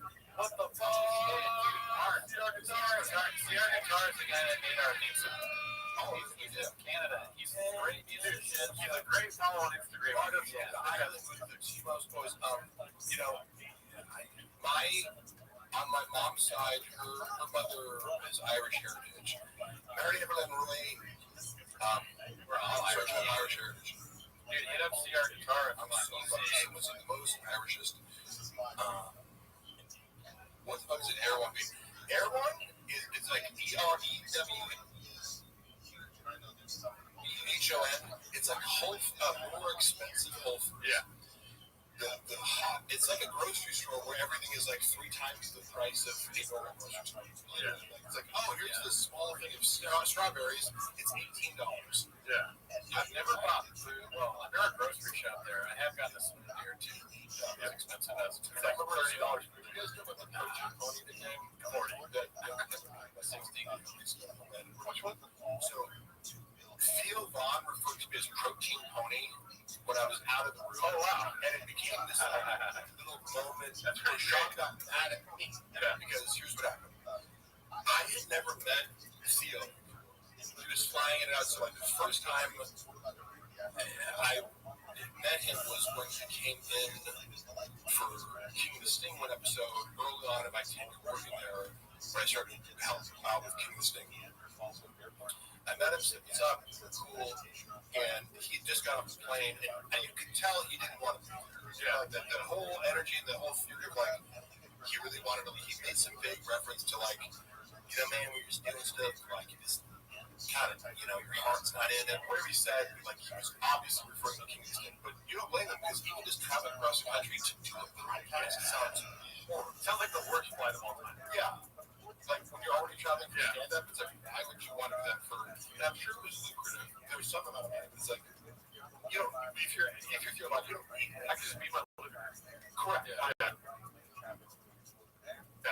Yeah. If I was making enough money, you could not pay me enough to like take another flight across the country. But then again, podcasts are so powerful that sometimes you watch the Green Box for 4 hours. Hey, Mark, falling out. There is certainly a reason that they do not associate with one another. I'm not going to go into the specifics of it, but just know that Chappelle is one of my closest friends. He is a person with the utmost integrity as a human being, and those kinds of people tend to not last very long with Brendan Shaw. Yeah. Right? So I'm not going to go into details. I'm just saying that you apply this to anybody who looks like a good person, they're not going to last very long. Yeah. Chappelle's also Like some. okay, so Miles and Chappelle are like the polar opposite. I just want to say it's not looking at Nicole or the other ones, an incredible artist who's an introvert and doesn't give a fuck about, attention so much as, he's just good at comedy and gymnastics and other things. And Chappelle's a very talented human being and also, is a committed artist and just a likable, down-to-earth person. shout out to Trump for asking all these questions. That has been a question throughout the chat is thoughts on Kalila. You don't have to go too far into it. Oh yeah, I mean, am I honest? No, I know she's our boss.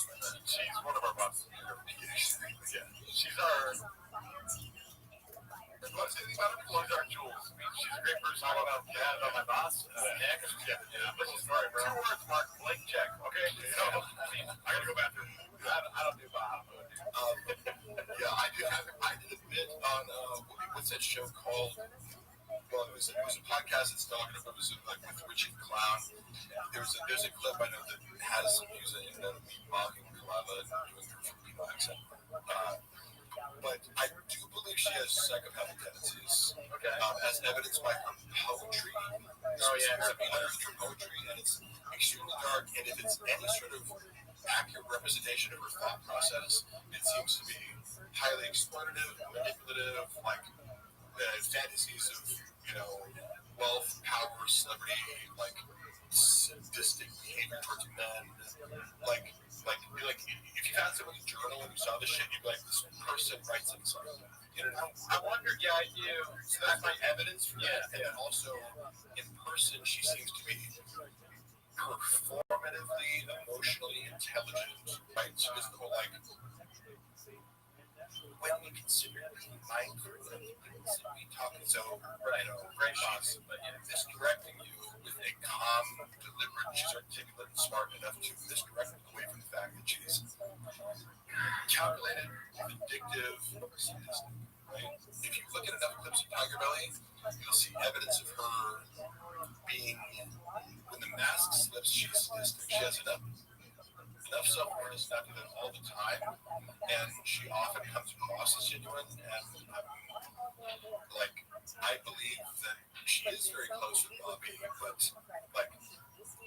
I have to assume she is very calculated in her pursuit of Bobby, and she's highly incentivized to make the relationship seem as legitimate as possible and her love legitimate, even though I would assign very ulterior, calculated motives for her to pursue Bobby and become well-known and famous. Although I'm not saying she didn't do anything with Bobby.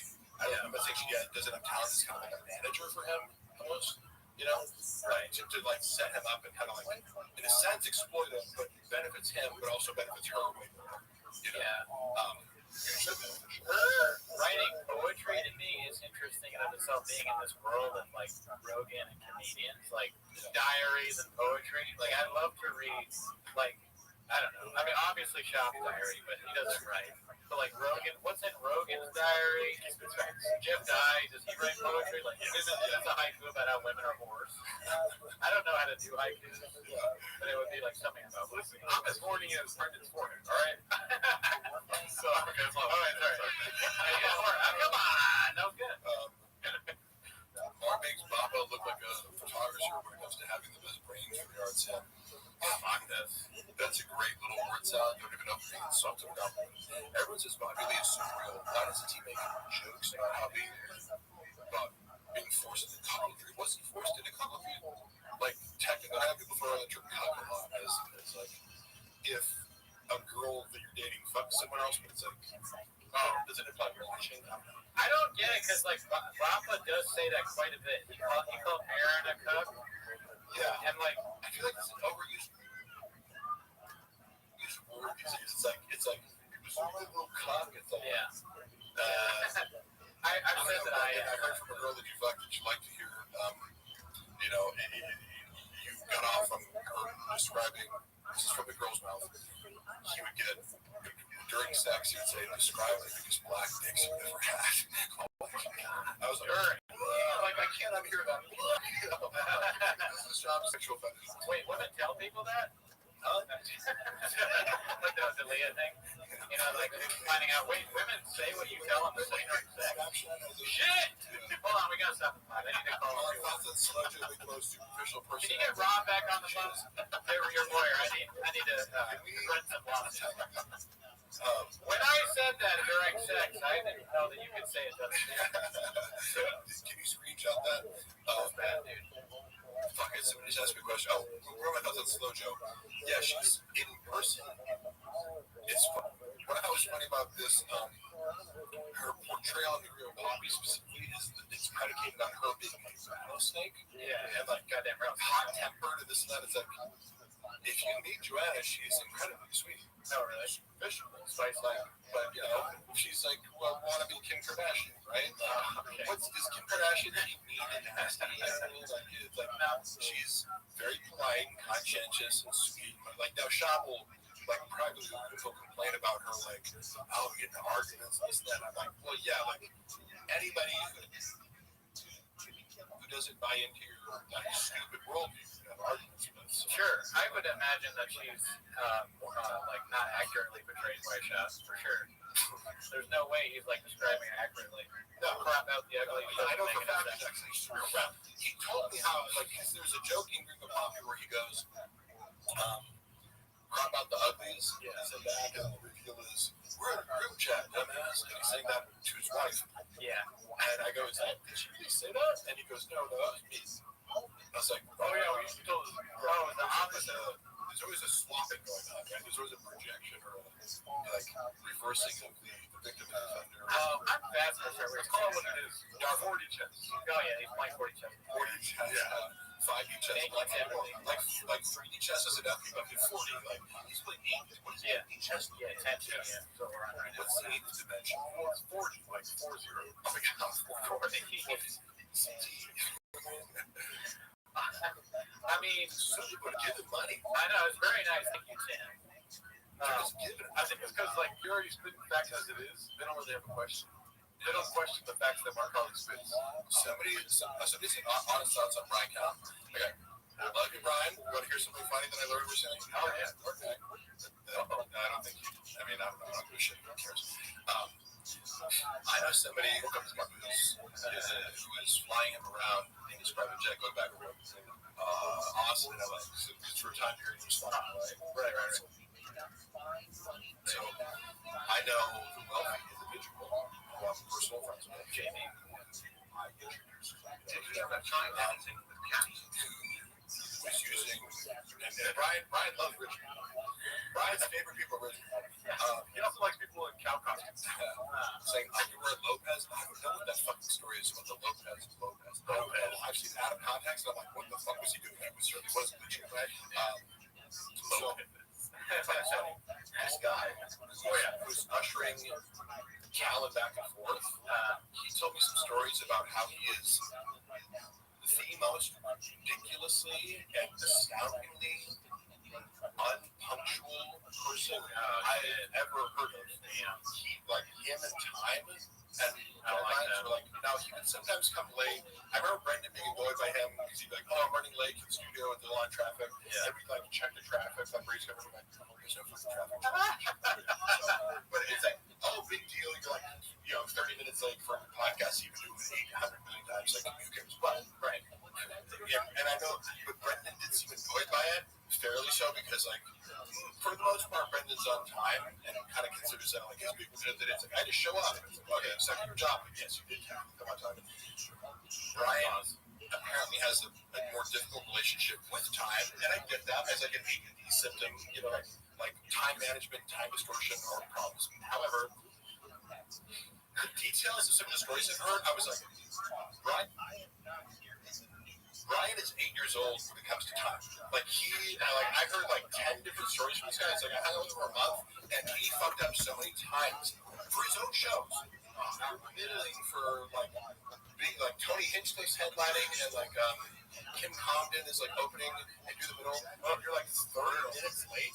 Like not even like when you're supposed to be just for the show. So like somebody has to come on and like kill. It was like not 2 minutes, whatever. Like shit runs on the time schedule. As you're standing like Kim Congdon does not have 30 extra minutes. Right. I go, oh my god, just settle up. But then it's like we have dinner. So you would be like, oh hey, let's meet up for dinner at 7. And it's like, hey, I don't take the restaurant. And they don't come till 9 p.m. or something like that. It's like so many stories are like that is like so it's a representation of he's talked about it before. His entitlement. You know, remember he was like, I used to think myself as like one of the chosen ones. He is self-aware of his own entitlement. Doesn't mean it fixes sure, but he's references. So that's why I feel safe, kind of like saying that it's no secret. Like, but he feels entitled. Just be late for shit, or he'd be like, "Oh, come over at 6 for having dinner," and the guy would show up, and it's like, "I'm here at 6." He's like, "Oh, we're still at the grocery store." Getting the ingredients for the dinner, motherfucker? Like, what are you doing? Like, why would you do that? Hurry up, David. Just forget about shit. We're just, like, it's to such a degree where he goes, I literally have to stop hanging out with him because he's, like, so late. It's annoying. I really hate that shit. My friend, Cutter Honier, is a piece of shit. He's late to everything. He's a director. He's just like, why would you want to work with someone like that? He's such an ass. Yeah. Wait, do you know people like that? That are just late all the time? Well, no, not to that extent. But your life. You can get away with it more. The more status you have, like celebrities with, like, you know, for example, I don't know if you follow Blake Lively, just about done the lawsuit, but like, you hear a lot about like actors holding shit up on set, like The Rock and Vin Diesel, like they're talking about like Vin Diesel will like hold up production. If you're an A-list actor and you want to have a temper tantrum, there's not much you can do to like force Vin Diesel out of his trailer in this one show. Right. It's gonna cost money, but what are you gonna do? Fire him? Like there's no like mechanism in place to like punish you for not showing up on time. Yeah, what are you gonna do? Volume punch? Yeah, so it's like, I know there's something there. Like, what did he say? Thank God. 3 heads. Exactly. Figure it out. Trump wants to know Tony Hinchcliffe go. Oh yeah. Tony Hinchcliffe. Did you guys have fun with Tony Hinchcliffe? Oh yeah, we do. Yeah. Go for it. He's terrible. Really? Oh no. I'm like, I don't want to. He's absolutely horrendous. Yeah. You know, he's another guy that was actually nice to me, kind of not as like except when I met him, but his stand-up is just very bad. You said something that was very, I think, when he's on Kill, do you like Kill Tony the show? Not really. Okay. Yeah. I mean, here's the thing. Kill Tony show is great, right? But he's only a partner by name. What I said the other day was that he's a open micer that got his way. Like the fantasies of an open micer, Tony Hinchcliffe for some reason can just achieve all those. Yeah. And without really the talent. To corroborate that, because I also met him, he was really nice to me. He made a funny joke about me. He called me like half man, half centaur, or some funny joke. And I was like, oh, that's funny. Yo. That it was How you living, Pam? I'm not sure what's happening. Is this true? No, baby, we're still here. seem to have an issue. Like I brought him up once and he was like, that fucking guy walks around the comedy store like he's What's good in your neck of the woods? I'm not. What you doing already? What are you not? I am just fixing some software. I know it sounds like a lot. Who's this guy on the screen? It's a lecture. If I may ask, please remind me, how did you guys find out about me? We joined. I think it was like an e-dating. There you go. Discord server. There you go. I got you. Okay, very well. What's good in your neck of the woods? What's new? Not that much. Honestly, you doing really well. Yeah, very good. I'm thankful that the rap shit didn't happen yesterday, right? Word, dog. I got scared. I got real scared. No need to worry. Okay, excellent. Well, very well. Have you guys been playing any video games recently? Oh yeah, we were just on Ready or Not.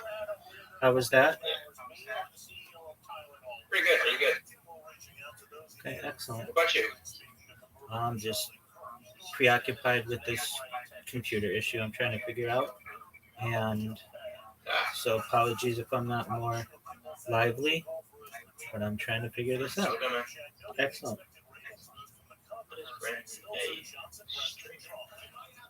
I gotta go sleep. You do you, big dog. Sweet dreams, my friend.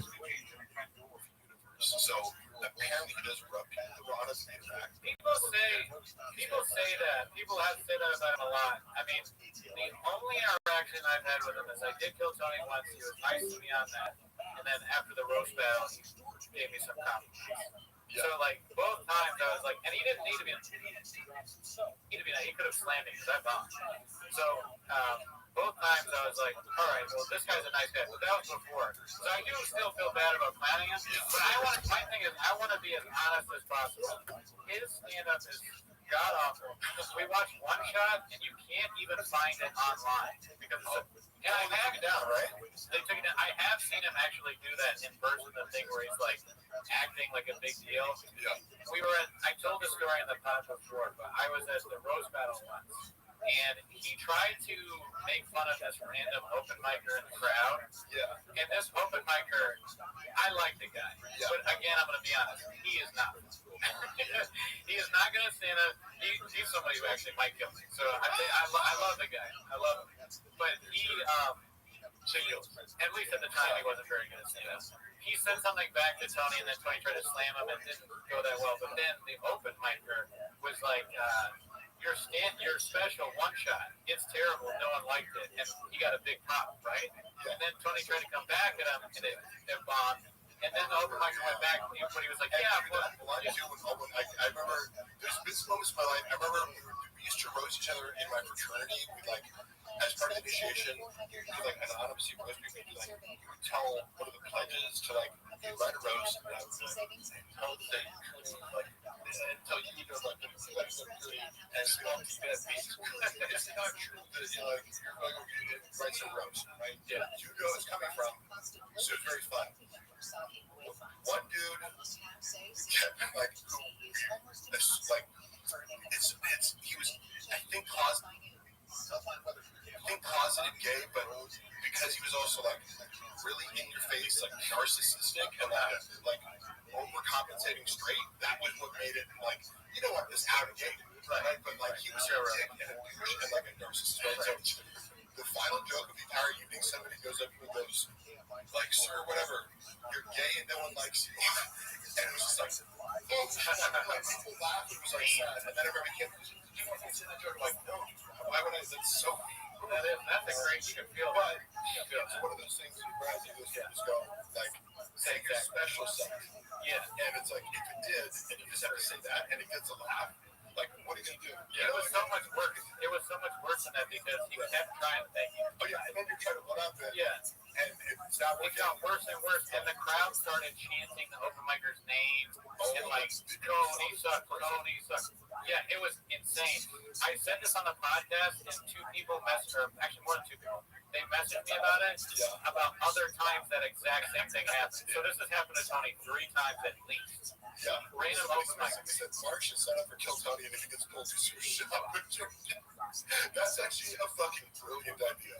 I would go up and do my own the dick joke that he did about me, where I send terrible dick pics out. Like, oh yeah, I'd be like, okay, fucking well, like, hey, could you like maybe? I didn't say something not to do. Like, you understand how people might perceive that as being disrespectful, right? Like opening your entire act with like Mark Harley is bad and everything he does and sends shitty dick pics. It's also Rock is bad at like security and it's going to be killed. And, yeah, you shouldn't do that for an employee or for your friend. Yeah, I was like, okay, that's what you want to do. I'm a hungry wolf. That's what. Yeah, fucking guy. They say you're a hungry wolf. I'm fucking spill the beans. What I do like about, because I know David Lucas personally, and I consider him a friend. I like their dynamic, and I like that when David Rose killed, when did roast Tony Hinchcliffe, Tony laughs about like he's very open to like David's roast. I like their dynamic. You ever make you thank Alan? Like, you thanking it on? You ever thank on? Yeah. Thanking. The elephant graveyard mentions that a lot of times David Lucas makes you thank on things. Yeah. You leave the show and you say thank you. David Lucas said to me, he said, this motherfucker looked like a muscular bobcat. I was like, that's pretty good. Well, we got a line pump, y'all. Yeah, it is. And I think he said, I have a protein powder fetish or something like that. This one, that's funny because you hear the same shit over and over again. Right. You're like, oh, okay. Like, this was funny. It made me laugh. It's original. I mean, their dynamic to me and Jordo often in this one, it's just like, David's like, man, you gay, though. And then Jordo's like, well, you're fat and black. You're fat and black. You're fat and black. You're gay, though. You're gay as hell, bro. Help shit out with current events. What was funny was, this is, we have to discuss, I hate to be repetitive, but I did try to help change current events because the way they were doing it is like, reading newspaper articles as current events, like, that's not how the world works. Get a fucking YouTube, get a viral clip, like, why are you responding to like, girl was kidnapped, and then Shin's reading it out loud, and it was like, Jesus Christ, this is like the worst part of the show, is current events. Yeah, because this is not, the world has evolved and left genres behind. So I was like, going, what's hot right now? Entertainment. And like, they loved the first one, the first couple ones I brought in. They're like, oh, it's hilarious. It was just, it's easy because it's like a YouTube short, it's on the internet, it's hot, so you get to react to what he's saying. And he's like, oh, Andrew Tate's delivery is fun. Yeah. Rash, it's funny. And then he did this, the next time around, so he was like, oh, this is working just like that, I'll do another one next week. Yeah. And he does this joke where he goes, I was reading an article the other day. Yeah. Some kid recycling pie in 2 places. That's great. But how the fuck are you supposed to get laid and recycle pie to a home? And that's right, you guys laugh. It's like the verbiage, how you supposed to get laid in a club, recycle pie to a home. And I was like, that's just funny. It's a funny delivery and it's funny line. Also, yeah, you did great on Twitter. Luke has a funny. Is that Luke? No, it's somebody that just goes. About interaction. Steven's funniest joke is when he said Tony buys baby carrots just to suck on. I don't know. Never mind. Yeah, he said, who's the worst interaction you had as a T-Fat Kingus? Oh, that's a good one. Fuck, there's no real bad interactions. I would say, but on Food Truck Diaries, Jamal Hill was like high as fuck and super awkward, and like we were talking about skits before he like. I was kind of like the liaison for Food Truck Diaries for the movie part, so like when they weren't involved in the shot, I was like tasked with like talking to them. Yeah. So I had a lot of great conversations with guys like Alexander Volkanovsky. They're super smart. And Michael Chandler's easy to talk to. So these guys are like really smart, easy to talk to. Jamal Hill like comes out the car like having just smoked a blunt and was like super like awkward and not gonna get music. It was like, this is kind of weird because he's like high and like paranoid and like but before the episode shot, we were like, oh, I see you do like skits online. He was like voiceovers and this and that. We're talking skits and then like I asked him to like shoot a skit afterwards for like the Open Stone Clothing Company. And like, and by the way, a bunch of people have done this for me. I was like, oh, like who's the I hate that I'm like her name is. She's super gorgeous, the female commentator from UFC. Megan Kelly. No, what's her name? I know. Shit. I hate that. Olivia. Lawrence Sanko. Lawrence Sanko is a Sarah under. She's super gorgeous and like I was like, you see her, it's like this woman is beyond gorgeous in person. And she like agreed to be like this woman like walks her like I'm doing an Oaken Stone pitch and she like walks by and says one thing. Yeah. So after a whole day's work, sometimes I'd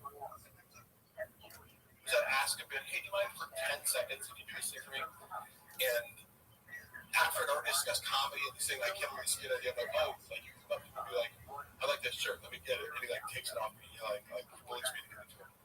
I was like, oh, would you mind it? He's like, and he got super awkward about it. Because I'm like, you can say no, that's not an issue. He's like, so like, what are you compensating me for? I'm like, oh, I don't really make, like, I could give you like realistically like $150. And he like laughed at it. I was like, oh, I'm sorry. Like, he just kind of like, humiliated me. When it's like, he's like, because I've asked him for like Volkanovski's, like, oh, do you mind taking a picture with this? Like, my buddy has some of the company. He's like, yeah, I just can't post it publicly, but I think we can send him.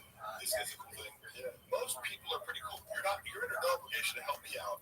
But the way he did it, I was like, all right, like, cool, like, no big deal. But he made this huge deal out of, like, I was about to give him $5,000 for, like, being in a social media. Like, kind of, we were talking about comedy earlier or whatever, and oh, you missed it. Which, again, it's totally his right. If it would have ended there, I wouldn't be talking about it. But then I get a call from Brendan. He's like, did you fucking try to, like, get Jamal Hill to do a, like, promo? I'm like, how did that get back to you? Like, he's like, his manager called me. I'm like, did he? You know, like, his manager, Jamal, his manager talked to you? Or there was a woman there who came with Jamal Hill and, like, was this obvious, like, social climbing, like, bimbo later, you know, that was up, like, disappeared and fucking, like, you know, she came over and was like, oh, hey, when you guys are doing the connecting business and the King of the Stay Room for 2 hours, cool. You know, but she was there, I think, Shop had left, and she was still there. I think she must have, like, used it as a predicate to, like, reach out to Shop. She's like, you know, like, Mark, like, as a way to, like, kind of be like, oh, I'm not sticking up your best interest, but why am I being reprimanded about asking a simple question to a guest? Like, we're in the production. Yeah, he just didn't. Was he paid for this whole episode? Like, like, it was this, because again, I'm totally open being said, no, but Brendan even considered it was like, this was the worst episode of, like, Fruit Truck Diaries ever, and I don't disagree. Yeah. And that, again, he was another thing, but I left that solid taste in my mouth because I'm like, not going to think about it. Just because people who are bigger than you, like Laura Sanko, went from being just fucking so cool, and she's like, going to be, you know, bigger than you. I don't know. I just think she has way more appeal than you on social media. Then Jamal Hill, sorry, I missed him. Yeah, although he is like, I mean, he was champion. It's just, he's become, people has now seen that he's very likable as he copes with his losses. Like, I was not a fan of his. It was funny because Brendan was like, "You'll never be champion," and then he goes, "I was going." Yeah, like, it was funny because he kind of like said that to me. I was agnostic as far as his fighting skills, but Megan Olivia, no, it was Lauren Sanko. Okay, Lauren Sanko is gorgeous in person. Like, she looks hot on camera, like in person, it's like, huh? Has Mark answered Bob and making of his unique name? Who the fuck is there? Probably George or janitors or anything about the Pure Spectrum. Yes, okay, Pure Spectrum lawsuit. Great. That's a great question. All I can say is Brendan introduced the idea of the Pure Spectrum lawsuit. It must have been 2021 because we were at Sioux Culture lifting alone, and my recollection is not exact the time frame we were lifting there, and I wasn't yet working in Victoria, so I believe it was like summer 2021. Somehow this gets brought up. He's like telling me that he had to sue them. Yeah, right? And so his version of that is my first time.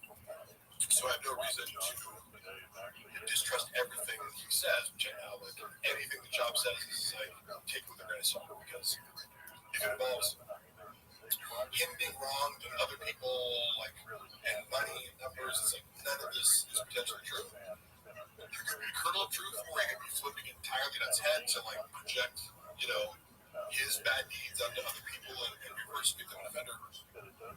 But he told me what is literally an upside down version of the story. It's on there. Yeah. He said this. I was working for this CBD company. Like, I got an ownership stake in it. They came to me and they offered me this. Yeah. Like, and he presented it as, I'm getting, like, I own a portion of the business, and it's like paying some sort of dividends each month, and everything's going great. And then slowly that starts to dwindle down. Where I'm like, what's going on here? And I'm condensing this, but it's like, the accusation the shop is making is I'm being fraudulently, like, kind of my stock in the company's being diluted or something like that, or I'm being, like, should be getting is being artificially inflated, and I have to bring someone in like accounting, and audit their numbers because I'm supposed to be getting. It's like big check, and then it gets smaller and smaller and smaller. But like the company's growing. Like it seems like there's some sort of inconsistency where my paycheck is suspiciously getting smaller for no reason. Then the lawsuit says this. Yeah, like that's weird. Like that's crazy. And then you so yes, legal action against this guy, but in this story, he's the innocent victim of being swindled out of like a business deal. I mean, he was unfairly treated by a guy who like magic bean salesman. Yeah. He's like, this guy came in and just fucked me over, and like I gotta sue him. But then you read the lawsuit, and it's like I can corroborate what you can hear because I've seen him do the same thing elsewhere. Which is one way you're getting paid is a flat fee to do social media news, right? In rain bottles. Sure. Remember the tone was something like $1,000 for a relationship. Yeah. Whatever it is. We'll pay you $10K a month, but you have to do 2 Instagram feed posts and 8 stories. So you have these like requirements, right? Yeah, we call that right. It's like you have to do it. Yeah. He did nothing. Yeah. He didn't post once, right? So it's like not just like, oh, we missed one here there. He was doing nothing. And he talked about his podcast. So like in his mind, he justified it. He was paying hundreds of thousands of dollars and just wasn't doing it. Like they look back at the time frame, they're like, hey, so it turns out you posted no posts and no stories. You have to stop the or like we have to dissolve your ownership, and then the ownership of the company will be another source of revenue if it pays dividends, and then also like using a code, like use code shops, you're getting the percentage of the sales using the code. Yeah. So 3 streams of income. Well, if you're not posting like the code, if you're not promoting it, if you're not hitting the post, your pay is going to get docked. If you're not getting commissions, your sale pay is going to get docked. And then the ownership stake, I think, was negotiated because they were like, well, instead of us suing you for the $300,000 that we gave you to do nothing, how about you just like give us back the 10%? Yeah. And that's where the point of contention is whether or not you had the 10% ownership is the company which he claimed to have in some sort of legal document that does or does not exist. This is the whole lawsuit. But it's alleged that he took $100,000 after dissolving his ownership stake to pretend that he still has or claim legally that he still has ownership stake. Took 100K cash from these KGB guys in order to oust the CEO like in a hostile takeover because it's like it would be like, these guys own 45%, ad shots 10%, and a majority stake, and they can oust you. That's like so. Go, that's right. The opposite of what you told me. Which one's true? Gee, wonder is telling the truth. Yeah, sad because at the end of the day, that whole CBD thing was about the kids. Giving CBD to kids for their type 1 diabetes. And I think he justified because I know he justified in some way. Probably him crying about it on a podcast. Yeah, it was like I did the promotion. I talked about CBD and how it cured my kids' seizures. Yeah, and I am God now, and give me $500,000. When I see a kid, I'm just like, I see honey CBD, like I like take my Jack. Not like people with Magic Mind. I'm like, you want some Magic Mind? I give the kids all the time. This guy's a real narcissist. Boys are getting tired. You know what? I'm autistic, bitch. Hey, no, I was gonna ask him about the CBD thing too. We want to talk about CBD. You know what? You have a problem with that? That's your problem. Why don't you go back to the house? I love it. I like being if you alleged being a narcissist, why don't you use the diagnostic criteria? Oh, you don't know what the fuck you're talking about? There's 9 of them.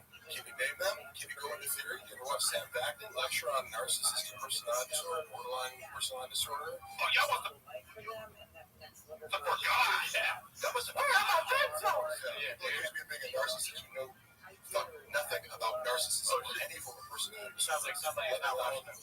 Oh, give me 1 second here. We got a guest coming in. Oh shit! You got a motherfucker zooming in. Oh shit! Is it Danny? Well, I don't think he's there yet. Okay, he's not there yet. Wait, let's not. Oh! Is that Brandon Walsh? Brandon, you got Brandon. Talk about Brandon. Another Brandon. What's up? What's up, Walsh? Dicey. Wait, you're okay. Hug you, dude. Hug you. You're mute. Many people understand. I'm chat. I'm gonna text him. How about this? He's like, Oh, there you go. What's up? What's up, Walsh? how can I hear him? Oh, are your headphones kind of fucked up or something, please? Oh, yeah. What happens is Are you headphones? No, it's like just. Can you hear now? Like, hello, can you hear? Our boss in the sauce. Go ahead. I can hear him though. I can hear him. With Brendan, we can hear you. It's just Mark can't hear you. Oh, okay. Yeah, you're good. Can you hear me? No. You mess with these a little bit. Dude, so Walsh, what's up, man? We've been watching the 24-hour Gringo Poppy with Mark Harley. Sorry. Sending out signals based on what we fundamentally believe about life.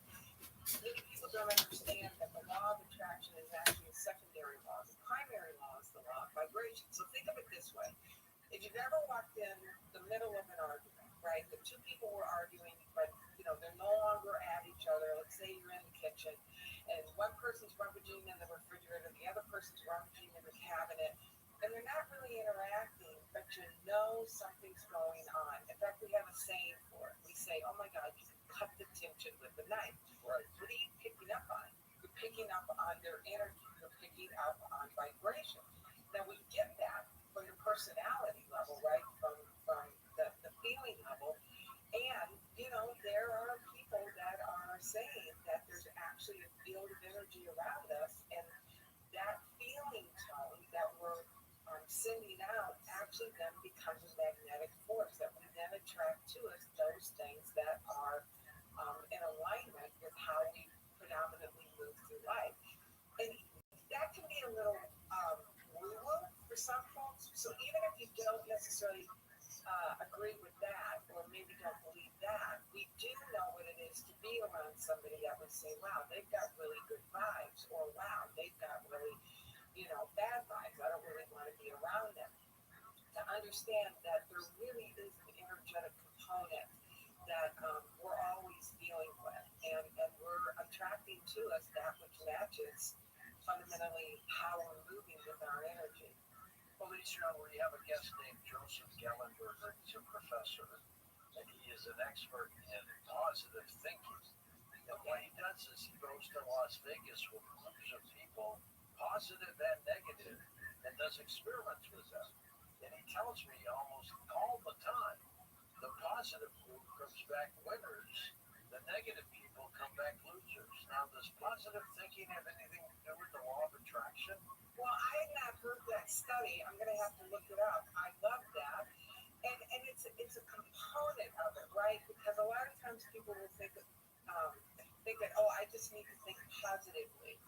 And yes, but it's deeper. There's a deeper invitation in terms of not just thinking positively, but actually, number one, being able to see an even better life for yourself, right? That we're using our imagination to vision intentionally a life that we would love, a life that brings us even more alive, and then allowing that vision to guide our thinking in terms of gratitude, guide our thinking in terms of appreciation. So we fundamentally become that kind of person. So it's not just about positive thinking, but it's about fundamentally becoming the kind of person who has this even more amazing life and thinking the way that that person would think.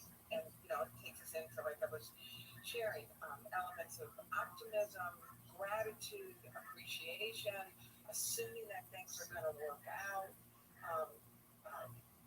Yes, calling it positive thinking, but more that this is just the core of who you become as you allow yourself to dream more expansive dreams.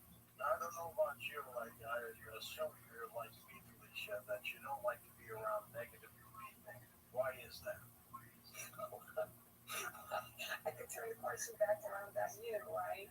I mean, think about it. When we're around negative people, you have to work harder at staying positive or optimistic, right? Because we can get sucked into that pessimistic worldview that, everything's going the heck in a handbasket kind of thing. They bring you down, don't they? Yeah, and you can feel it, right? Energetically, you can feel their energy, and it's not fun to be around that. Was there a moment in your life that things clicked for you and you realize this is really working? Yeah, I don't know if there was like an exact moment, but I was able to look back, right? That I found these principles at a really dark time in my life that, I was struggling and I was young, I was 22, and, a number of different things had happened that just really caused me to just view life as, very pessimistic, had very little hope, just saw this dark tunnel of doom and gloom and thinking, oh my God, is this all there is? And I was really struggling with hope and just feeling really defeated at a very young age. And this was about the time that somebody introduced me to, the world of personal development. And I had no idea that world existed, and took me to my first seminar, my first workshop. And I heard things that I'd never heard before. First of all, I heard that I was actually created, that you, me, all of us are meant to live a life of thriving, that we are meant to thrive in life. And then I heard that I was worthy of a thriving life, and that I could change my life by changing the way I thought about my life, changing the way I thought about myself and what was possible. And there was something in me that thought, you know what, this might actually be true. I mean, there was a very skeptical part of me, but there was a part of me that was desperate, and desperate enough to maybe even just experiment with it, right? What did I have to lose? And I began to study, and I began to apply, and I don't know that it was like one moment where, oh my gosh, this really works, but more of a progressing, things got better, got married, really great relationship, and work that I loved, good friends. I mean, everything just turned around. And it was just one of those moments when I looked back and saw where I was and where I had progressed to, and connected the dots, that really the only thing that changed was I changed. I changed how I saw myself. I changed what I believed was possible. I changed how I viewed the world. And I saw how that change really did create a change in me, and then a change in my life. So it was more of a reflection back than so much like a single moment. And I've just kept going. It's been 42, 43 years now. And I just keep going with it because my life just keeps getting better. We're going to come back in just a moment with Felicia searching author of Do Weirder Things. As we talk about the law of attraction, I want to get into manifesting when we come back in a moment. The website is linked up at coasttocoastam.com. We'll take calls with her next hour here on Coast to Coast AM as well. Maybe you used the law of attraction. Share that story as well. Get daily show updates right to your inbox. The Coast's own newsletter. Sign up today at coasttocoastam.com.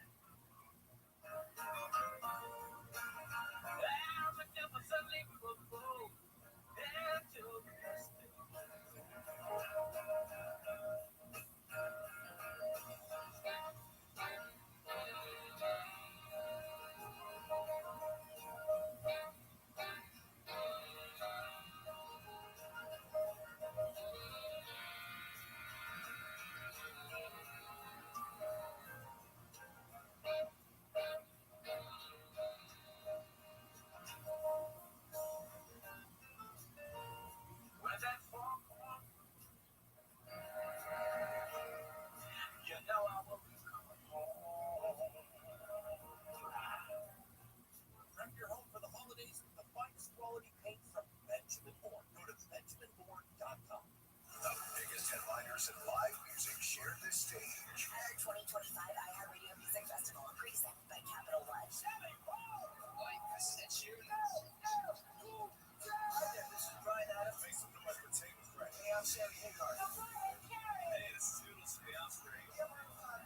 Hey, this is John Brody. It's your girl, Glorilla. iHeartRadio Music Festival. Get ready to relive the once-in-a-lifetime moments, starting October 2nd, only on Hulu.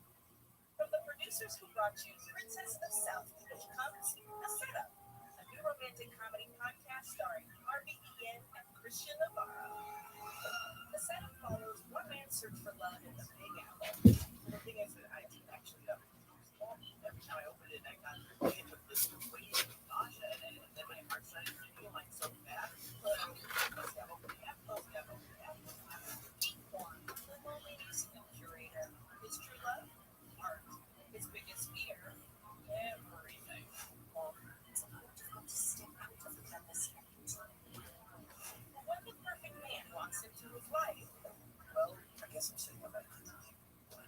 Yeah, that's right. well, I know, I think so.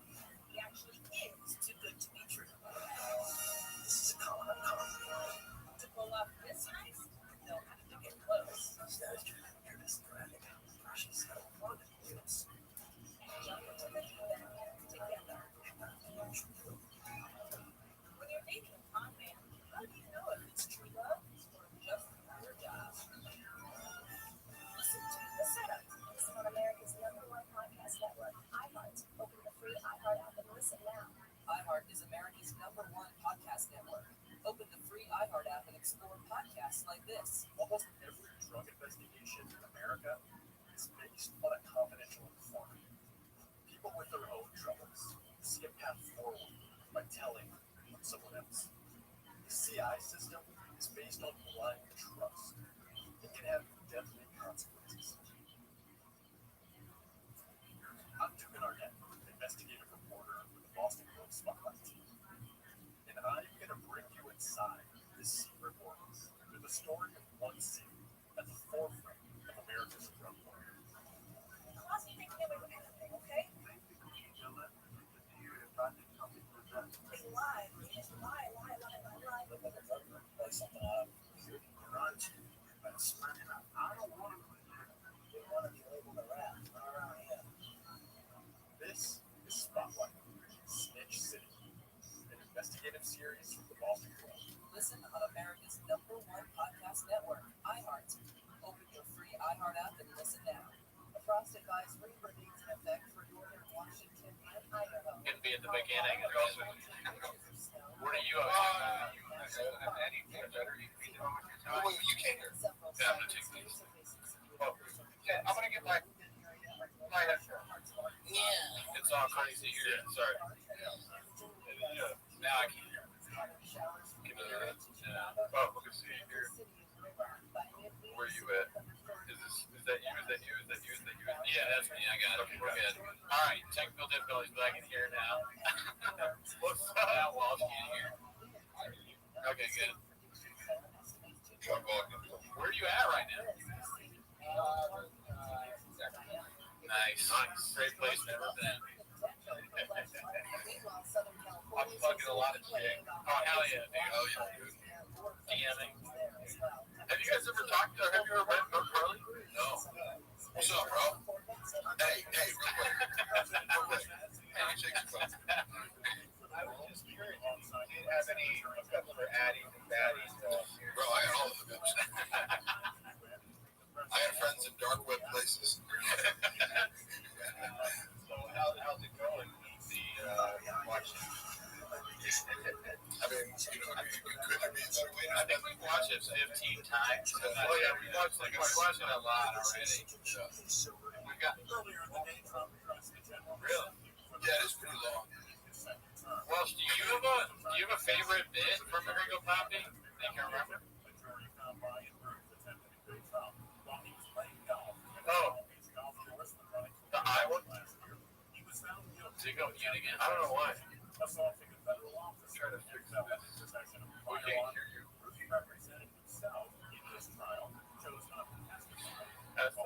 you just muted again. You think Bob is so Can you hear us? when I was working with him, like, Brendan was on so many substances every day. He was like a business owner. It's like, he's drunk, he's on he's fucking Adderall, he's fucking nicotine. It was like,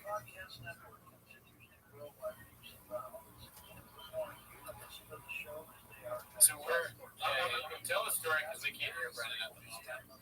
oh, We're trying to fix the audio. can I tell the story of what Brendan became drug addict? Yeah. It wouldn't surprise me if he got off of drugs. I don't think he's somebody who would necessarily misrepresent that because it was all pretty out in the open what he was doing. Yeah. Now we can hear Wash. Sorry. So what was your favorite bit from Ringo Poppy? I think I like when he makes his eye go like this.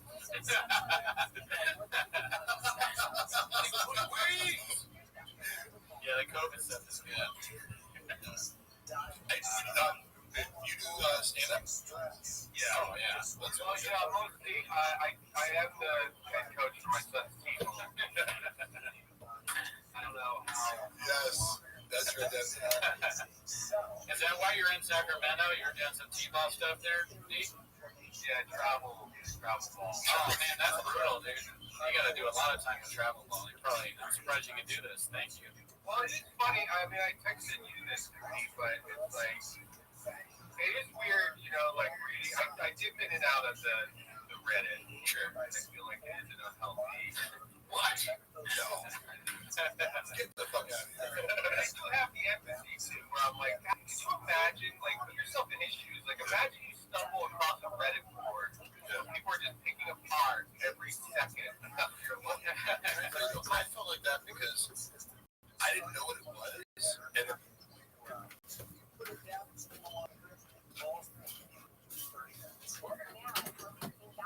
The stem cell wellness kit from Dr. Belay protects your body's stem cells and will make you better faster. The stem cell wellness kit with Youngers and the Baby Stem is only available at healthylooking.com or toll free at 800-563-3980. That's 800-563-3980. Don't forget to enter promo code George for free shipping. Order now to get your free gift. Mental clarity, natural support for mental sharpness. The Stem Cell Wellness Kit at healthylooking.com.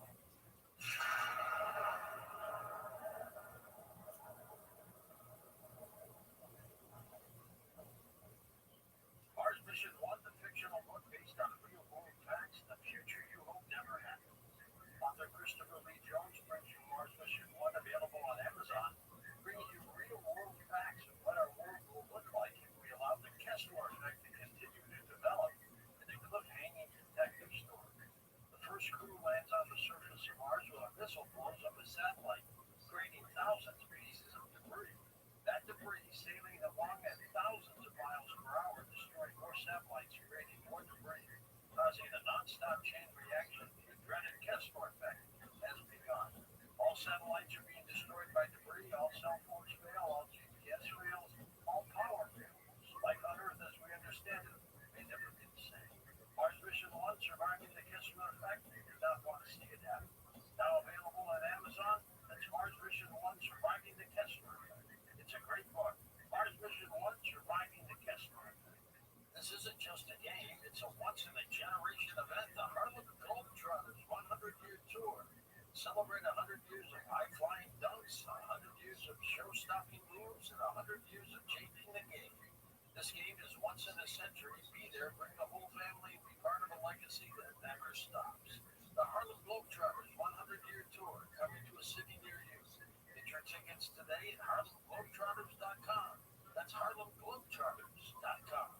Rising debt, stock market swings, and global shocks can affect your retirement. But even in this economy, there's still opportunity. Protect your retirement with a secure, tax-advantaged gold IRA. Instead of leaving a 401k or IRA at the mercy of markets, hold physical gold or silver. Real protection for your future. And Noble Gold makes it simple. Visit noblegoldinvestments.com and chat with a specialist. The conversation is free, and the peace of mind is priceless. Noblegoldinvestments.com. Past performance may not be indicative of future results. Investing in precious metals involves risk. Consult your financial advisor before making investment decisions.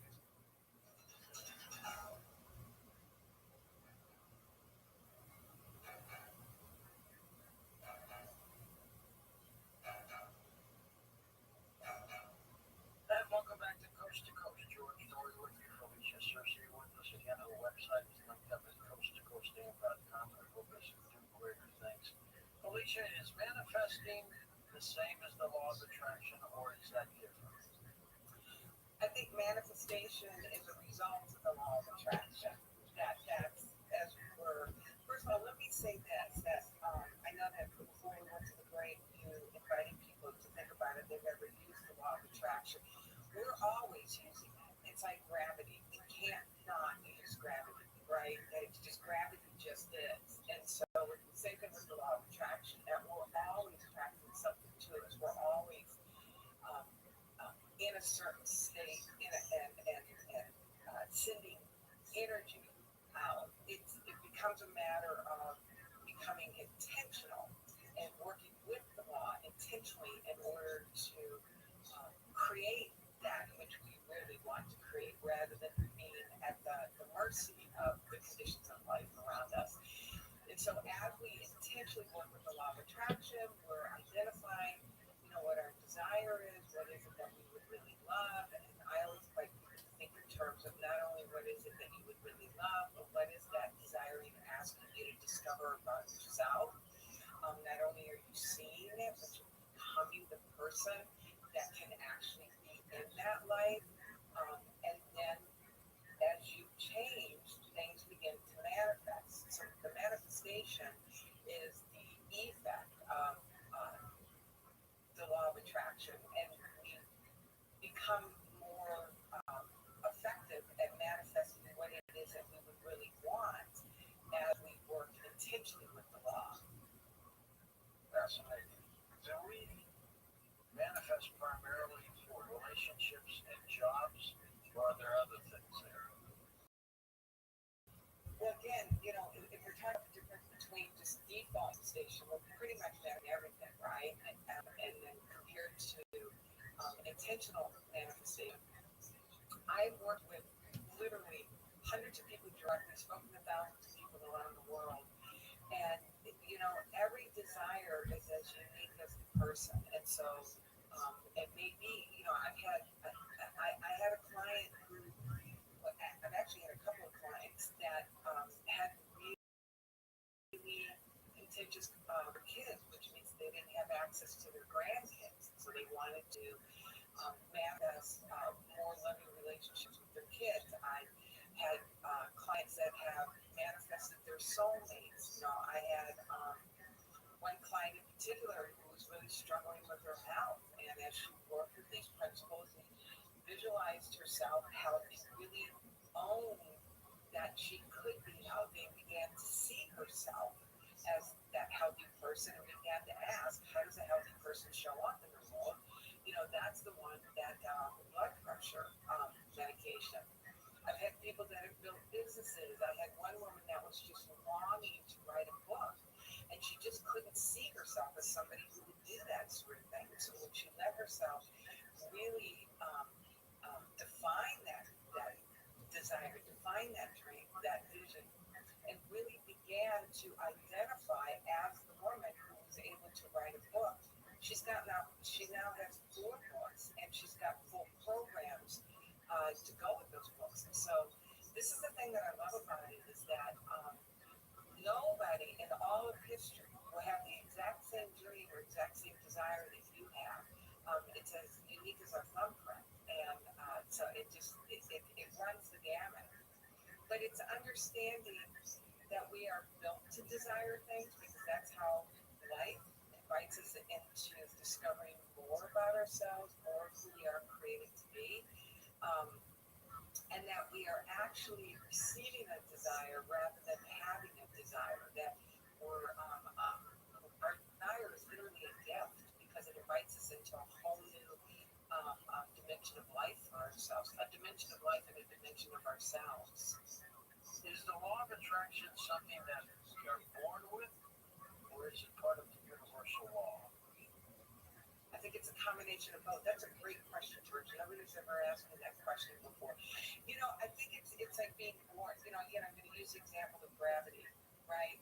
That gravity is a universal law. Gravity just is, and we can't tell gravity, look, I got a big grand piano on the 10th floor that I want to get down to the first floor. So suspend for just a few minutes so I can put push it out the window that we'll just slow down, right? We can't suspend the laws of gravity. We're born into the laws of gravity. And as an infant, we don't understand the laws of gravity, but they're still working, which is why we put baby gates up in front of stairs, right? Because the law of gravity is still going to function, whether you want an 18-month-old to, have an accident going down a set of stairs or not. The law of attraction, again, which is the secondary law, the primary law is the law of vibration, is the same thing. We're born into it, right? And as infants, and quite frankly, most adults don't really understand that this law is active. It's still working, whether we're aware of it or not.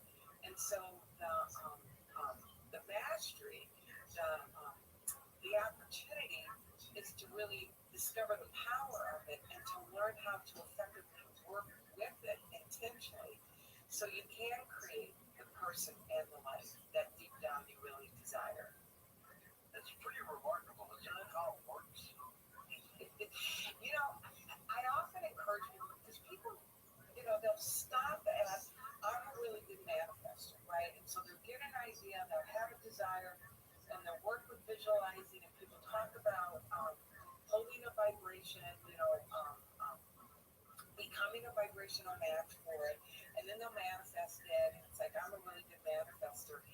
And the thing that I really invite people to do is to step back and just be in awe of, number one, that we have this capacity to desire something more, and then we've been given by some universal intelligence, right, whatever name you want to give this higher creative force in our lives, an actual system that we can learn and then apply to intentionally work with this energy, work with these laws to create something. So Napoleon Hill, who wrote the book Think and Grow Rich, talks about the power of our imagination, which is the most miraculous, powerful, inconceivable force that the world has ever known, and that we're infants. We are infants and beginning to understand the power of our imagination and to realize this gift that we've been given, to be able to see images, to consciously choose those images,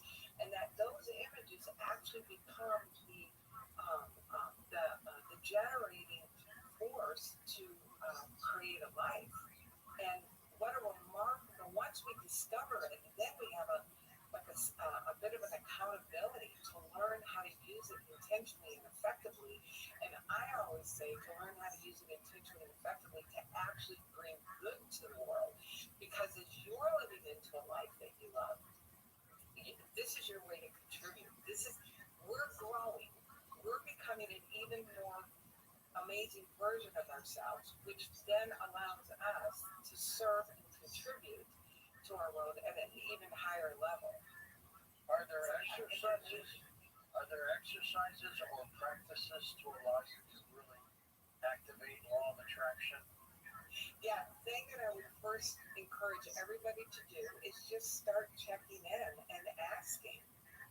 To start working with the most powerful question that we can work with, and it can be one of the most difficult questions to ask, which is, what would I really love? What would I love?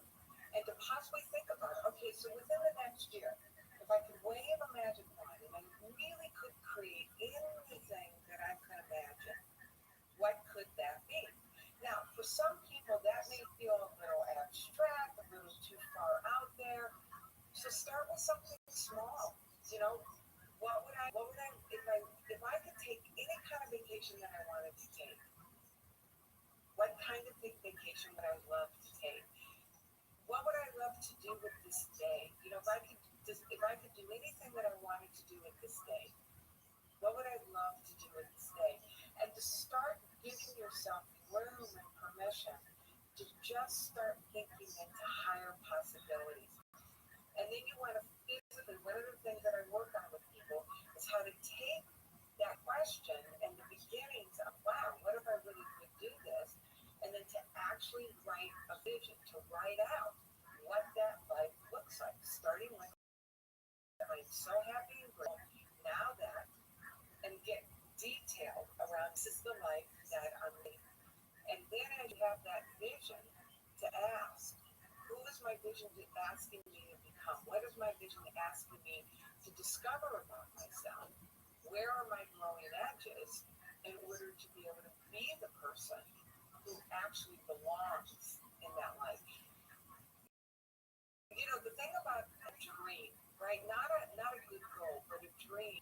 A dream is bigger than anything that you've ever done before. A dream is beyond what you've known for yourself. And so there's a part of you that's going to believe it, there's a part of you that's going to doubt it.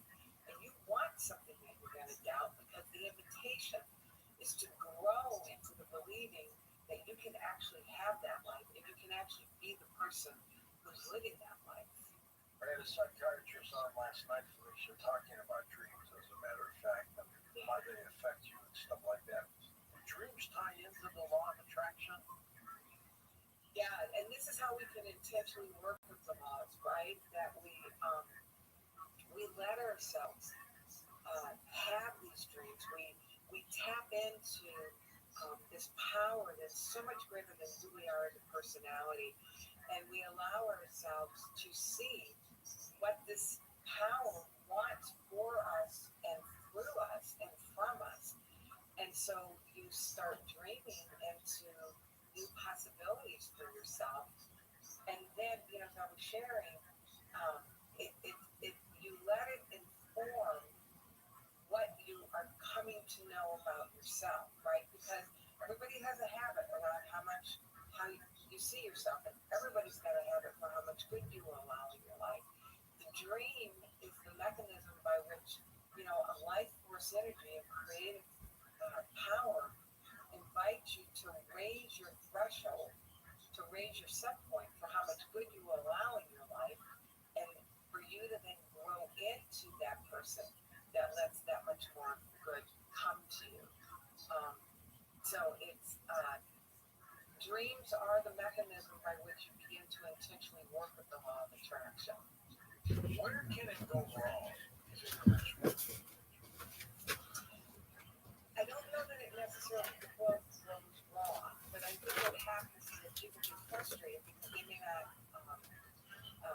receive The first time I ever appeared on TVK, barely knowing Brendan or his history or the Reddit or anything, all of a sudden the next day I appear and I'm like, they bring me out as like a guy to talk about lifting weights and anabolics and dieting and stuff. So I'm like giving what I would consider benign advice to people, and then the next day, like, I'm being bombarded with like, you fucking ugly loser, you're the worst act. Like, at that time I only had like acting reels on my YouTube, and it was like thousands of comments like, you're the worst fucking actor. I'm like, what the fuck is this? What did I do to these people? You know, and having no concept. And then Brent was also like, did you get a bunch of hate? I just want to let you know. So I'm like, I immediately dismissed the entire Reddit as being crazy people. But then you have to, so it's like, oh, okay, yeah, they're just lunatics. But then you can go back and go, well, Brendan has been, you know, a public narcissist who, like, compulsively lies on air for like a decade before this. So there's a reason for it, you know, because he repeatedly makes these mistakes, even just, you know, pronouncing words. He's a lolcow, like, but yes, it would be scary. However, if I was him, like, my best advice would be like, if you could go back and have you lean the fuck into it. Like, own the community or participate, or if it bothers you deeply, pretend like it doesn't. Otherwise, it's going to get bigger and eat your life. You know? Well, I'm just curious how he does process all of this. Yeah. Yeah. He's aware of it. I mean, it's just everything in his go-to coping mechanism is anyone who's criticizing me is coming from a place of jealousy, which dismisses any criticism as legitimate because you're going, I'm superior to you over 100,000 people. Yeah. And honestly, it's illogical. That's what winds up sucking me back in. It's like, you know, where I'm like, you know, I have better things to do with my time. I can't fucking do this shit anymore. And then, you know, I'll step away for, you know, a month or two or three, and it'll just, you know, know, it'll just be one of those things. Like late at night, I'm fucking, you know, everybody's in bed, goes for sleep. My girl, that's the thing too. You know, my name's Brendan. I'm a failed comedian. I'm a failed podcaster.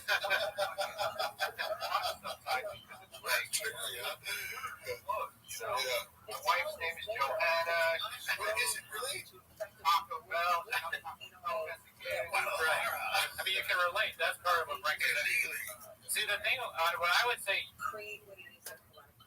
you asked, like, how tough is it to be in Brendan's shoes? But if you're in Brendan's shoes, your feet are going to be wet, remember? He drinks out of his shoes, so you can't do that.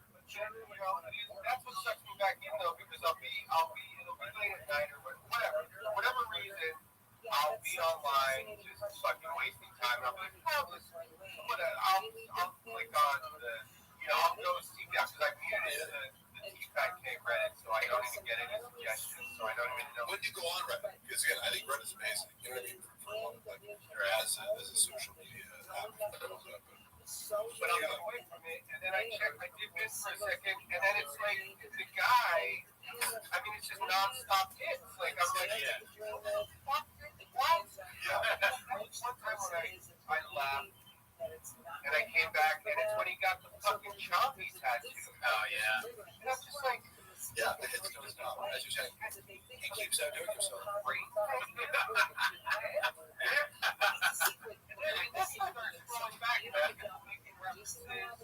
Oh shit, where I'm like, well, wait, what does that even mean? Yeah, right. I remember finding out Best Brains for the Arts. Oh, fuck, yeah. The clip was him attempting to discredit a group of black MMA commentators. Yeah. And you're just like, oh my god, you're like openly racist. Yeah, that was just legitimately a racist thing to say. Yeah. It made no sense. And it didn't make sense. I didn't know where Best Brains came from. Yeah, it was like, come on, these aren't the best brains. You could do like a black panel. Yeah, it was like Cormier and somebody else is like, we get what you're doing. We get it. Yeah, it's all black. We get it. You're trying to do like the diversity hire thing. And it was just like, do you hear the words that are coming out of your mouth? Like, I mean, he said, we were laughing about this today. Well, she said, I just saw that movie 15 Years a Slave. And we hadn't heard that before. So like, God damn, dude. but Chop is legitimately racist. Oh, for Like, sure. knowing him privately, I'm not going to say like the exact ways in which I feel comfortable saying. I don't believe it. Yeah, no way. What is the psychopathy guy? I've seen various shades of racism expressed, like, depending on the circumstance. If we're completely alone and there's no one around, he's going to express racism in a certain way and more subtly in other ways. It kind of slips out, you know, even when he's on fucking camera and he knows everyone's watching him, he still can't help but be racist. But there's some sort of, I mean, you know, sympathy to racists, right? But, like, I always feel like, and I'm like, were you raised this way? Like, is your dad racist? Because again, empathy towards people.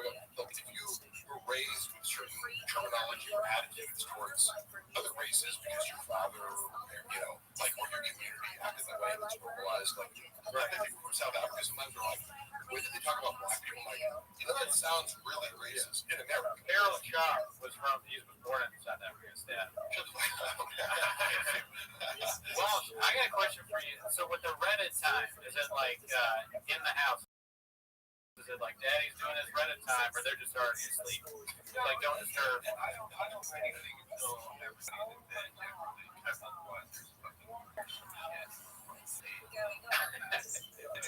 But it does get, I mean, I haven't been this bad in a while, but there was a period of time when I did have to step away, when it was literally the first thing I would look at.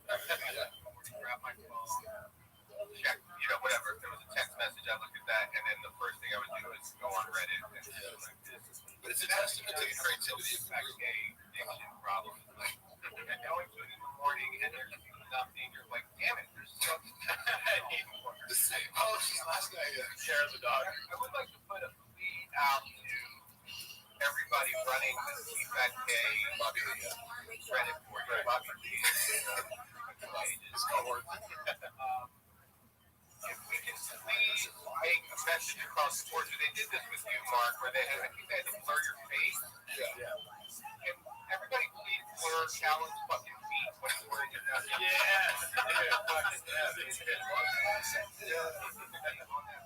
redneck cocksucker sitting Indian style, goddamn flip-flop. Yeah. Indian sounds hilarious. Offensive visual. Yeah. What a great call. And he's like, it's not even covered with the floor. Big gay lion.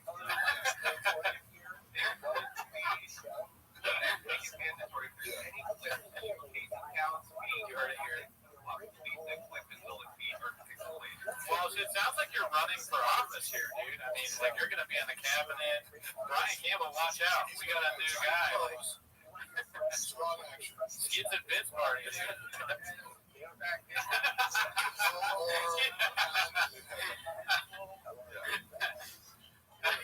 There is no black T-Fat K or white T-Fat K. There is no T-Fat K. Everything about it is, I mean, I have a pretty loose grip on reality. And it really does kind of fuck with my reality, where I'm like, I can't even understand how it's real. I don't understand how, like I said, you know, like my podcast shit, all of us here are less successful than Sean. Yeah, dude. Is that true? No, dude, I'm very, have you seen my Ferrari, bro? I think I'm very right.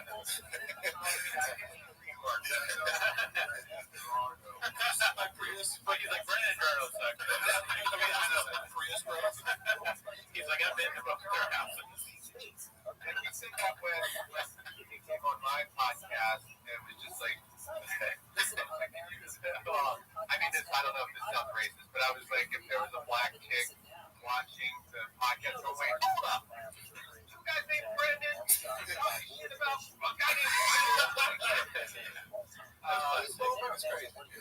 but the whole, this really does baffle me, like, how, because it's like, okay, you know, people shit on their, because I guess, you know, they used to get hundreds of thousands of listeners. So, yeah. I remember it was like looking back, it was, the average was like 250 cans. So I don't know. There was a lot. But Those are bone zone numbers right there. but the people will be shitting on it, and like, you know, oh, it only has like 30,000 listeners. But, or viewers, or whatever the counts are. That's so huge. But even that is hard for me. I'm like, it really is confused. Like, who, what? I'm just like, fans of this show. Getting, like, and it's just from a fascination standpoint. I mean, that's where all of my interest in this is. Like, I don't even revel in, like, you know, mocking him, or I don't take any pleasure in you know, his failures or whatever. I mean, it's truly like a Jane Goodall style. I'm just completely fascinated with it, and I can't wrap my head around the fact that any of it is real on any level. Like, you know, and I do vacillate from thinking, like, you know, I mean, I can't give him this much credit, but I mean, because I do try to look at the, you know, positive. I don't know. I want life to be nice and amazing. Yeah. So I'll think, like, this is maybe he's some kind of a genius. Like, maybe this is a true, like, next level Andy Kaufman thing going on. Wouldn't that be great? That's the only acceptable explanation, even though I know that it's not true. Yeah. Right. But that would be amazing. What if it is? He mask off Tagliacci. We talked about this before, but I think it's fascinating too. I think it's something that, like, it's evergreen and keeps going because he has all these hits, like you said, and he is fascinating in a moronic way. Either way, yeah. I mean, it's like every time, and I don't check in on it every day. Now, one of the funniest things he said recently was that I have two symbols, which is like so ridiculous. I was like, it's like, it's like the it's like a so that's probably what you're thinking of. That was his 1 minute.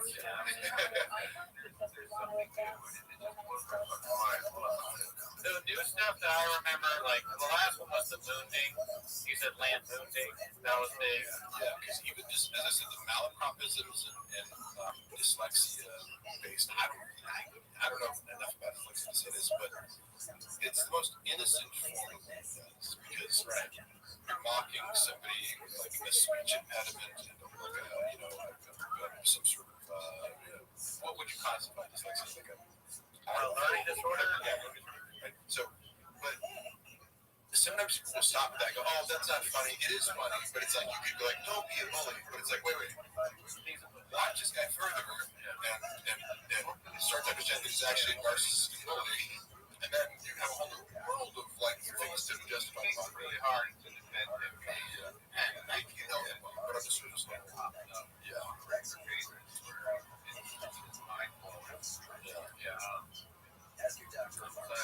And what else has he done recently? We got a poll in the chat, and I just wanted to check in on the viewers. And I asked him because Walsh was talking about the hair of the dog changing in the morning. How long do you spend on Chang's? And the winner is 8 inches. Of course, classic. The Reddit board. It's another thing that blows my fucking mind. Because like when he sees if he is in fact looking at this, right? I feel like if he is any level of a human being, he would have to. Like this, if this was happening to me, I would just have to stop. Like, you just make like it doesn't exist. I don't know how else you can cope with it. But if he is checking in on it, because like one of the clips up top here is him shoving those fucking nicotine pouches down the cushion of his chair. And that's the thing, is like anytime you try to find a shred of humanity in this guy and have some kind of empathy, all you have to do is open up the Reddit board, and within 2 seconds you're like, never mind. It's just like that. Because it's a basic feedback mechanism. If you had even 100 people in a subreddit commenting on the things you did, I would be curious enough to go like, is what they're saying true? Like, should I be ashamed of things like, people will make fun of me for saying like, which I do. Not enough for me to really try consciously to expunge the word like as an album from my book. But it makes me self-conscious. It makes me think about, should I try, but there's none of that. Because he is very scared. He does not listen to subreddit because criticism is very threatening to people of this personality. So he obviously was raised in a certain way. I have some insight that I thought was interesting. If you want to hear so, yeah. One story sticks in my mind that I think you could extrapolate a lot from, and he tells the story because he has these like moments of like vulnerability, and he's telling a story that seems genuine and sympathetic. You couldn't make up the details. Like, it's not. When he's telling a story where he's the hero of the story, it's less likely to be true. But sometimes he'll tell a story where he's the victim, where you go like, it's embarrassing enough where I can tell there's real pain there. And one of the stories was, as a kid, you know the story? No, I'm just laughing because it's embarrassing enough that there's real pain in me laugh because I'm a bad person. I'm a bad person. I'm just laughing. No, and I'll be like, I'm trying to describe it. It's like you, by the way. People think I have animosity towards like, and it's like, no, he owes me money and he's trying to scare me, and I like keep that warfare kind of private. I can also look at it objectively. Oh yeah, Walsh. By the way, if you ever need a lawyer, we had Mark's lawyer on earlier. I know you're Frank Cup. He might rival Frank Cup though. This guy Rob, what's his name? Rob Pebble. Rob Pebble. It sounds basic. It doesn't sound Rob. I'm like, oh, He would have like a crazy thing. Sean has no fucking idea. His name is Danny San Francisco. Sean is banking it, like, because I did a settlement conference that went totally sideways because they were like, oh, here's like, on paper you're owed $150,000. We'll offer you $2.5K. I was like, suck my fucking dick, bitch. Like, but my lawyer wasn't there. So they think I'm like, I don't have a lawyer. And I heard, like, basically what the defense is going to be because I heard the lawyers regurgitate what Brendan told them. I'm like, oh my God, like, you have no idea. You can't back up anything you're saying here. But go ahead, believe that. I'm sorry, I derailed you. Yeah, the story I was going to say is, as a child, let's say he was between 10 and 13 or something, he starts off by saying, I used to love strawberry ice cream. And if there's a gallon of Neapolitan ice cream, I would dig out all the strawberry ice cream. So, fresh, like, I hate to say this, but I'm familiar with this.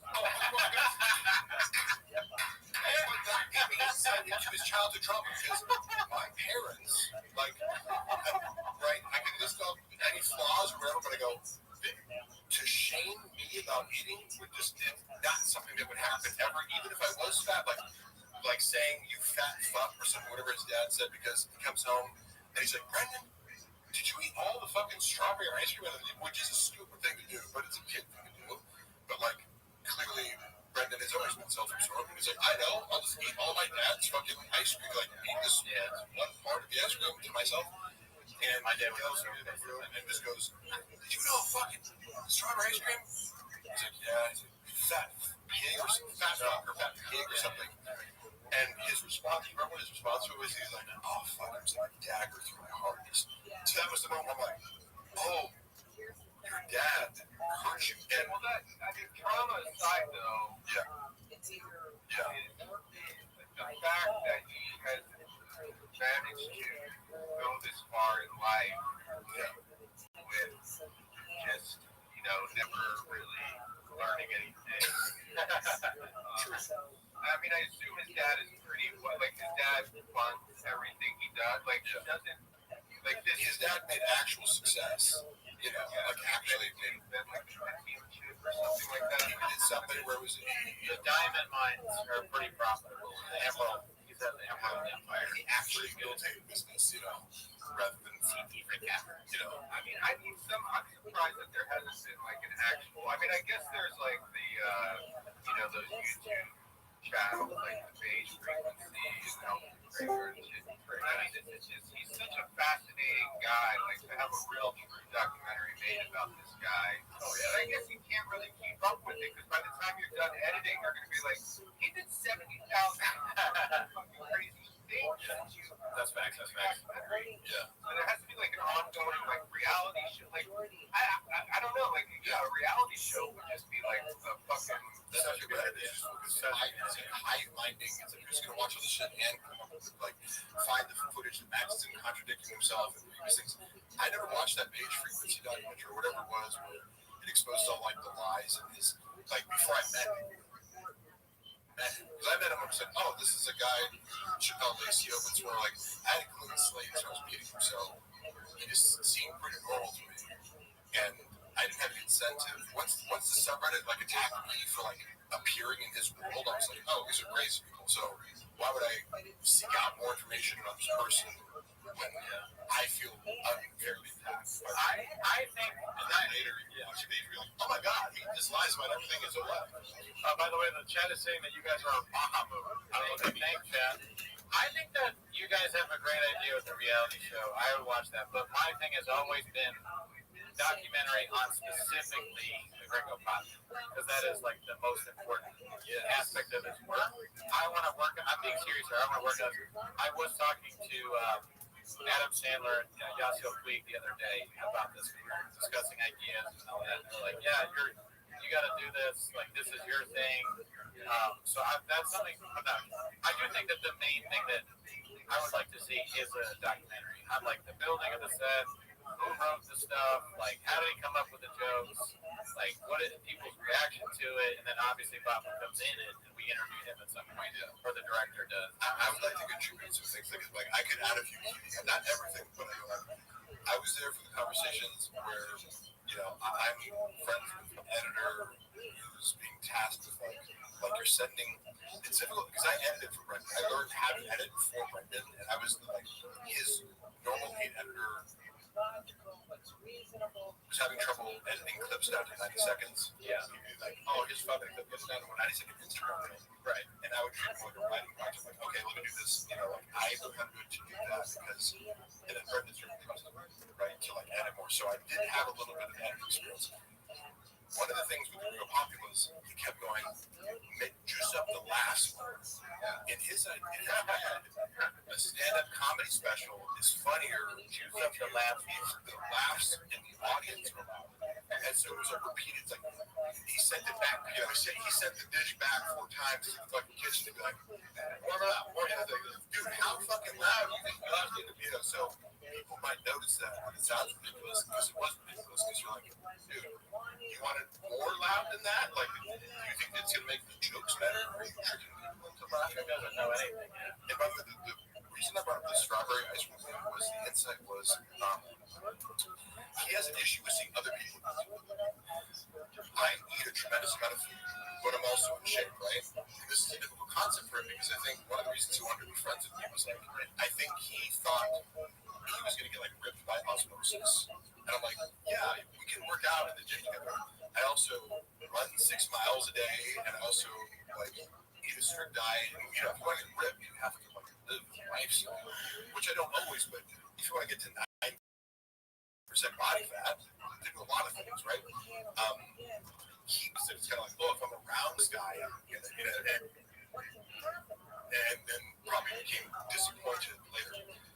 He has a very strange relationship with food in that, like, he hates when other people are eating around him and he can't be eating because he publicly presents a facade that he's on a carnivore diet or he's on this diet, which means if he's around other people, he has to keep pretending that he's on carnivore or he's not eating or he's doing this.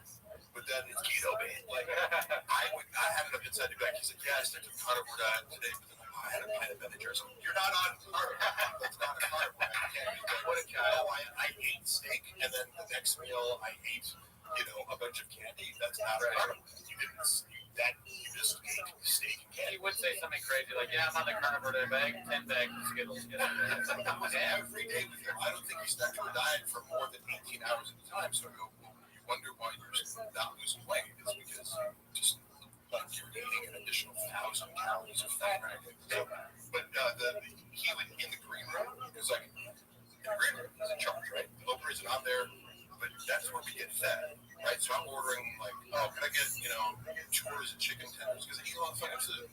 And if it's Saturday, yeah, I ain't good all week. I'm gonna have some fucking chocolate cake or something because it's free at the Improv. He hated it. Like, Jesus Christ, Mark. Like, do you think you can shame me for eating a lot? Like, I fucking that's how that works. But it's like, see your joy. Yeah, I would rather be eating the cake myself and have no shame. You have shame. Yeah, and that's your problem. But I see you trying to shame me the same way your dad shamed you. And this is part of a body dysmorphia or eating disorder complex that you have that it becomes very transparent because he has this like contempt, for other people eating around him. And the multiple stories that seem like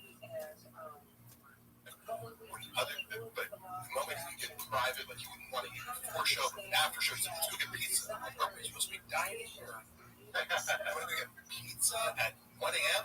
Like, he's like Chuck E. Cheese. Chuck E. Cheese. His relationship with food. They have a cat now. And I get a quick question here. Do you think he would put his narcissism? Would he give if somebody did present him with making a weekly reality show with him, would his narcissism outweigh his?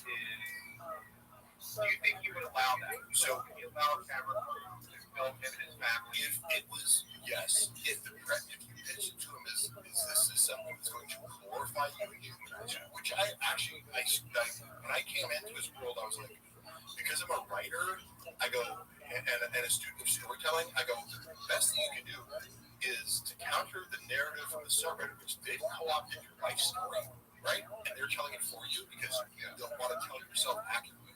You don't want to talk about your UFC shit on stage. You don't want to talk about you haven't written your narrative. You need to write a book or do something where it's like, I am Brendan Schaub and I'm XYZ. You're not doing that well enough, so other people are doing it for you in a very negative way. So my first recommendation to him was like, you need to reassert your own narrative. Hire a ghostwriter, hire me, hire whatever. But what you're not doing, like from a publicist standpoint, is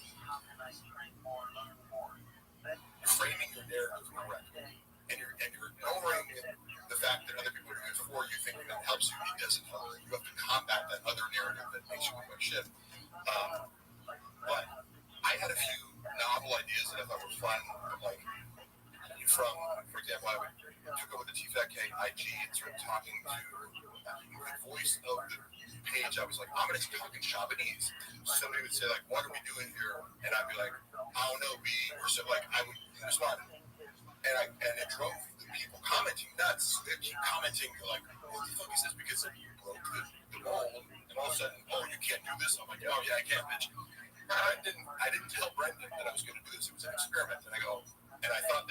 see, like, hey, you see how I 10x the engagement by, like, co-opting the Reddit speak, and then it also blunts the force of, like, the haters come to the page and they plant their seed by going dicey, and then everyone starts talking that way. All of a sudden, the fans and haters can't be distinguished. He immediately gets uncomfortable. When he's the butt of the joke, any perceivable way, he was really scared of them. I started editing, because their page too, like, they're just leaking followers. So let me change something up. I started editing the clips in a way where, like, I'd have these, like, weird zoom-ins and kind of like a little bit different editing style for the clips, because it's just normal. Sure, with Brian and Brendan, because of their egomania, like, and self-absorption, like, no, like, we're funny on our own. They didn't, it's like, hey, guess what? Like, I study comedy too, bitch. Like, you're not the only person in the world who has ideas about comedy. They always thought they were like, hey, they teach about comedy. I'm like, okay, I've been a screenwriter for 20 years. Go ahead. Like, any idea, this put them at the butt of the joke, because the clips, by zooming in on certain things, Brendan would say, it was like stuttering or something like that. It was fun, but it hit the butt of the joke rather than, like, oh, we're telling a story. But, like, you could do something like that, and I'd be like, I'd edit it in such a way that zoomed in. So you were editing that to show that? And they hated it. And I have a couple examples of what I did that I can show, like, there's probably still up there. They were like, they also, again, I was saying Brendan and Rob. Okay. And the creative director at the time, because creative director. No, this guy, he's actually very talented and quit. Right. He quit, and I heard the conversation. I was the only person in the studio, and the next day Brendan goes, I had to fire this guy. And I'm like, you didn't fire him, he quit. He told you that you were the worst boss he ever had. Like, I was there, I heard the phone call. Like, how are you instantly turning this into something that's the complete opposite of what happened? But he had to explain to Brendan, because he tells me, he's like, Brendan's, like, upset about the reels, the way you're editing them. Yeah, he doesn't understand that, like, you're open to feedback and just trying things, and that this is a style, like an artistic style that you're experimenting with. And Brendan thought that I was, like, going to be too sensitive to. I'm like, I can edit it. This is harder to do. So, like, go ahead and edit it the easy way. Sure, I can do 3 normal shade reels, but these ones are getting more engagement because it's weirder and more kind of, like, watchable, and, but they hate anything that makes them the butt of the joke. So any novel idea I had, like you're proposing, like a reality show. Well, yeah, if the reality show, if he knew that it would end up being something that was reliant on his stupidity and errors being a source of comedy, rather than him being just a funny person who's telling funny stories, like, and roasting other people, like, and it was like, watch Sean roast his kids and his family and his loved ones, and, like, he's the only normal sane person, in the household. That's his style. Everyone around me is stupid and incompetent, and I'm just a normal cool guy enduring all the idiots around me. That's how he perceives, like, his role in his comedy universe. The moment Brendan's the butt of it, as a bumble retard, he's out. He would not even, entertain it any facet. So you just gotta trick him into it. Well, right. So we gotta figure out a way to trick him into this. Yeah, you have to do a long form and edit all ones. Well, again, he's got to be trying to so detach from reality. I don't know if his wife would point out that, like, because I don't think you have to have an angle of, like, making fun. I think you just present reality, and it's like, he wouldn't necessarily be aware. Yeah, okay. It wasn't overt. You could make it seem to him like it was right, and but it would read as funny. Okay, I got an idea. Here's I gotta leave. Okay, sure. I just one question. How much does Alan get paid for being on the? My understanding from Brendan, which can take talk, but also it sounds reasonable, is that because Brendan takes a fluctuating percentage based on, like, chief that keeping around the Thickwood Studios and kind of taking care of the ads. Callan shows up, does his job, he gets $25K. That's my understanding. $25K a month. None of this makes sense. Yeah. I go, how do you have a podcast of $40,000 where the split is, it's like $1 per listener? I don't know. I don't know how they get that much money. I mean, Harold has paid Brian that money straight to the bank account from there. Yeah, and then it could be Brendan. It could be Ted or Brendan. I don't know. Brendan Walsh, I just want to let you know, somebody has posted Jersey the Real Dog on the Fighter in the Fifth subreddit. Request blur all future posts of Brian's feet. It's company policy to respect the victims. Cheese. Waves. I hope people stick to that. Yeah. Well, me, we're gonna do Windy City Heat with Brendan Chandler, okay? That's our next visit plan. All right, love you. Nice meeting you, Pete. Nice meeting you. Thanks, bro. All right. See you, Brendan. Wow, Brendan Walsh, world record pod. Check it out. Let's switch.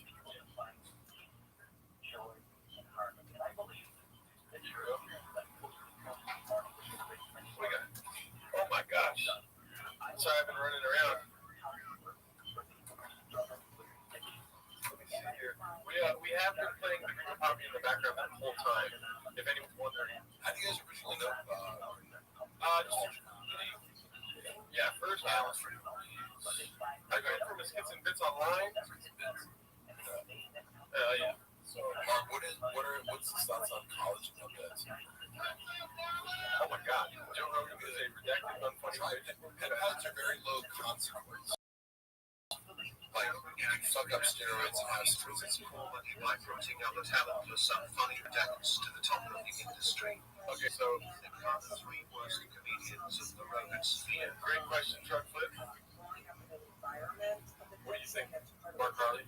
I was going to let you guys go first because Okay. I feel more comfortable shitting at comedians after actual comedians shitting at Okay, three worst comedians in the Rogan conspiracy question. Tony Hinchcliffe, Bert Kreischer, who's the third? David Lucas. Oh, there you go. So easy. That's what I'm going. Oh, sorry. I mean, No, I'm just kidding. I'm glad you said that.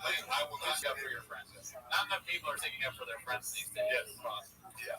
I genuinely love David Lucas. We work out together. Like, he's just always been a cool guy to me. So, You guys play video games? how many Patreon subscribers would you suppose to have right now? You know, that's funny. So unique, as most people send me unique shit, and then he starts popping up in my algorithm. So I see a lot of stuff from Unique's channel, who I have an odd kinship for, or like an affinity for. He will say, "Oh, these posts are getting 60 likes, therefore it must be 60 subscribers." And I'm like, the 60 likes are probably out of like 200, 300 something. It's a fraction, you know. Yeah. I would assume 500 max. Yeah. Right? Yeah, let me see here. Let's do a quick study. It wouldn't shock me if there was 500 subscribers. So it was like, okay, if you get, let's say you get 50K monthly viewers, you know, that's 1 out of 100. I mean, look how strong you are. You got 438 viewers with 342 likes, dude. What the fuck? As soon as that David Lucas works out, David Lucas is actually very strong. Yes. You'd be surprised, but he will twist your neck off. Walksboss has a lot of stuff to say. Walksboss, first of all, let's put all your comments into one comment next time, yeah? And shop farting loudly during the business meeting really ruined the sale of Tiger Things. I've never heard that before. But it's when you can say shit like, I go, I wouldn't put it past him. Yeah. You know, how could you, like, Is he a gassy guy? not particularly, but like, it's one of these things where it's, like, you can see him doing it because he lacks self-awareness and self-consciousness. Yeah. He would rip someone else for farting and then turn around and fart tomorrow. It's like, he just has no principles, where it's like, Yeah. the same rules apply to me and you. So you're disgusting for eating, but I'm not disgusting for you. So you're mixing like shame and projection. Yeah. I'm gonna make this. I think more tan. Do you naturally tan? I go to tanning beds and I also run it like if I hate to admit it, but it's like I look for my conditions that I usually get. It's like if you're looking for I get like the bodybuilder, this kind of it's like I've gone along with kids without tanning. It's just like when an audition comes up, they typically for the roles that I get, it's better to be tan. So either if I'm not tan for running outside, I go to tan. Like I was there, but I love donuts. Oh, what's that? The shocks. Wait. When he talked about his mom and getting the vaccine because she likes donuts. Oh,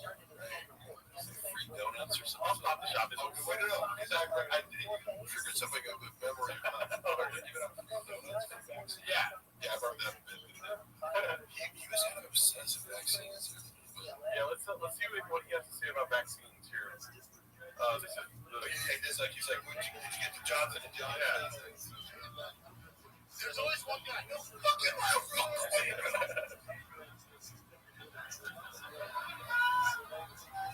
It's like, that's you. Touching this fucking. It's funny because he's outwardly he pretended like he was not anti-vax. Yeah. He actually was very anti-vax. Oh wow, yeah. And I'm agnostic by like I got the vaccine just because Luana was paranoid about it. Yeah. But I'm like, I don't give a fuck either way. But it was funny watching somebody have this, cognitive dissonance of like you feel like you have to tell people that you're not like against vaccines, but then every time you're low and you're like, look at that scene. Yeah.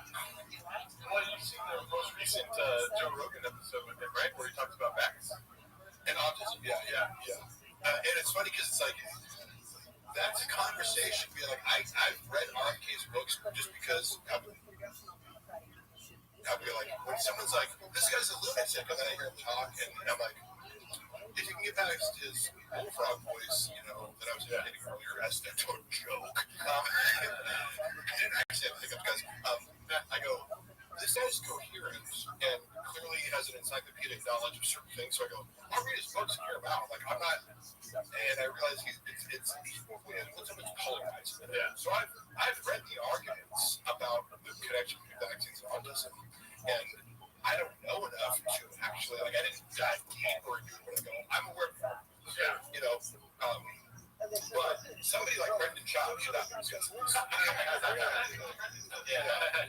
That's not your place to discuss. Thank you for having me on the fighter and the giving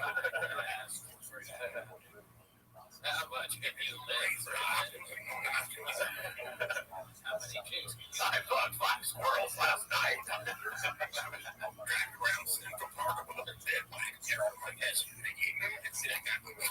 at night we fuck each other. I got a vaccine. RFK could not bother me.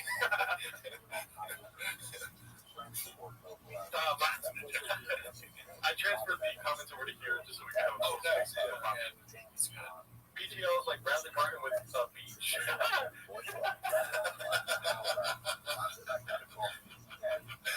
Oh man, Bradley Martin. It was funny. People know about Bradley Martin and Brendan Schaub's dynamic. What's their dynamic? I know that he won money. Yeah, it was just funny because when they first started talking, it was like I got to witness them first hanging out, and it was always funny because like had I not been with Brendan, Bradley's so sensitive to like social status, he would have completely ignored me. Yeah, all he cares about is like, are you in your 20s and like a rising social media star that I can take advantage of? And he is only so it's like. Sees my gray hair and is like, next, like, he would have, like, I didn't fuck about you, but, like, I see you paying a lot of attention to Brendan Schaub, and then, like, by virtue of me being in his orbit, he's, like, would, like, acknowledge me. No, he was nice to me. Yeah, like, he was nice to me. And he gave me a ride at some point, like, I don't have any problem with Robert Martin, but their dynamic was funny because, like, outwardly they're like, oh, man, it was funny. This guy was like Spider-Man, like, it was the same person. Yeah. But then, Brendan would talk bad shit about him behind his back because, again, anyone who threatens him, he tells a story of like they were doing a podcast maybe, and something came up where he's like, there was like who's stronger between you two, and Brendan's version of the story was, or like Brendan's attempt to be diplomatic, right? Now, Bradley Martin's super strong. Like, he's not just a big dude. He can deadlift 700 pounds. He can bench 4 something. It's like he's strong. It's stronger than Brendan because that's what he does. Like, and you can just look at him and be like, yeah, okay, Brendan's strong, but like Bradley Martin's an actual power. Yeah. So Brendan tries to answer the question first. He goes, oh, I'm sure, like, he's trying to be like, you give me like a 2 bench, or I'm sure there's some lifts you give me. And Bradley's just like, what are you talking about? I'll beat you never. Yeah. What's true? What's true, right? Brendan was like, so taken aback with him. You can't tell me things that he's like one fucking egomaniac. I'm like, but he was just saying, yeah, we're trying to be like, oh yeah, I get you. It's like, but that's not true. We're trying to do literally every lift. Yeah. Like, have you seen me squat 6 plates? Can you do that?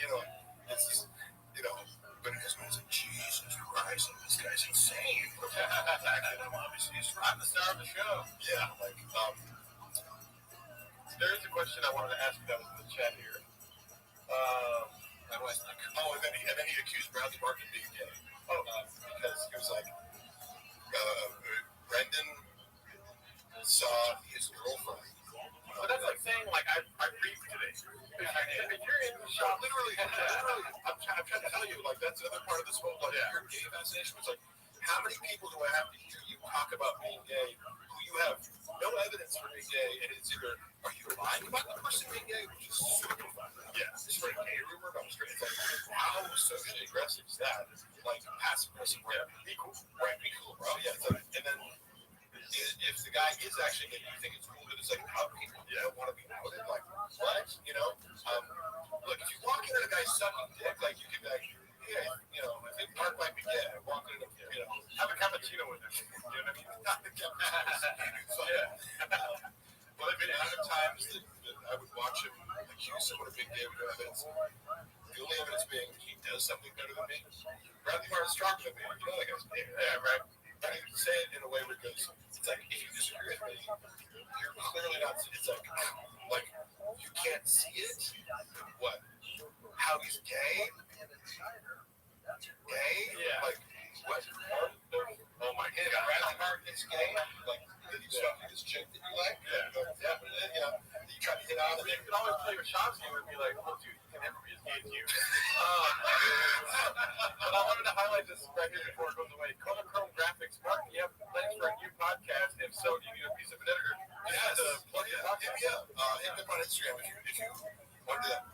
So me and Luana, as I mentioned before, we've been filming episodes of Hella Toxic, and basically we're like, I'm not going to release it without permission, but we're arguing over the source of like the comedy. I'm like, the fact that you're walking off and getting mad and we're fighting is the source. I'm like, that's what. So we're kind of arguing. We shot a bunch of stuff, but and empathy for Luana, which is she doesn't have experience podcasting, and I am a little bit impatient. Like I go, I could be more gentle. However, it's like as I'm setting everything up, and it's like hot outside, and turn up the AC. It's like how am I sitting there sweating buckets, and she's like getting pretty. I'm like, hey, you do like fucking.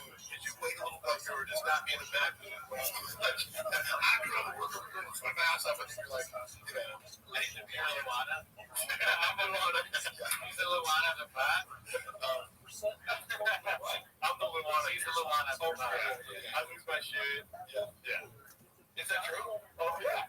Well, you got me in the setup and something like that? Yeah. All right. Yeah, I have this on camera where I'm like, and, you know, I'm annoying the fuck out of her, and then she, like, walks off, but I'm like, no, what? Like, now she's mad about it. She's like, it doesn't make me look good. I'm like, nobody cares whether you look good. Like, I don't look good. Yeah. None of us have ever looked good. But so I'm currently trying to convince her to release this footage. I'm like, no, that's like, people don't want to see two people getting along. Yeah. You know, swimming. It's like, hey, here's our like perfect fine relationship. I'm like, no, it's all hella toxic. I know. Like, and then you guys are just getting along and everything's working. That's why I'm like the joke that it came up with that she admitted. She was like, she even told me on camera, like she walked after, she said, so fucking thinking about the last episode every time. It's so stupid. I'm like, no, this is because you're doing what I predicted. Yeah, you're gonna let me use toxic. You know, I'm not what you're talking about. You should, in the intro, have you, like, lifting a car. That'd be great. That would be fucking hilarious. Yeah. Then like the intro theme song. Yeah. And then have her in the car, like, rolling her eyes, like, here we go again. Yeah. It's like, oh, my God. Meaty Fauci, Meaty Delta. Meaty Delta. You should. That sounds good. But yeah, check out Hella Toxic. It's on Mark Harley's YouTube channel. There's just one episode out right now. Like, okay. The real truth about it is that first episode, it's the fake first episode because we filmed the real first episode, and we spent too long talking about, like, we just seen this movie Sinners. Oh, yeah. And we're both bitching about how we didn't like it. And she's like, suddenly as we were about to get to a part where we planned, which we wanted to start narrative, and we were like reading, we kind of like read out messages from when we first met 10 years ago, like on OkCupid, which is in Germany. I was like, well, I want to make that part of like the serial narrative aspect of it is we're going to tell our story, but also it's like banter. As as I'm about to like pick up the line with the thing, she's like, "This is fucking sucks." Like, and she's like, "Well," I'm like, "Wait, come back." Wait, no, that was fine. She's like, "We're talking about sinners for 40 fucking minutes." I'm like, "It's okay." Like, It takes too much. right? Yeah, it's like trust me, people are like, "Wait, they spent a minute too long talking about her." Yeah, people are just listening to. If you think too much, you don't get great shit. Like Gringo Bob, he didn't put any fun into this. No, exactly. Put it on YouTube. I forget sometimes that I'm like, you have to practice that, you know, and like just the art of releasing your inner critic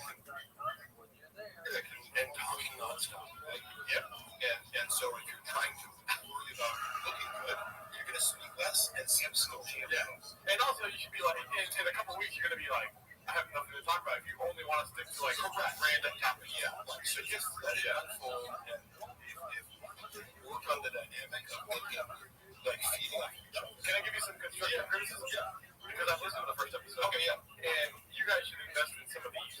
Oh, I felt it up before. I have this. Yeah. I wasn't connected. I didn't realize. I was like, oh, they weren't. It was like the camera. So then we reshot another one. I'm like, motherfucker, like I didn't even know how to work on it. But these are great. Okay, so we were wearing them. Yeah. And I was just like, someone's like, oh, the camera's picking up the audio. And I was like, no, it's not. We have them. And I'm like, oh shit. And that happened to me the first couple times I used it too. But it's super effective. And do you guys use a phone or do you use a camera? It's just a phone, but I just got a camera. Oh yeah, I was just running with it. I'm like, it looks good then. Yeah, even with the phone, it has a nice little hookup. But if you guys have good audio, I'm sure you guys are going to take off. Yeah. Well, my only point in doing this was like, we filmed the first episode on our 10th anniversary, so like, look, we can wait to like do the perfect fucking setup and everything, like, but that's gonna happen. Yeah. Now, like, they're like, okay, when we have $5,000 to do is go, put the camera up, put it in our fucking living room, and just let them one angle or whatever, because then it's also like, there's no editing where it's like to make you look good. This is just it. There's no editing, so you see the tension. Yeah. You know. Yeah. And it's deliberately lo-fi, which I think you can go look. Yeah. I hate when people like pretend like they're bigger than they are. It's like, oh, we need this whole podcast. It's like, we got 100 views. Why do you need to fucking have this whole official space? Yeah. As if that's the thing. No, be interesting first. Get a storage unit. Right, yeah. Somewhere to put your truck. Yeah, as I've always said, Brendan, it's like, Brendan, why wouldn't you just shoot everything in your fucking own garage? Like, you have the space to have the studio. Yeah. And, like, why wouldn't you just make that the thing? You can't wait for success to come to you. That's why we don't have a Rain sponsorship, but we have Rain out, as if we did. Yeah. Because one day Rain will find us. They're like, you guys are great. Love what you're doing.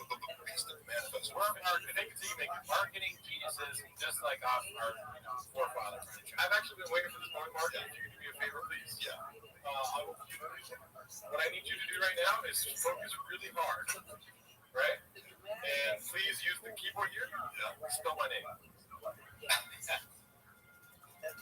It's G-E-R-D-O. Oh, shit. D-O. Sorry.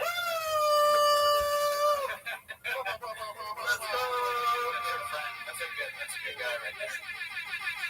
Most people spell it with an F. I was thinking Farno. That was great. I was wait, is that spelled giraffe? It's kind of like shit.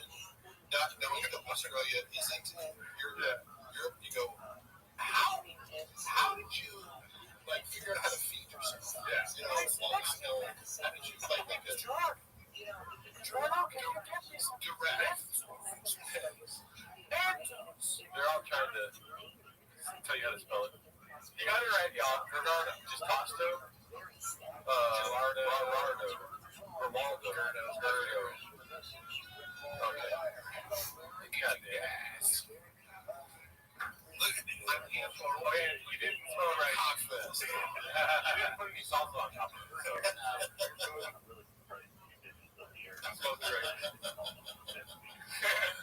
I like, okay, that is probably my favorite joke for the special because it's so, that was like the viral bad joke. Yeah. It was like, what's a Mexican cookie? Mexican chocolate chip cookie with some salsa on top? It's like, because,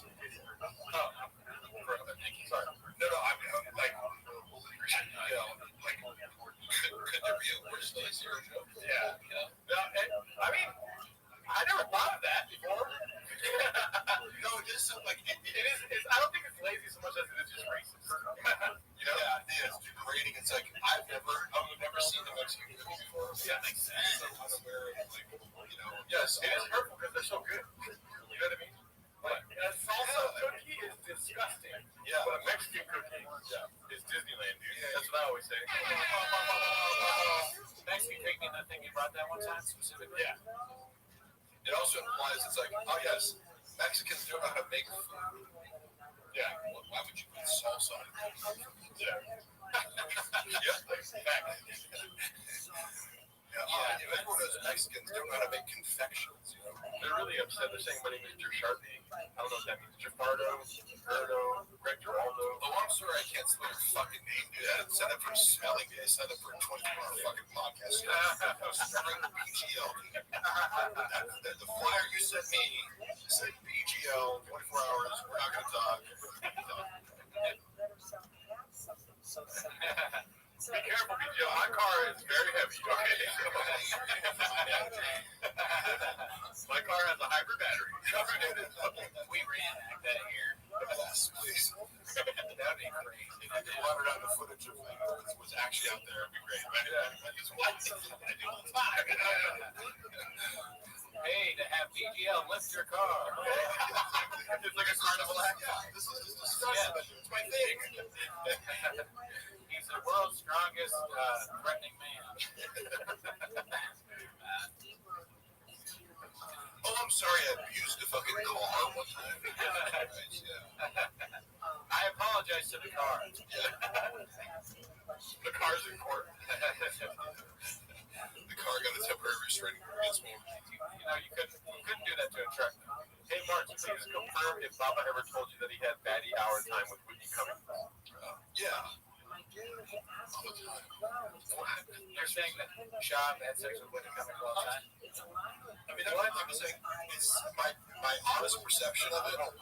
I have actual confirmation of it, and my inference from, I'm not making a stretch, I'm like guessing. It's like my impression based on what he told me was that they have had casual sex as friends over the course of 7 years. Yeah. So, I mean, according to him. So that explains, like, you know, you I don't know why he'd lie about it. It's not like he's like, oh, my big flex is like, I just had their friends. Yeah, this is like you brought up Sinners. It's like that explains why Whitney Cummings lost her funny and Brendan Schaub got really funny. You know what I mean?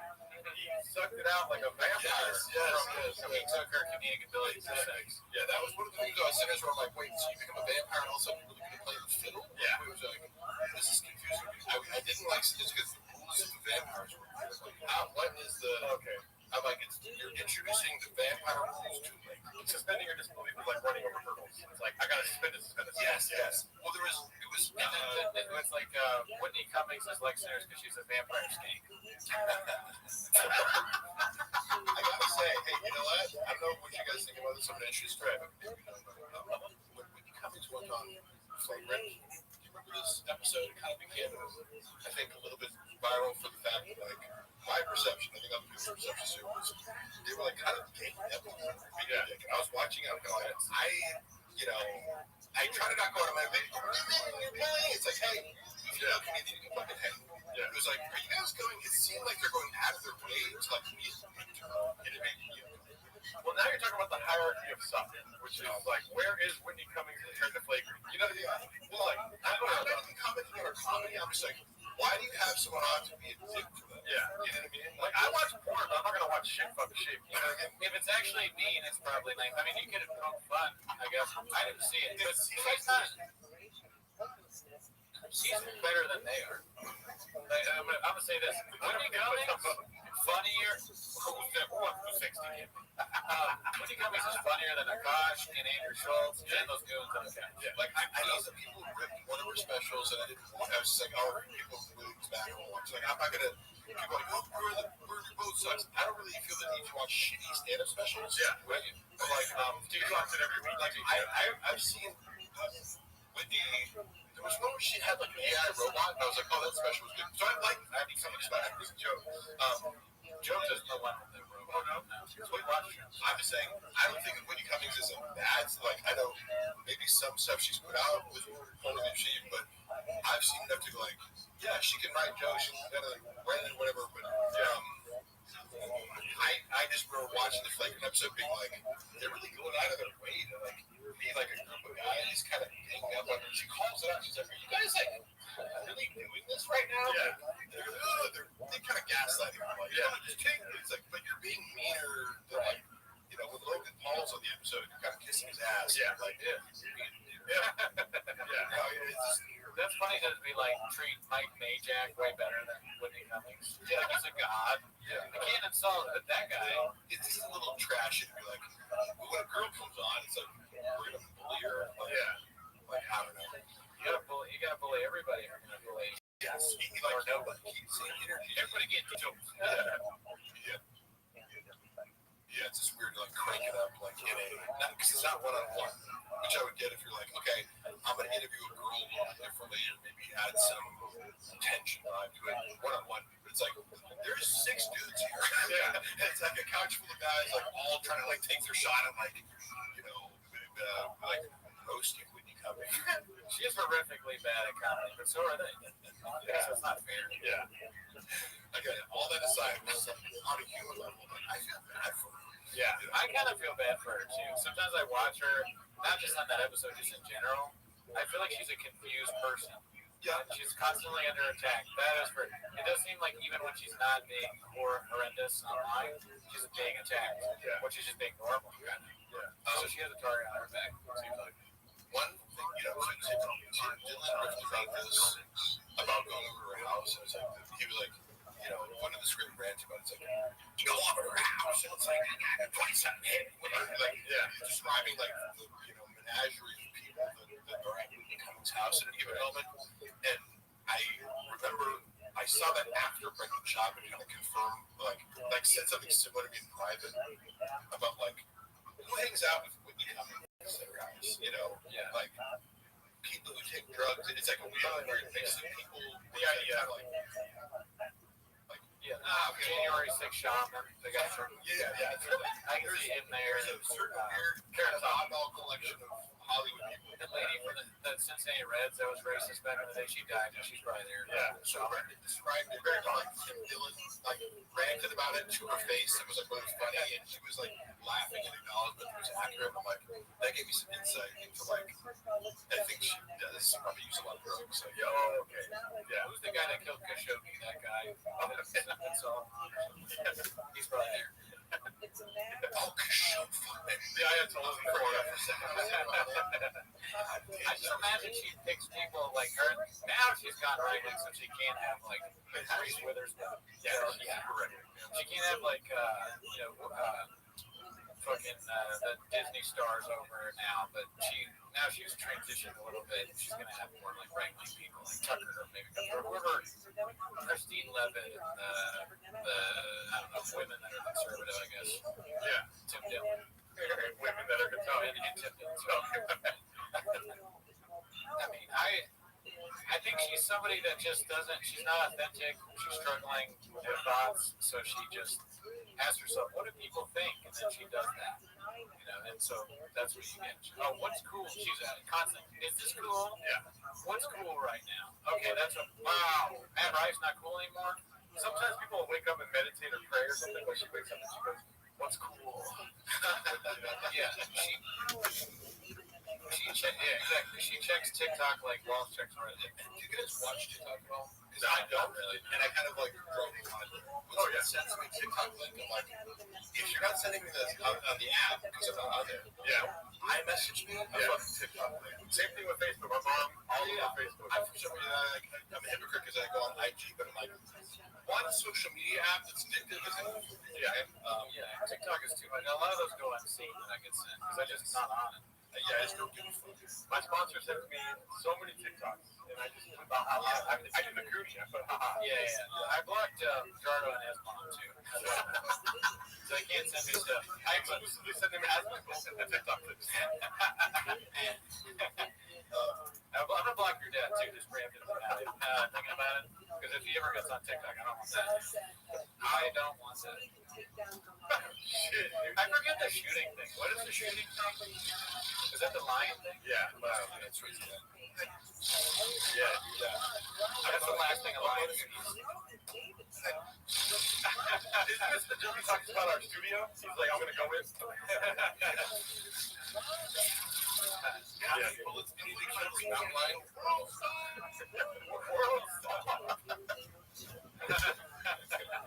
He uses his clothes. Yeah, Crazy. This is such a bad joke. yeah. Some would say the worst. I heard that he wears those night vision goggles, but they're not on, so he's just blind. Dude, could you imagine? Could you imagine going to his house? Of course he has those. I'm like, are these the goggles? We're wearing them, but it's not on. Does he really have goggles? You know? He was Night vision? I know he has guns. I don't know. Definitely has guns. Which is also like when he was claiming that I like broke into his house, I'm like, why would I visit my ex-boss who like has AK-47s in his house? Like, kind of fucking, like, you know what I'm saying? Like, wait, so like, why would I go harass like a UFC heavyweight fighter who has an arsenal of weapons? Yeah, like, and who's like, father-in-law is like a LAPD officer. Like, Yeah, like, on the bullet it was engraved that if you're reading this, you're redacted. Homeless cat. Yeah, eat this homeless cat. Fuck, man. Catch this, you blockbuster. He's definitely coming for us at some point. Yeah. You know, I'll fight to the death. It's a matter of when as opposed to if. I remember because it's funny, like when you chose to. I would love to. Earlier you asked about Kosh giving me notes. Yeah. And what I think about the comment was like, how do you give notes on somebody on a stand, especially with a working film? Yeah. You shot it. Yeah. It's like, hey, can you give me script notes on the movie? It's like, well, that would be the script stage. You have to watch somebody's set to give them feedback. Yeah. Right? So he was doing a lot of like, can I get feedback on this, on this finished product? And it's like, well, unless I have access to all the footage and angles and jokes you took out, I can't. You know, like, unless I have the raw footage, how can I get somebody ever? And that would take way too long. So I remember he was just like thirsting for, like, is this good? Hey, Rogan, is this good? You know? Then just get back to him. He says, oh, yeah, I'm proud of you. Later, he said, he didn't watch it. You know? Yeah, that's where yep. Did you watch it or you didn't watch it? You know? Yeah. He's like, well, clearly, he didn't fucking watch it. You know? He's like, yeah, hey, great job, buddy. Yeah. Doing 8 3-hour podcast. Definitely come and watch. I mean, there is precedent for that, though, because I think it was Joe DeRosa who did his special. Yeah. And he said that he had already filmed it. I keep thinking this, whenever he sees it, what's up, Dallas? Anyway, that's our donation. But Joe DeRosa filmed a special, right? Ladies and gentlemen, Rosewood. You got your nails. That's what I specialize in. Well, real cockfest. I'm the road.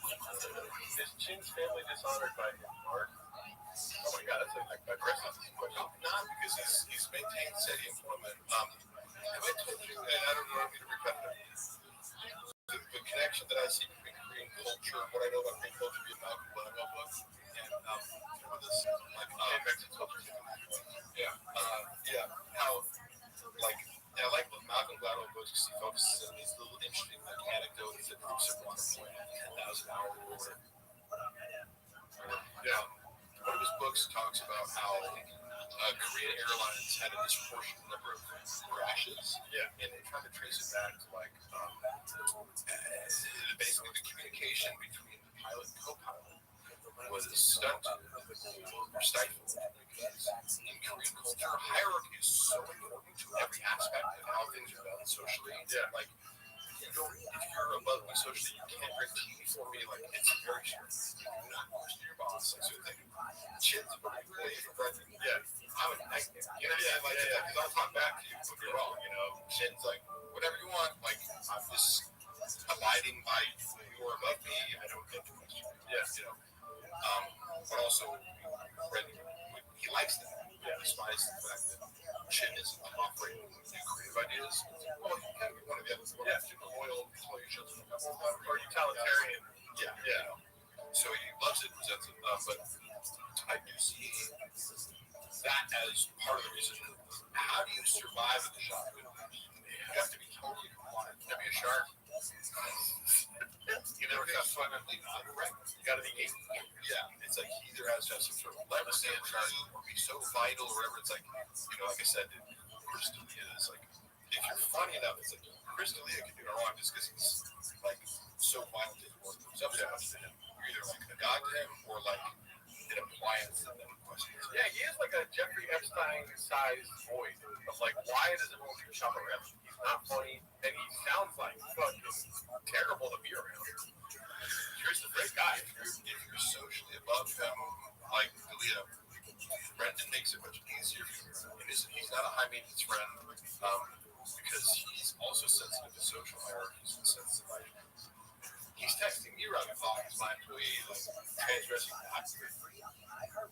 boundaries, and knowing that I can't really be like, hey dude, like no more texts after 6 p.m. Yeah.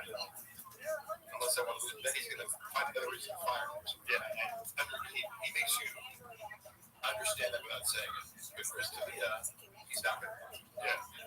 He's gonna go, he's gonna tag on with this one, fucking goes, and they don't really, it doesn't really hang out with people until you fired Mark, bro. Did you know? Yeah. That's the thing. I like Mark. So, Arnold, I don't know what, like, well, I don't know where Mark is. But I mean, it's like really cool. Like, we live drinking Mark. So, no. Already know. Oh my God. I mean, Chris was my nice one. Yeah, that's good. Do you think, with Bob, like, who do you think he thinks is the funniest person? Or does he even like him? George Carlton? George Carlton? Yeah, I saw it's like people like Jim Carrey. It's like obvious, like, icon. How old are you? 34. Okay. I grew up on Jim Carrey. Yeah, it's like, that was the funniest motherfucker on the planet. Yeah. And I still think he pulls up. It's like, he's, like, he was standing. Yeah. He did MMA first. But he's in the lineage of like Canadian MMA. Like, I look back at like physical comedy over the ages. It's like that is universal, and it's like an athletic mastery thing. Like, you watch him, he was one of a kind for our time, but he's in his lineage of like the 40s and 50s. Like, there were guys doing physical comedy. It's a skill. Yeah. You never know. He said, "Oh, I used to love this," and I was like, "Oh yeah, did you like this?" So you like the idea of like the SNL. Yeah, and like I guess that change. You go, "Oh yeah, growing up, my dad wanted me to be a soccer player. Sorry, my dad wanted to be an NFL player. I wanted to be like, okay, wait, what is the childhood name again? When he worked on trucks, comic book seller. Yeah, like again, and so with like the age frequencies, the person who kind of like. I didn't see that. I'm like, oh, we're put all these things side to side. We're just telling some bullshit story on that Ari Shafir. He thinks like Jim Carrey is Elmo from Sesame Street. He's like, the guy with his bread, and you squeeze him when he's tickle him. Sometimes he laughs. Jim Carrey. Yeah, if you share you're like, because as comedians, you guys think about like not only who you like the most, but why you like them. Yeah, you should your friend to go. Yeah. But I have heard an answer. I go, David Lucas gets beat up in Mothership Park in Boston. I heard that. Oh shit! Does the Mothership have a parking lot? How dare you? This David Lucas slander I will not stand for. You're being racist right now. I need you to stop. Oh, I think he's confusing it with the time where an owl landed on his arm. He falls asleep. Did you get beat up in the parking lot, David? Is that an inside joke I'm missing? Yeah, he thinks that titties on your arm feel like an owl landing on it. Pretty funny. That was kind of special. Did he get fucking beat up? Is that an actual rumor? I'm not. This is the first I heard. It's a Chuck Flip narrative. I heard some stuff about him at the Comedy Store. I'm not sure about the Mothership. Yeah, I think I heard that. I forgot it. Yeah, what it was. Does that surprise anyone? Right. Well, like the David Lucas part of your brain is like being you got conquered by Graves. Yeah, Graves is the Fourth Reich in his brain. You know what I mean? What's Graves? Oh no, that's kind of does sound like a nickname for Ralph Graves. No, I have Graves disease. It's like it's not a big deal, Papa. That's our right issue. You ever heard of it? Yes. But I take a pill. Yeah, and yes, exactly, dude. This guy's a doctor. Wow. I mean, listen, he knows his stuff. This guy's a doctor. Joey Diaz is talking about this way, and like, and Phil, this is like you can be more of an expert in certain specific niches. Like a lot of bodybuilders probably know way more about anabolic compounds within your body, which is not you roughly know. But like, sometimes they'll go into like a checkup and they're like, "You're taking too much testosterone." Like, oh, they're like, "You should take 50 milligrams." I'm like, "Well, yeah, for sure." Like, yeah. Should be able to be that small. Come on. How many fucking things can you lift, dude? Yeah. What is that? How many cars can you lift? That stethoscope help you fucking manage them. Shut up, dude. Yeah, he's on medication, but we are also trying to come up with merch to solve his dreams. I know, if we could just get a few more Patreon subs, I think I might be able to overcome this. Wait, you guys two companies, tell me how many Patreon subs you guys have? We have like 400. Yeah. Oh, wow. Really? That's awesome. Yeah. So I was going to say, like, my guest for G.K. was at 500. Oh, okay, yeah. Well, I use this segment 5 big moves.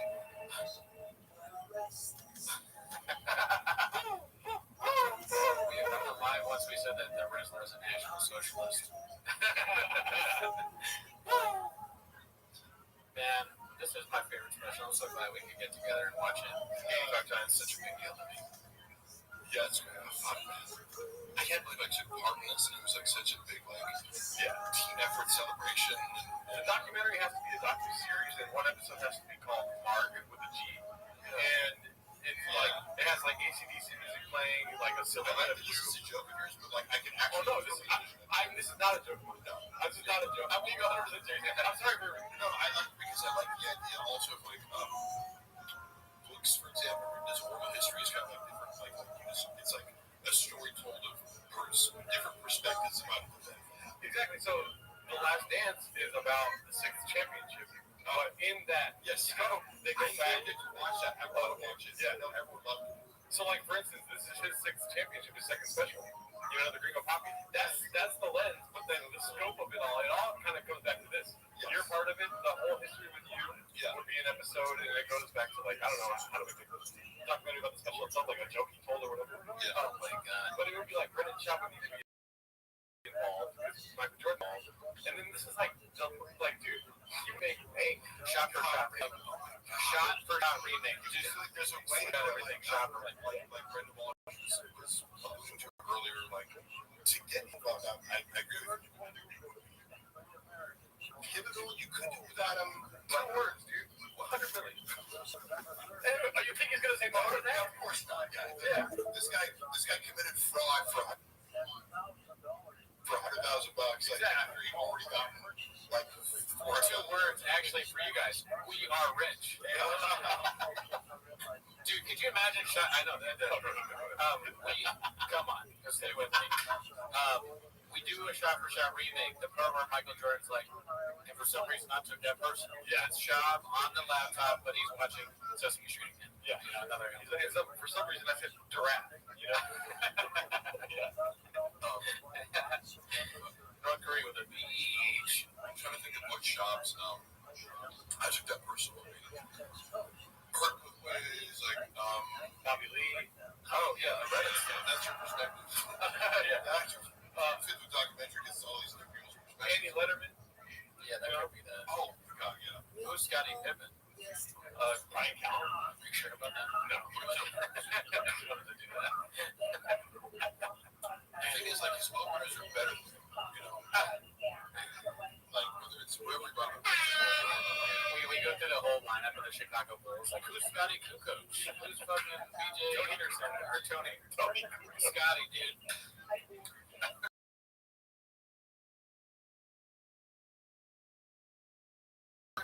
Scottie Pippen, Michael Jordan was so intense that their sons' penises or something like that. I don't know it's conceivable because these guys are like egomaniac competitors, like kind of.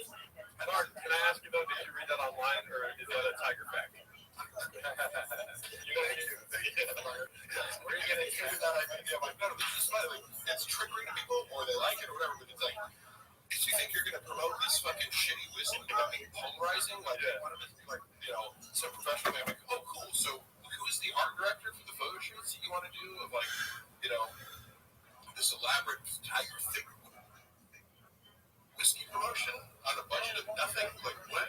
You know, make it look like the Rock's page. Okay, cool. Do you want to do that with AI or like, you know, you want to pay the Rock money? Yeah, or do you want me to fucking troll people with the followers page? Your choice.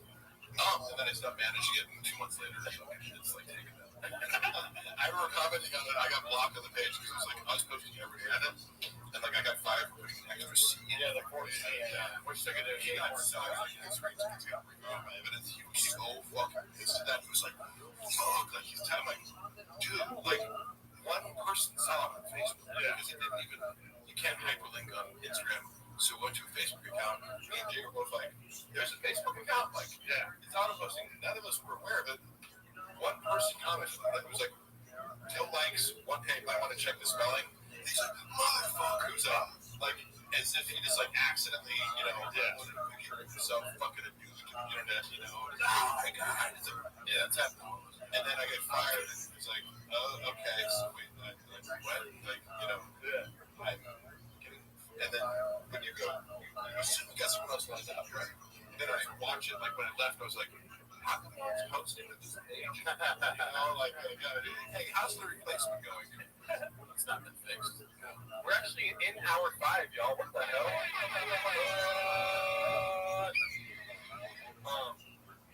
Yeah, we got more guests coming through, y'all. I want to say I wish you'd come home right now. I said, okay,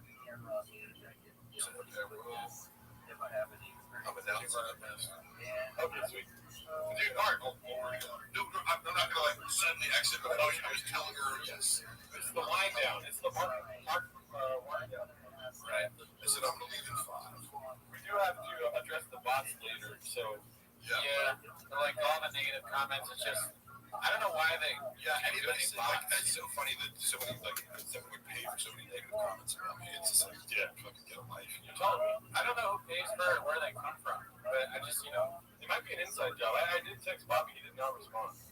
All these bots aren't gonna go to sleep for 18 hours. Fucking I know, right? Right. No, not us. He thought your replacement. He certainly did. I do think so. Allegedly, they're like, she's texting him fucking outfit because of 3 a.m. I will say, dude, every time you come through, I am. What is it called? I don't even know what I expected beforehand. You know what I mean? And then you break both your hammies and you fucking beat my expectations. You know what I mean? Right?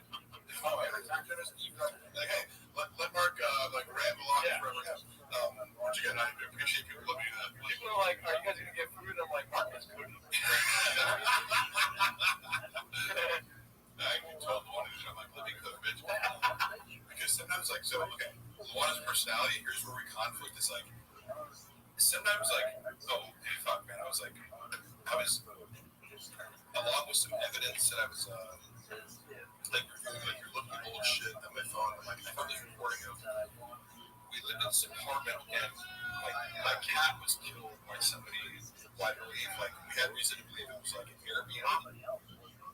Yeah, this place, like, hit our cat, and it was, like, very traumatizing. So, I remember, like, me flipping about this, it was, like, horrific to us, because it was, like, somebody killed my cat, like, ostensibly from a car accident, put the cat on top of a cardboard box that had been turned upside down, like, and then a neighbor was, like, knocked on our door, like, Sunday morning, and was like, I'm sorry about your cat. Like, we both lose our mind, run out, and then it was, like, the area where she used to hang out in this, like, the grass area, like, it looked like a car had driven over the sprinkler, like, the sprinklers were, so it was like, wait, like, luckily you hanged up there, and it was like, it was an Airbnb, and we were already annoyed by it, because it's like, we turn this apartment into an Airbnb, and now people are coming in left and right, and they don't understand the situation, playing music over, and I was just trying to get answers and closure from the person who runs the Airbnb, so I was like,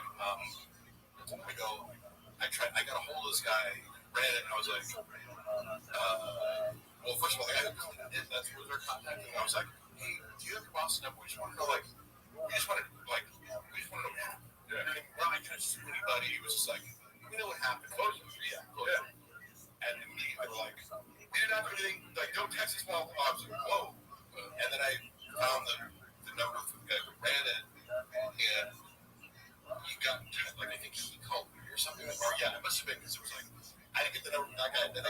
this was like, hello? And he's like, he just started screaming. He's like, he said, I'm going to kill you.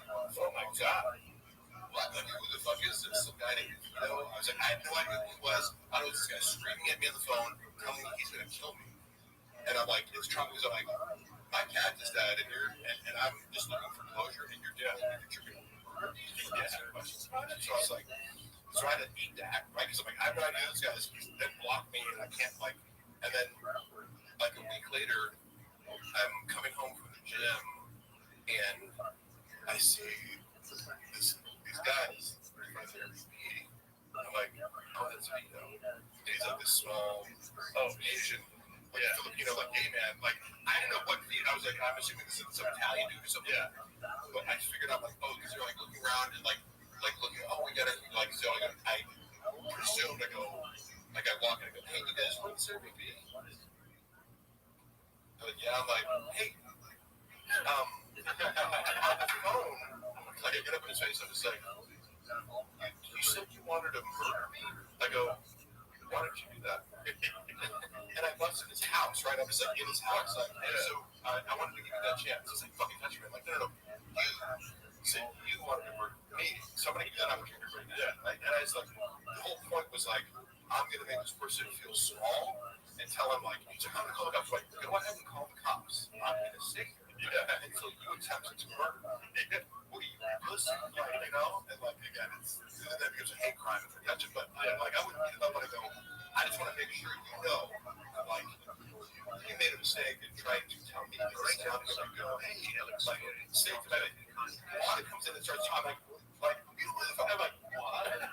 Ruining my intimidation. Like, I'm trying to make this person feel very small with the silence that's created when I say, I'm giving you the opportunity to murder me, and then he has to say nothing. Yeah. Because he can't.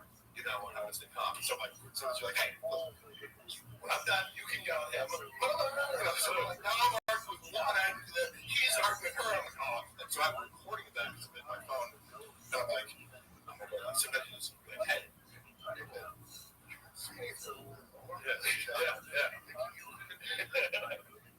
I tried to murder him and do something.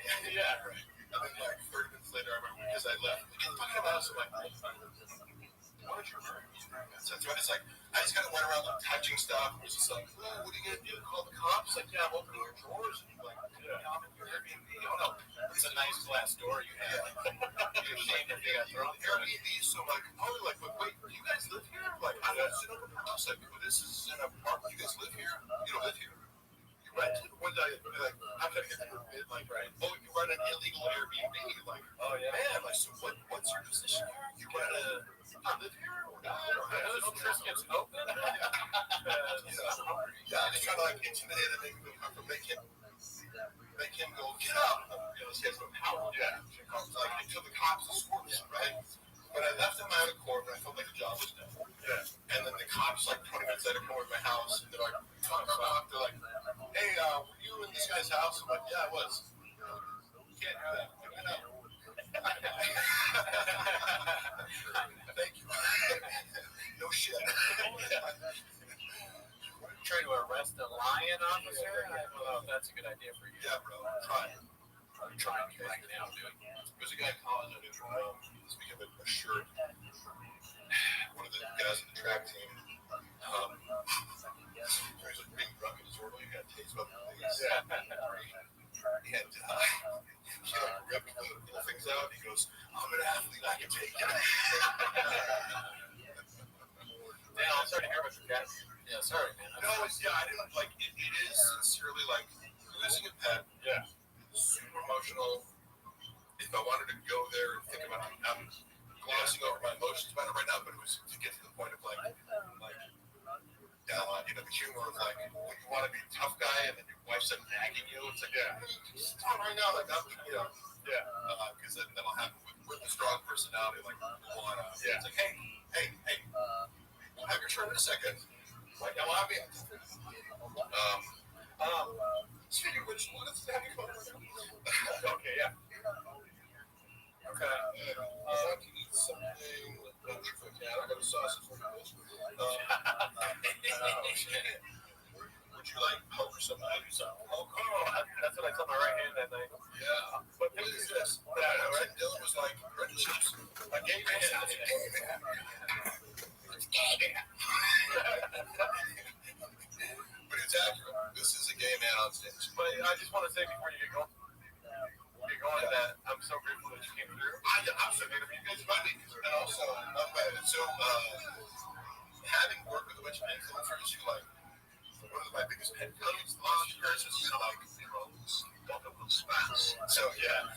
So influencers do this. Hey, you shoot right now. I'm like, motherfucker, what? Like, can you give me any warning whatsoever? So rather than from that top and being like, hey, like a month from now, shoot. And then you give me like every like appropriate update. So things are possible. Like, well, I do need that. Yeah. Like, oh yeah, I'm writing this today. Yeah. God. Those things. I mean, I appreciate the consciousness, and everyone out there should fucking remember that. I'm trying to get their to actually show up for shit. Don't be like, hey, can you come to the Forest Hills right now and shoot a skit? Yeah. No. Yeah. I'm in Seattle, man. For what? For your fucking TikTok? Yeah. I'm hanging out at the Antoine campus. Get in line, bitch. I really appreciate you guys having me over. I love you, dude. It's soon. Yeah, dude, the fans love you, dude. Kevin, it's job, community, sincerely, all this stuff that I said about it being a very positive, out of all the Brendan shop-based reaction content, like, I think you guys have probably the most positive, like, kind of good-spirited crowd. So thank you guys all for watching. It's all like I said, I wanted to say for 24 hours. Oh, God, no, dude. It's going to be hard for us. But you're going to do it. You got, look, you got it. I'm sorry. I should have left some more veins. No, that's good. This is my favorite film. I'll let Jesus take the wheel. Here we go.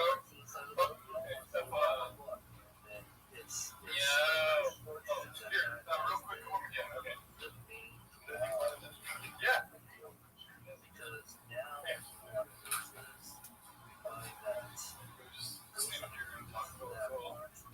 All right, everybody. We had, dude, take it with you, man. Take the whole thing. Have fun with it, dude. Comments right here. Okay. Here, let me see that. Let me see that man. All right, guys. Mark, see you, buddy. You're the best. So that was Netflix. Mark came in, he destroyed as usual while we were watching the greatest stand-up special ever done. Yeah, what are comments, dude? Oh, 2 S words. Yeah, maybe Warner Brothers can be a thing.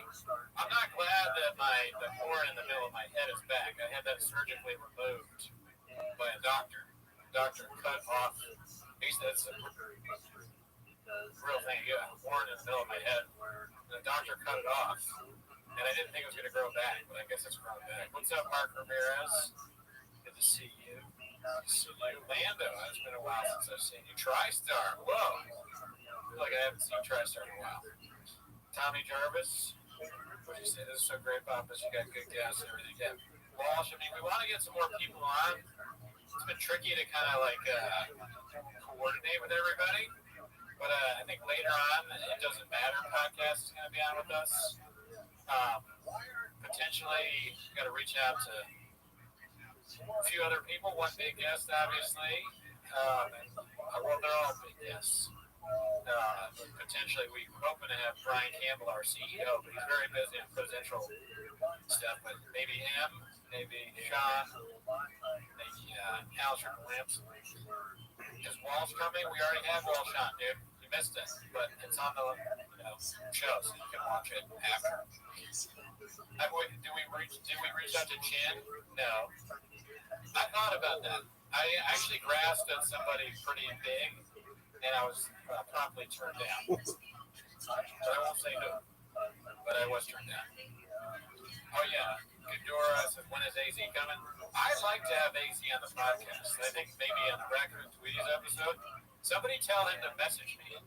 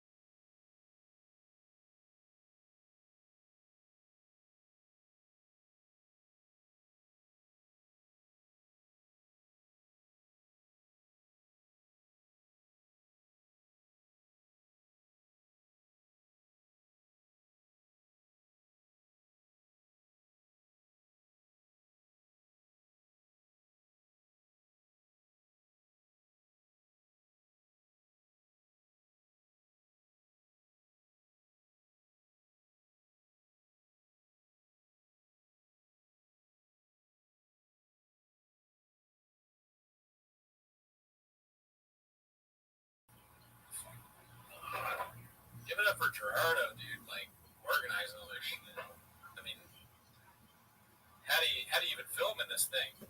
Got chairs everywhere, different setups. I think we're probably gonna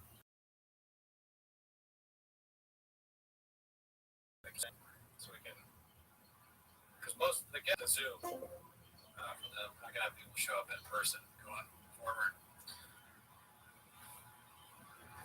Oh, balloon fort. We don't matter. We didn't count, dude. Oh, right. Hell yeah, guys. Give it up for shit. Oh, dude, we gotta put back on that. Oh, unique. Yeah, I don't know if unique. I don't think so. I wish him the best, and he's funny, but I don't think I ever want to deal with all that. Too much, dude. That's a little too much. Oh, that guy really talks a lot. Shout out to Largo. Shout out to you guys. We got a lot of people here, dude. Cody, Quail, shout out to King Guard. Hilarious. Okay.